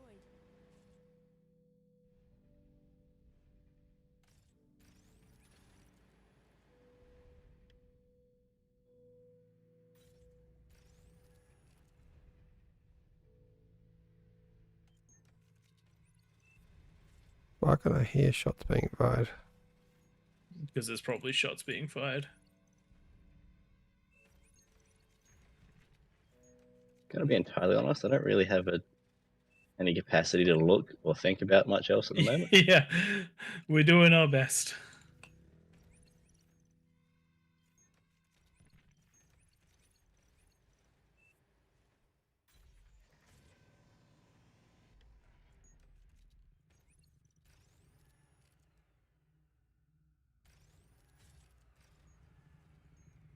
Oh God, that's gonna be too ambitious.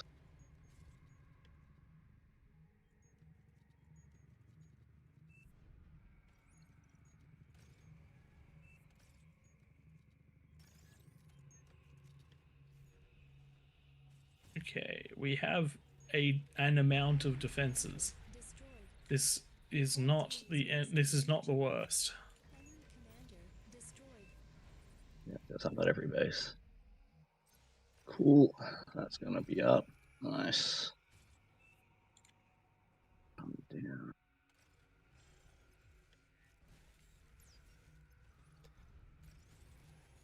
I got bugger all defenses in the middle, guys.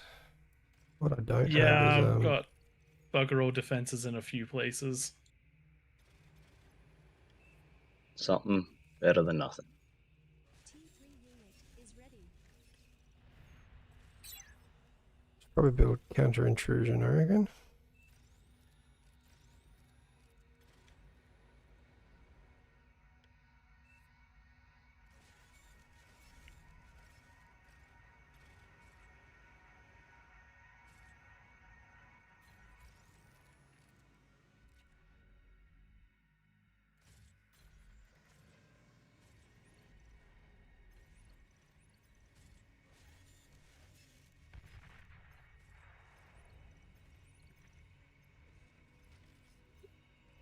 All right.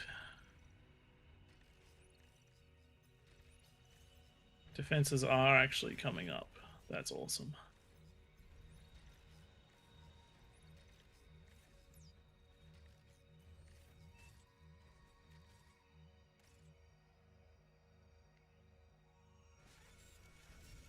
Enemy commander destroyed.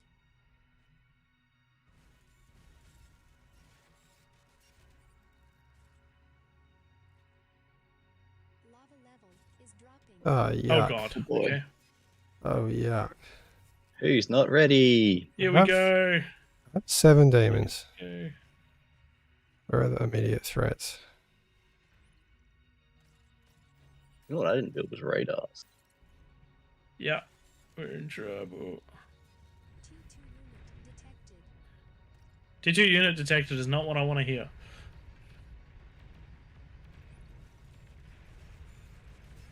Yeah, not really. You guys did good. You guys did very good. We're not dead yet. We're not dead yet. That is a That's a win. win. Enemy Oh commander no, a com just took out most of my army. And I'm Oh, there's not a few building. ticks down there.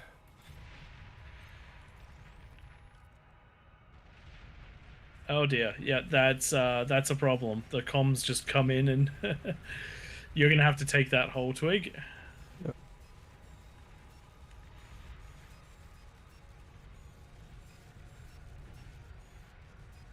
God, this is a lot of things. You don't like how much I threw at that ramp that all died. Yes. It's on this ramp. That one. This one. That one.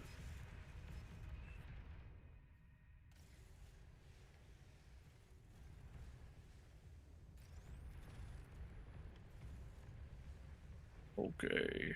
I'm in trouble. Big, big trouble. I don't need more eco, I need more build power.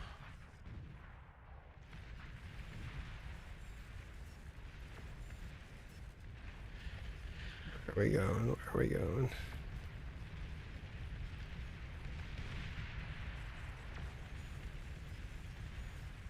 I know I'm just going to get D-gun, but I'll try and get through here anyway. No, they've pushed down my top. They've pushed down over here. I'm coming there. unit lost. No, not mines. Don't use our strategies against us. That's a terrible idea. Somehow I'm out of eco. I mean, that's better than us wasting it as a team. Yeah.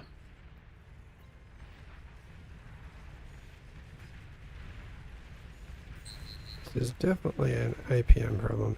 How are those demons going down the bottom? Actually getting They're through. pushing up. Oh, well, there's That's the good. comms. That's good. I mean, that's one comm. Oh done. yeah, That's that's two a- done. that's a- Oh, wow. Destroyed. Yeah. 3 comms dead at least.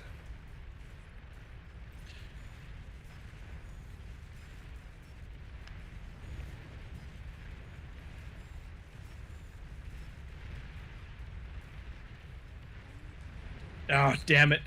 And that's another army gone. The comms are too strong.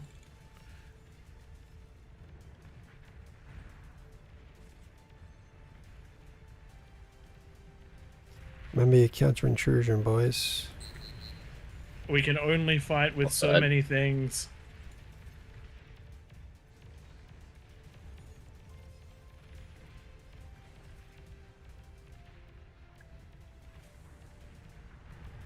They're pushing through everywhere. We haven't had any. Oh no, the demons are doing well. Keep going, Twig. Keep going with the demons. Give them the next move command.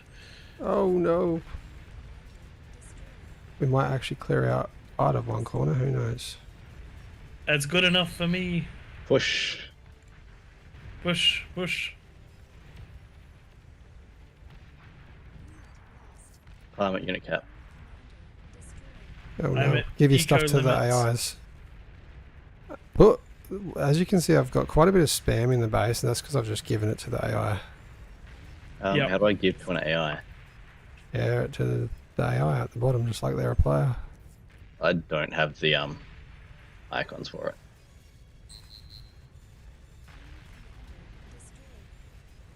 That's alright, I'll make do. I throw things at ramps and they'll die. Oh, I might actually get one demon up here. Oh, top right. That looks Top like right. death. Oh god.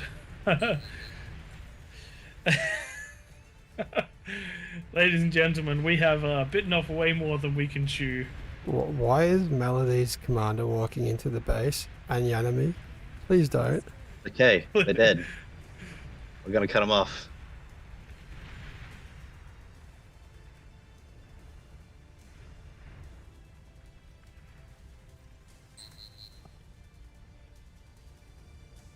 Oh dear lord, there's too much.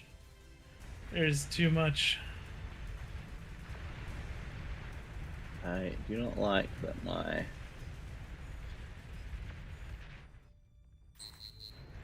We're playing a defensive game and we need to play offense.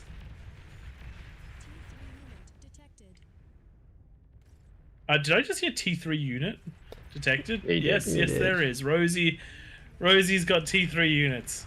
Rosie did try and join our team before the game started. I feel like we should have accepted that. We probably should have let that happen, but it wouldn't be all reason, no logic against the world if we included other players. Yeah, we're happy. Hey, to we're die not at your dead hands. yet, so I'm gonna call this a win. Yep. For us. Hey, yeah, 16 minutes. Very nice. 16 minutes is good. 16 minutes is great. There's Tom go up and I follow. There's Emre. Yep, we're going this way. Let me replenish some of that other stuff. I need more eco. Badly. As long as you're spending, it's fine.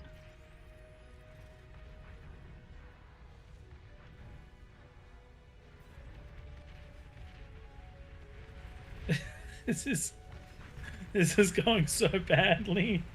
The bottom right is dead, having said that. That's awesome, actually. There's one demon still doing damage. About So 6 go spaces. go deal with another lane then. Yeah. That does need to happen. I feel like it's too late. What do you mean? What do you mean it's too late? With one whole corner dead, we can devote our attention to elsewhere. I mean, it's kind of dead. I need more. You can. Oh, look, that's Stealthy, yep, that is a big issue. No. Oh dear. I Oh no, dear. We have converters off nothing in you, the middle please. that can deal with that. I don't have any spam labs. I No. don't have any spam labs.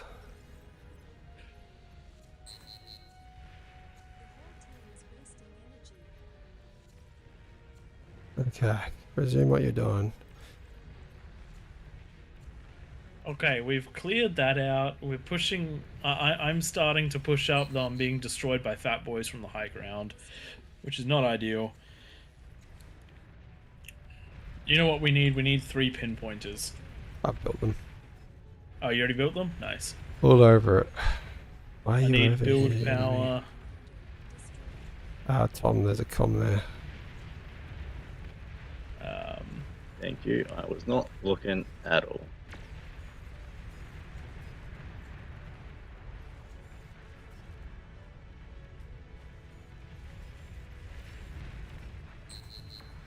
Keep scaling, keep scaling. Just keep scaling. Just keep scaling.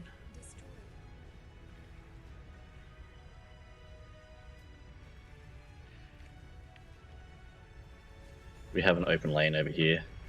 Yep, I'm sending my units to try and deal with it. Thankfully, that spam that you've set up, like, under AI control, just to circle, very good idea. Working.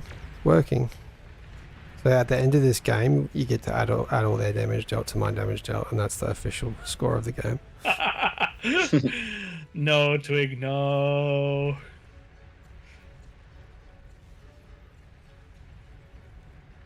Oh god, the top of the map needs help. Yep, it does. On it.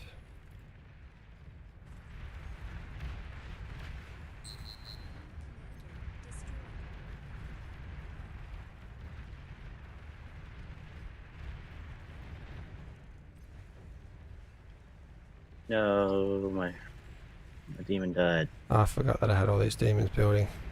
This area should be just fine.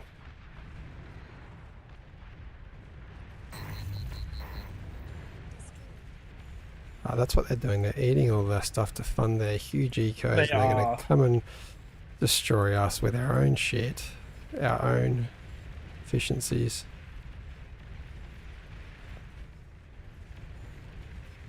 I need to transition into some sort of other unit, but I don't know.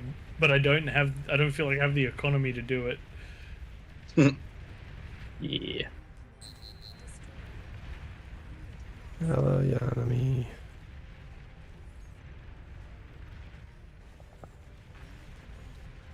Ah, here's the big push. It's coming to the middle. Left side. Yeah. It's in my base. That is not ideal.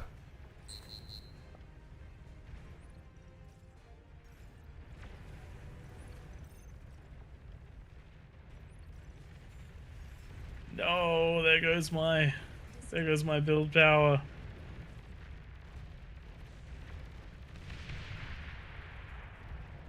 No. I have been crippled.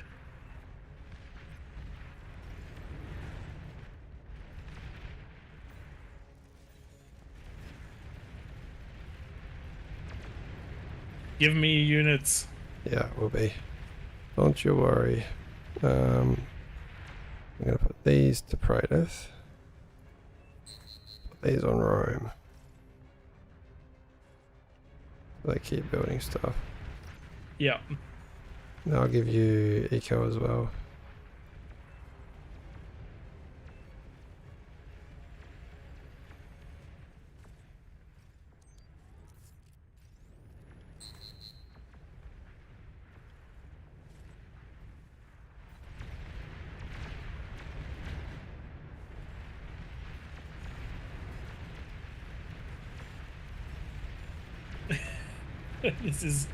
This is turning into a problem, guys. Take those demons, push up, see what you can get done with them, Twig. Yeah. Kill an no. eco corner. One died. I mean, I'm proud of one. It's been left long enough that it's probably up again now. I'm saying it with optimism, like we can maybe do another. We definitely can't, especially because my commander. Yeah, Right side's dead. Yeah. Bottom left is an issue. I did not see that. I'm sending my units to deal with bottom left best I can. It's not going super well, if I'm being honest. That's a lot of pulsars. I should really have my own spam.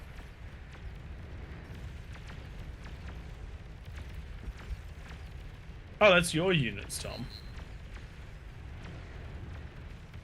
Yeah, not all of them are though.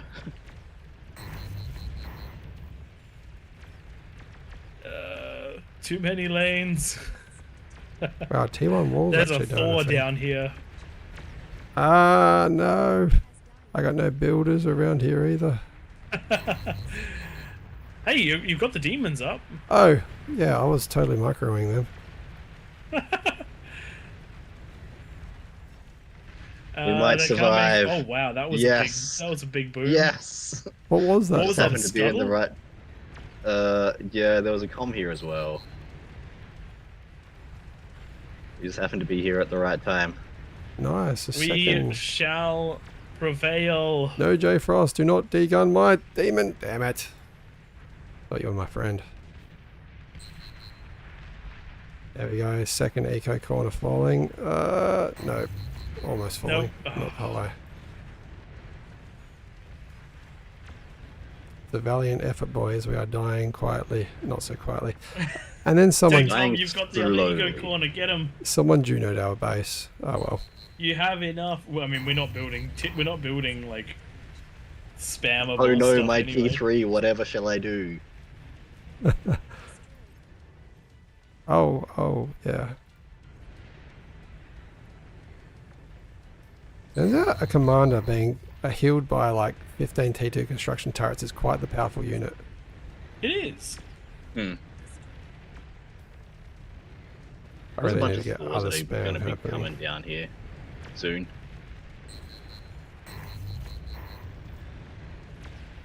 We're doing our best to more hold, but Conversion. they're getting closer and closer to the middle of the map. I need another commander. What I want's one of those epic commanders. Oh god. Hint, hint. In there. Yeah, just it would be super useful if we each received epic commanders there, and there. That would help us a lot. Oh, I'm about to lose my base, aren't I? I can hear it happening. No. We're holding as best as we can. Someone's doing alright. Holding But ish. I just saw a vanguard shot. We're in big trouble. Yeah, We're in big trouble. no, you're gonna fence there, that's fine. Do I though? They're gonna get my conversion. You're kidding. Damn it. You were wrong, Tom. Damn it. Why were you wrong? I thought you had. I saw defenses and I was like, I'm gonna get the next wave. Here comes the ticks. T2. I know you've got enough power to reclaim the ticks. They actually reclaim No, them we're really totally quickly. holding. It's fine. Yes. That's Yes. happening. Is this the zombies? The zombies have risen. Yes. You guys heard about it earlier That in the top stream. left is gonna be an issue. Come on. Come on. Problem is the zombies got Rebuild work both twig. ways. Okay. Focus. Yeah. Twig, focus. Rebuild. I have no We T2 have a builders left. second to rebuild. The builder T2 T2 lab again. Oh, who built these? That's a lot of pawns. Thanks, Tom, for coming in. Is it Clean them gonna be up. Clean them up. Eat them. Eat them. No. Oh, Tom, no, Tom, your stuff killed my stuff. I was reclaiming them. You They killed were it. gonna make it in anyway. They were gonna make it in. Alright, Fuck, the zombies Commander. have helped, but not enough. I'm It's just not your enough. commander. Hide him. Put him on invis.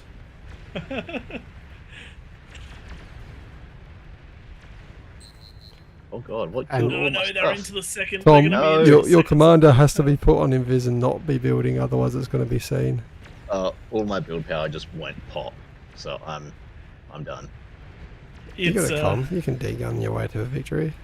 yeah, Tom, take the comm into one of the eco corners. You can do it. We can still win this. One comm against the world. Come at me. Oh, it's been fun. We tried. Lasted We about tried. 16 minutes longer than I thought it might. I mean, look, we're at 27 minutes. That's pretty good. Nicely played, That's guys. pretty good. GG, everyone. GG. I'm very well played.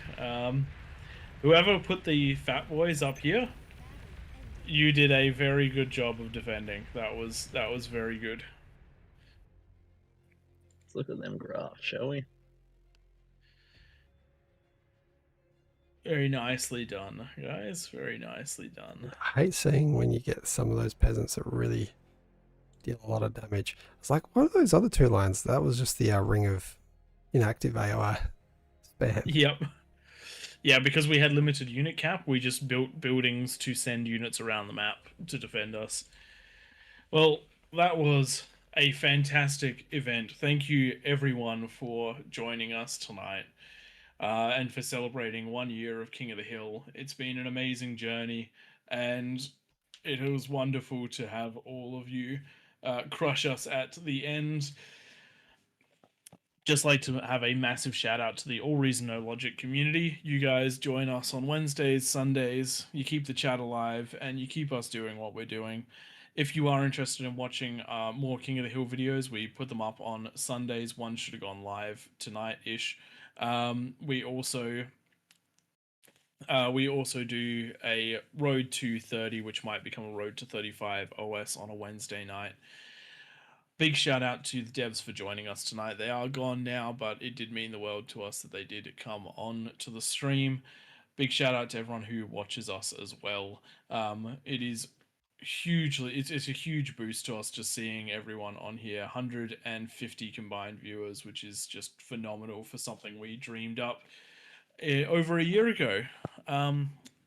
I've been chatting your ear off all night, but so I'll leave the outro to Twig and Tank Tom.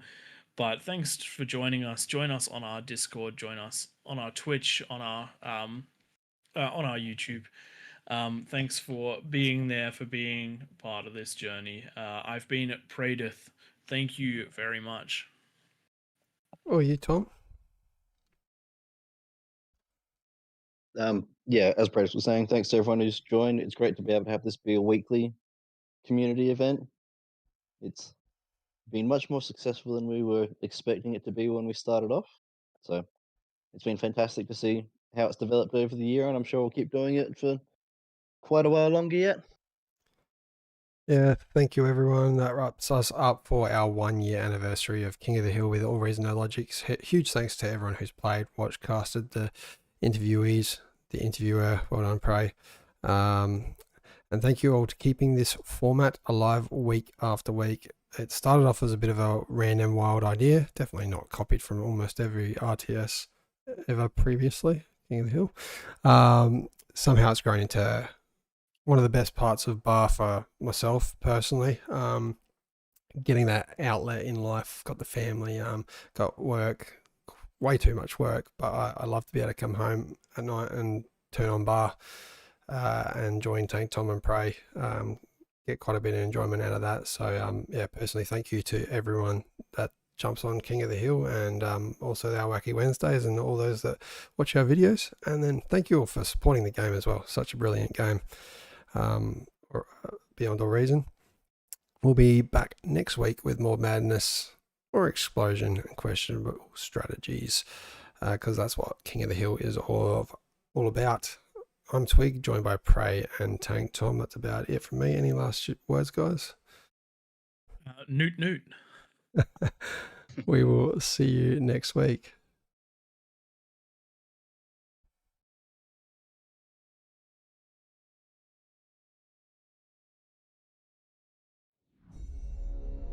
Beyond All Reason fans, welcome to King of the Hill by All Reason No Logic. Experience 2 or more teams facing off in epic scale warfare, where the Horde gang up on the Kings of the Hill. Kings start off with an economic bonus. They do their best to defend an onslaught after a no-rush timer expires. Test out your micro and defend against multiple players in variations of this game mode.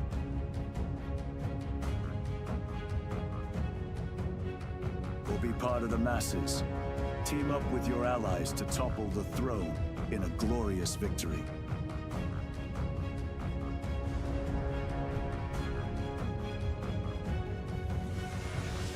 All Reason No Logic, hosting King of the Hill lobbies, most Sundays. Join our Discord to be part of the action.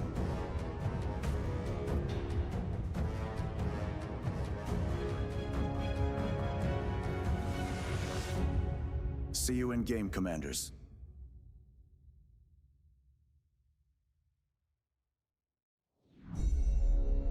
Beyond All Reason fans, welcome to King of the Hill by All Reason No Logic.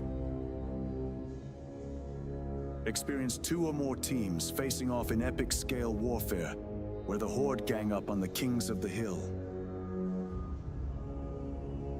Kings start off with an economic bonus.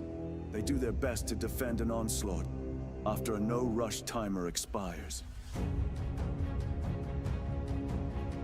Test out your micro and defend against multiple players in variations of this game mode.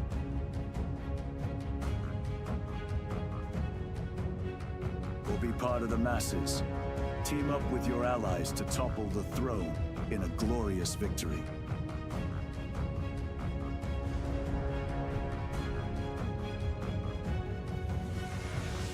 AllReasonNoLogic, hosting King of the Hill lobbies, most Sundays.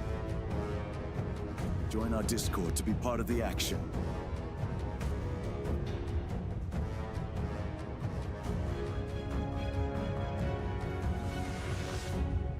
See you in game, Commanders.